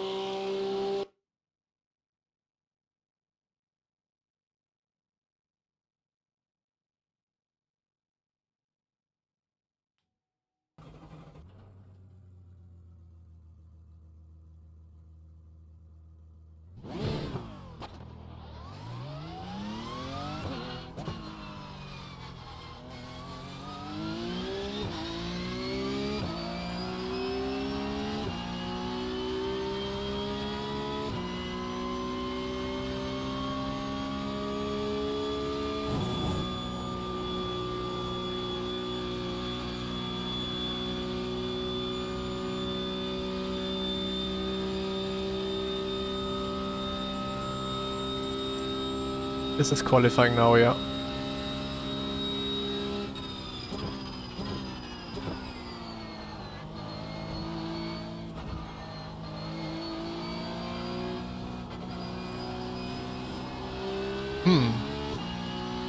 Okay, you can go over it.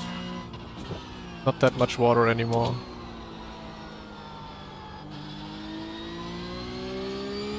I changed my clothes, don't worry. I have a few jerseys. And And I also have a washing machine, so all good.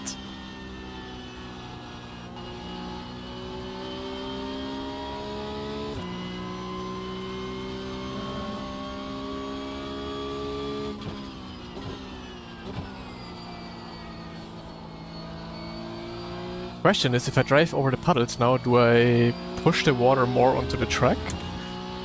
Or does the water disappear? I don't want to push it more on the track.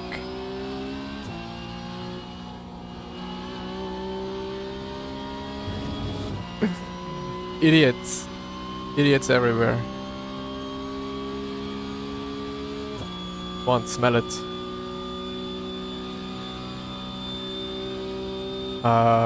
Ich würde sagen circa 50 Kilogramm Peak. 50 oder 40.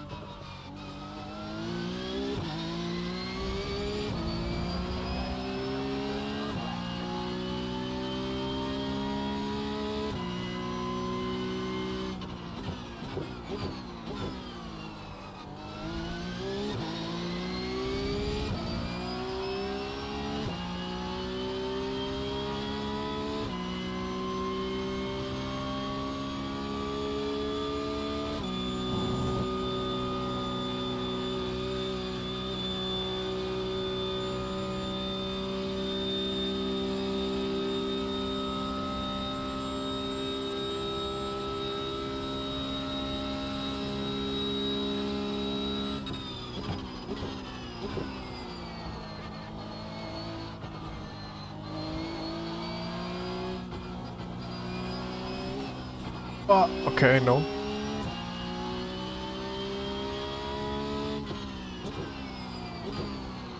Guess I have to be slightly off the apex.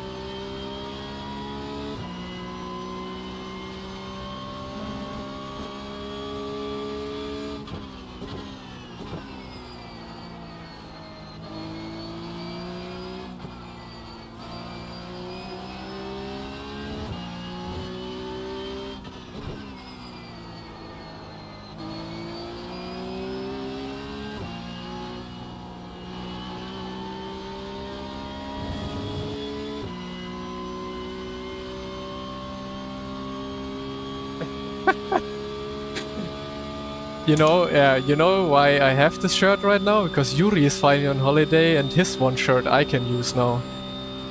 So we are just giving each other the one shirt that we have for streaming. It's never being washed.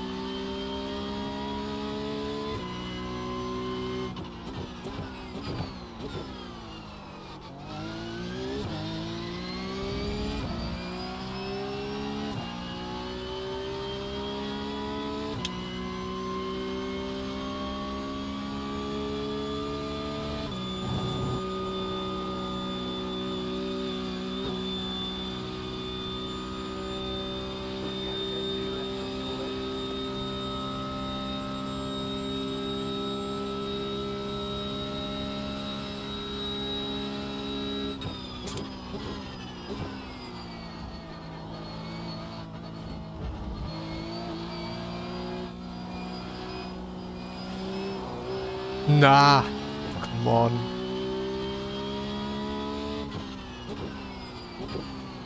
Stupid puddle.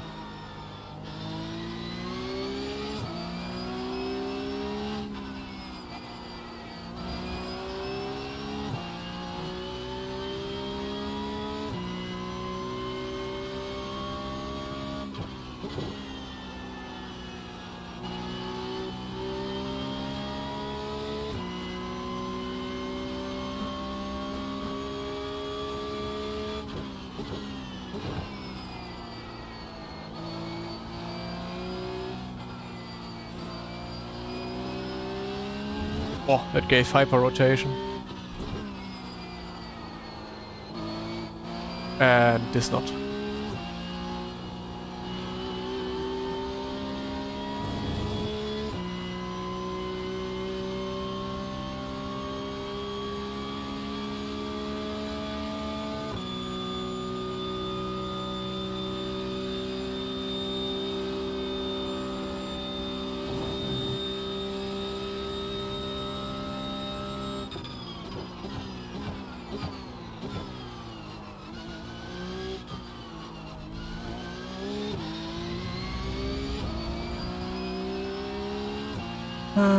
Almost no improvement. Just need a little more for P2. But yeah, I'm missing something this week. I am missing something on this track. But I always have. Fucking Spa was always, or is always my worst track. Washed, unlike his shirt. Good one.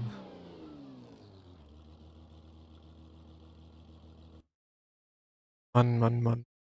Don't really know what it is. Like, for me it's the fast corners where I just don't seem to have the rotation others have. Did I really put more? I don't know. Was it that much water in the first lap?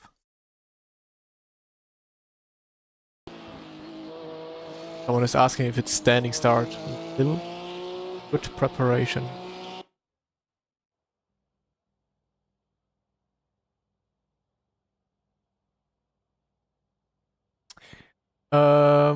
Do some practice for Porsche Cup.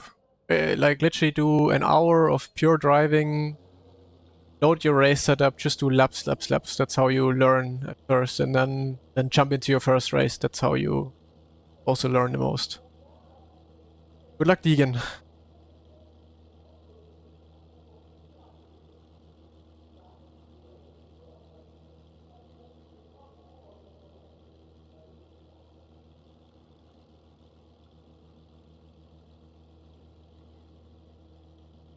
It's fixed setup, so I don't have to change setup, but thanks anyways.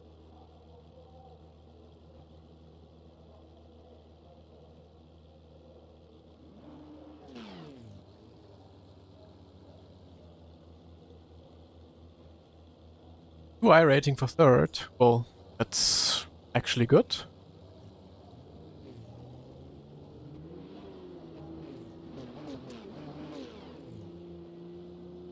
Chaos Zone. Oh, it's fine in P.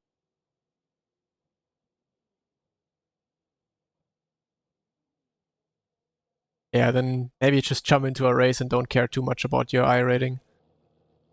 It's just a number.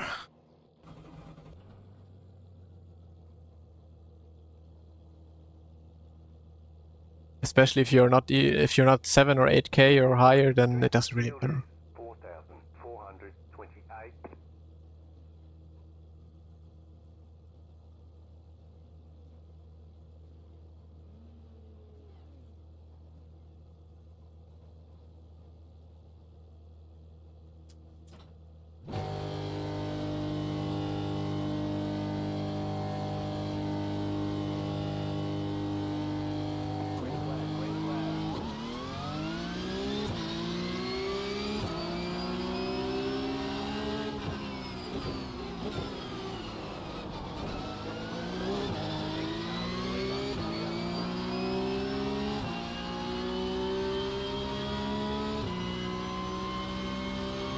It does hurt when the number is red, very much, that's true.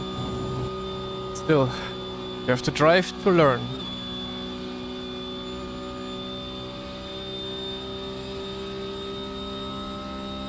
And you cannot gain if you don't drive either.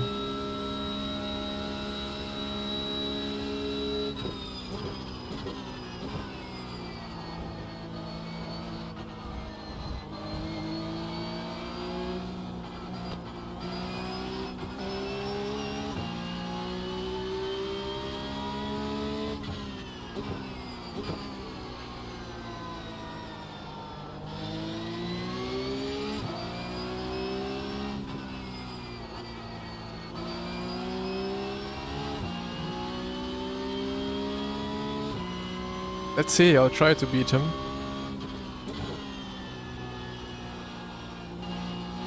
He definitely has the pace advantage. If I can't stick with him, then we can try.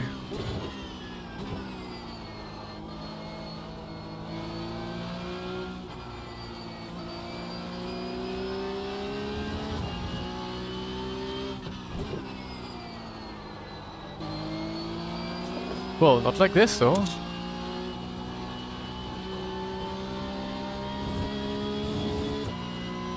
That's already quite far away. But I think Deegan will definitely try work together.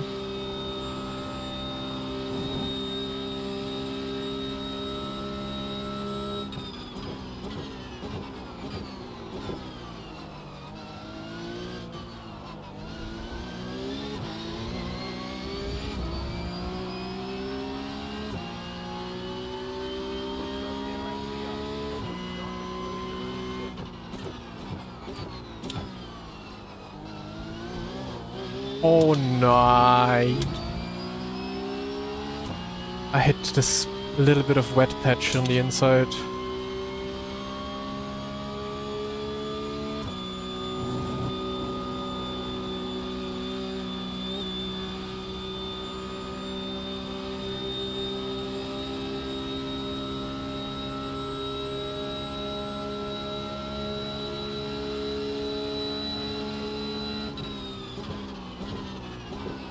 Big bush though. That was good.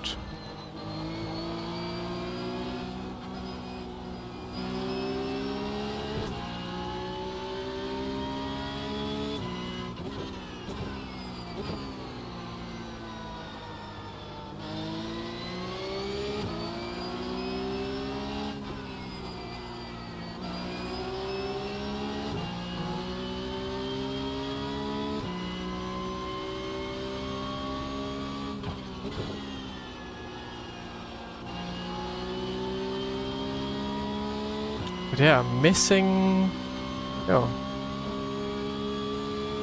just this something on this truck.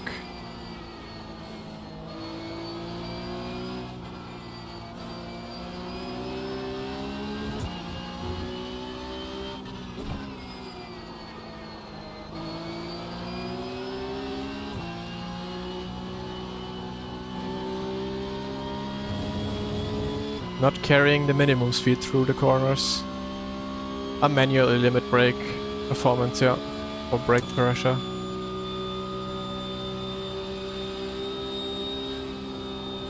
Ay ay ay.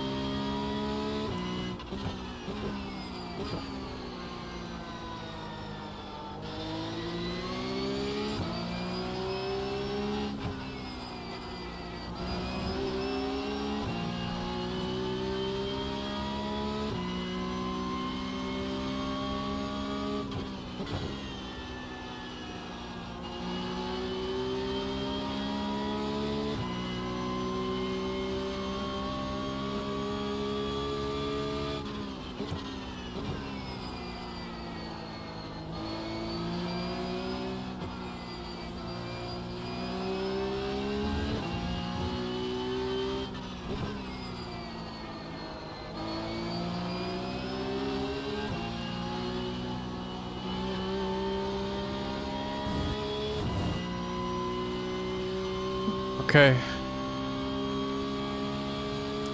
Don't make mistakes, I can stick with him.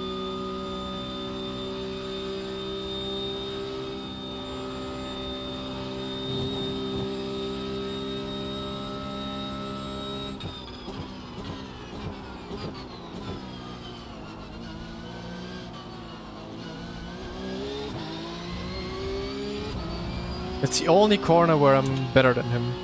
Bus stop. That's where I gain time.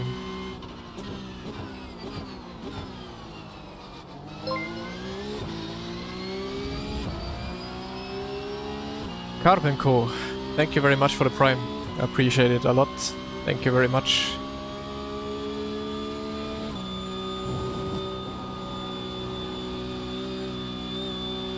Should I just go for it now? See what happens? Yeah, let's go.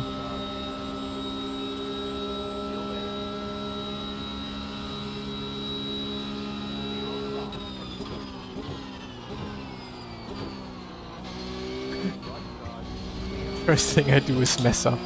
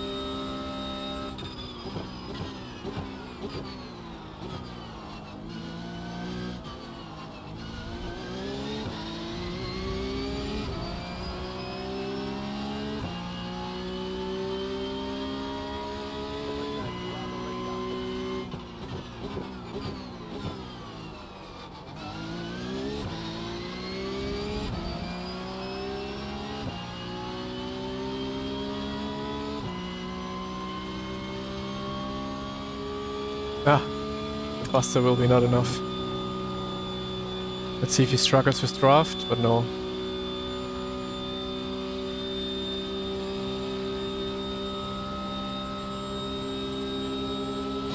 Hey, we're getting a push. I expected an overtake.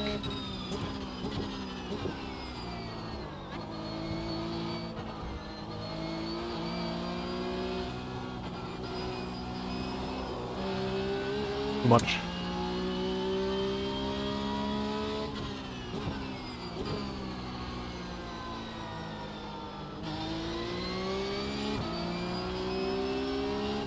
If I was Shoma, I would be fuming right now of me making so many mistakes.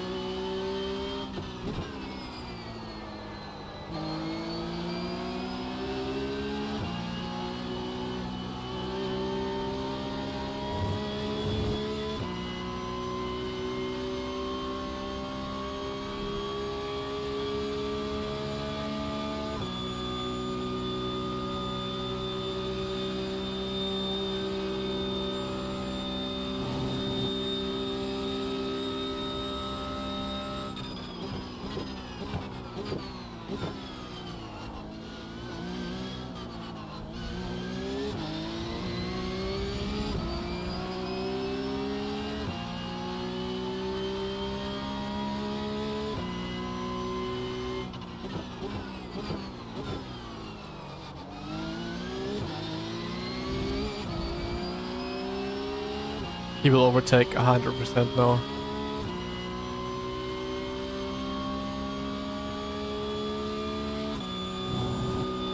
Negan will probably go through as well. Yeah, they're very close, both of them. He's gonna be 3 wide? No. Yeah, but he's pushing him past.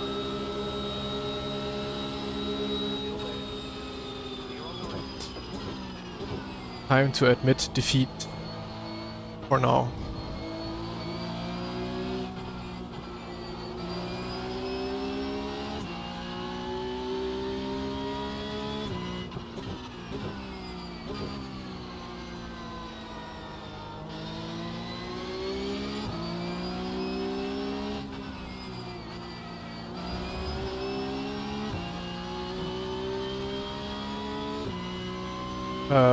It is auto blip. The car does it automatically already.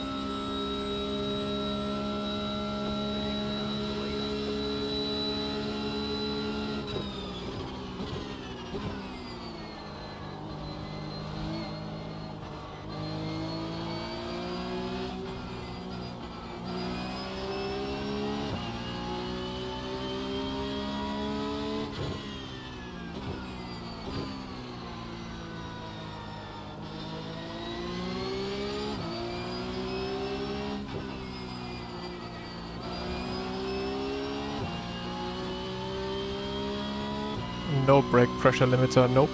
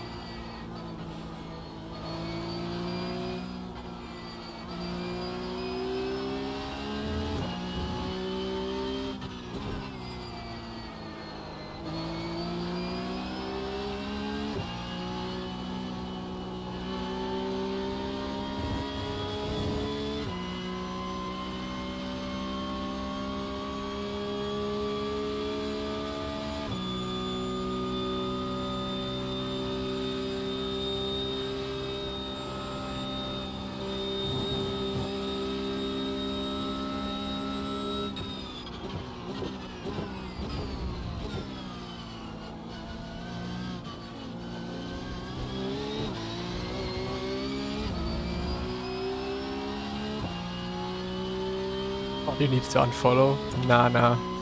I'm not doing these things. I'm still driving like it's supposed to.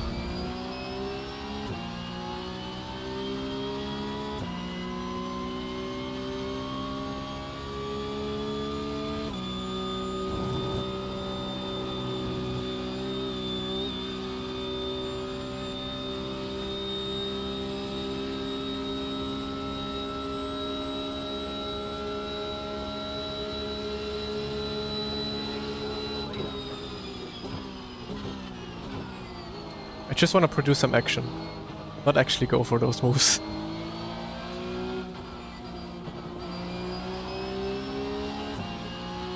Maybe I should to produce even more action.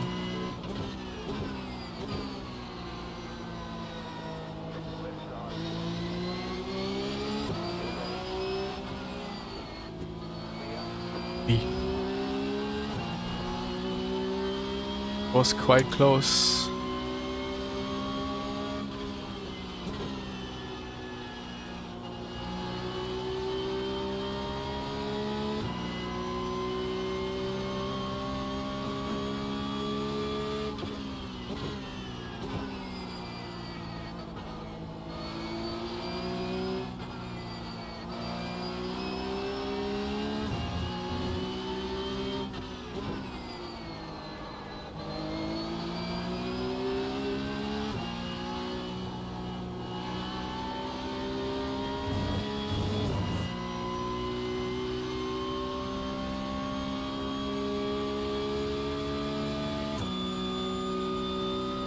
I'm using motor pedals.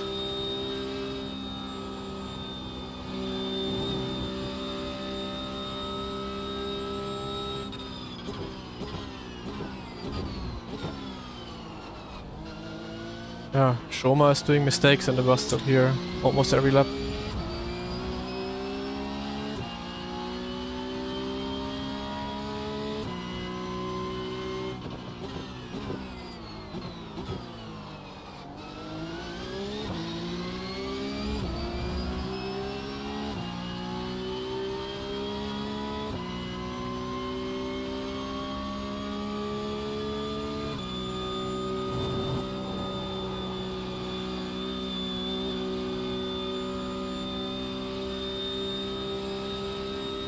How long have I been racing? Like sim racing in general? Career-wise? I think like the real... Oppa! The real esports career started like in 2016 or so. Like obviously it wasn't hugely professional there yet, but some good big championships started to happen. But I've been doing sim racing since I'm, I don't know, like 5-6 years old. Now I'm 27. So yeah, long time. More than 20 years. This is fixed setup.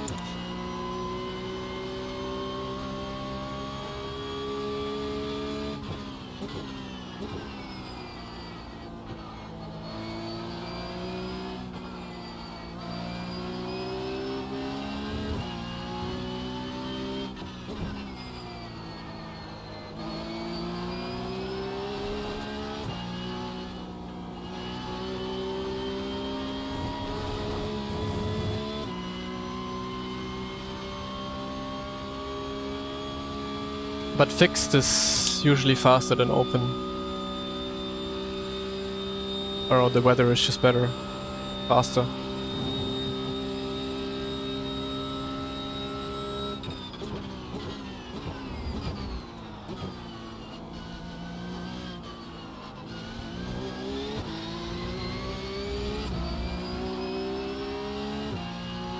Okay, time to close up and actually start making some moves.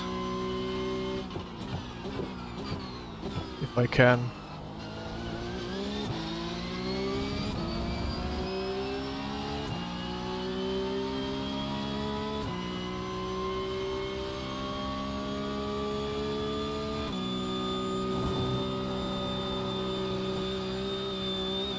Oh, that was a really good Urush.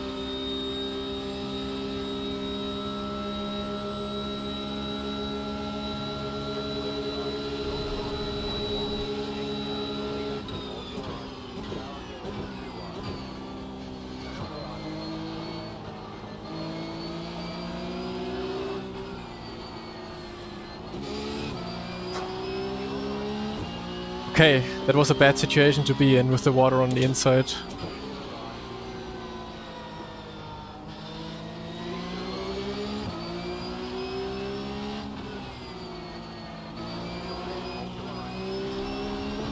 Oh, come on, Deegan.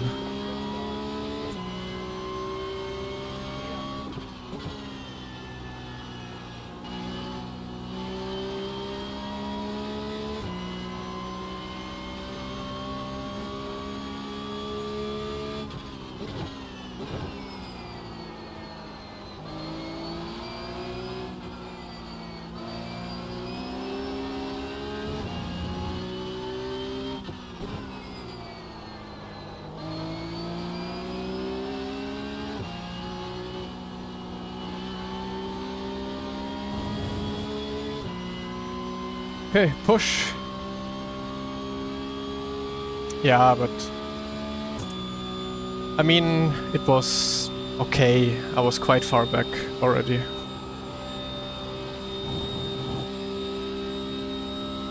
Thing is, we lost the draft now, which is a problem.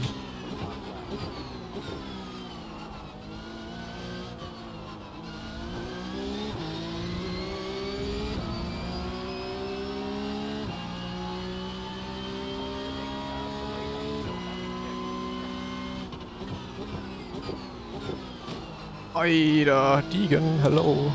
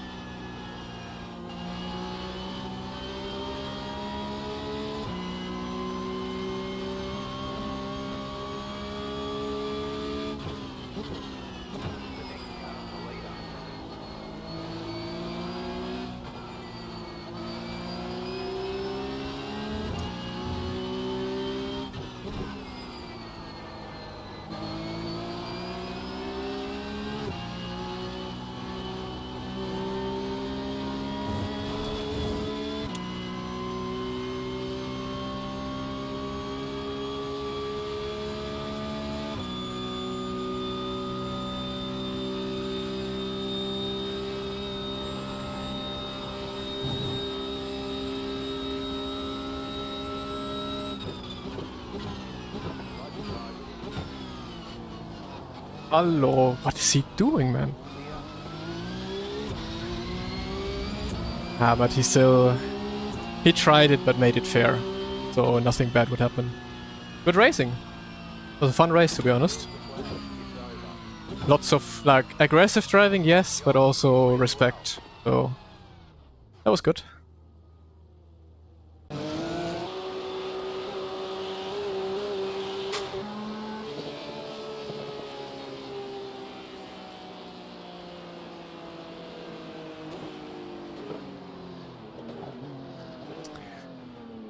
Is the stream lagging? Could be that the stream maybe was lagging.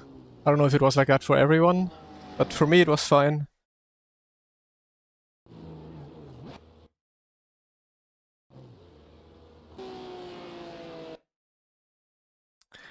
Save this. Maybe this is gonna be a video for this week on YouTube.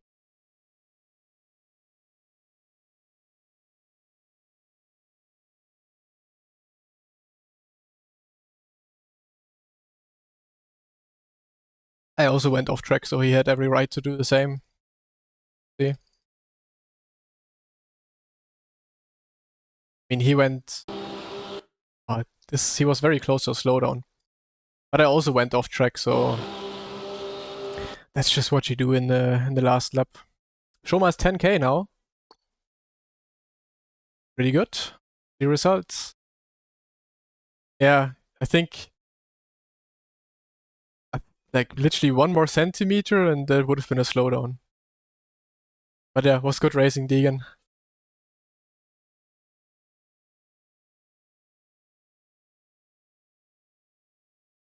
Ooh.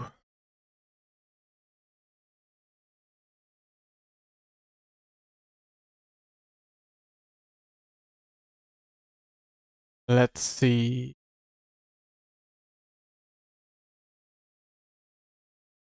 Hey, Shoma. Good race, very good race. And congrats to 10K. Well done.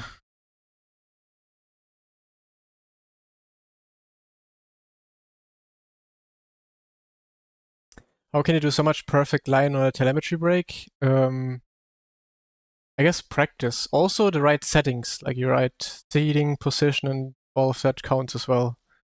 Like it's quite important to have the the right configuration on your pedals, not to have them too hard, but also not too soft.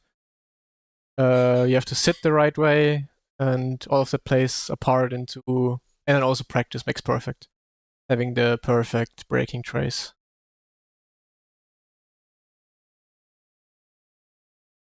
Ah, well, you hit my front and I hit your rear doing that, so I guess that's what your car. That's why your car pulled to the right.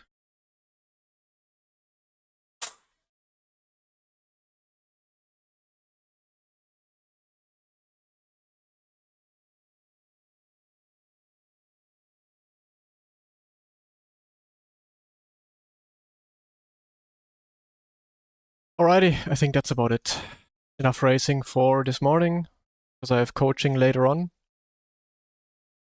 If any of you is interested in coaching, you can always just go on my Discord, find all the information. Preferably Porsche Cup coaching, because I'm kind of okay with it. Lasse is streaming. What is he doing? Data packs. Who else is? You know what? I've watched him a lot when I was driving Ringmeister. Gonna be a raid.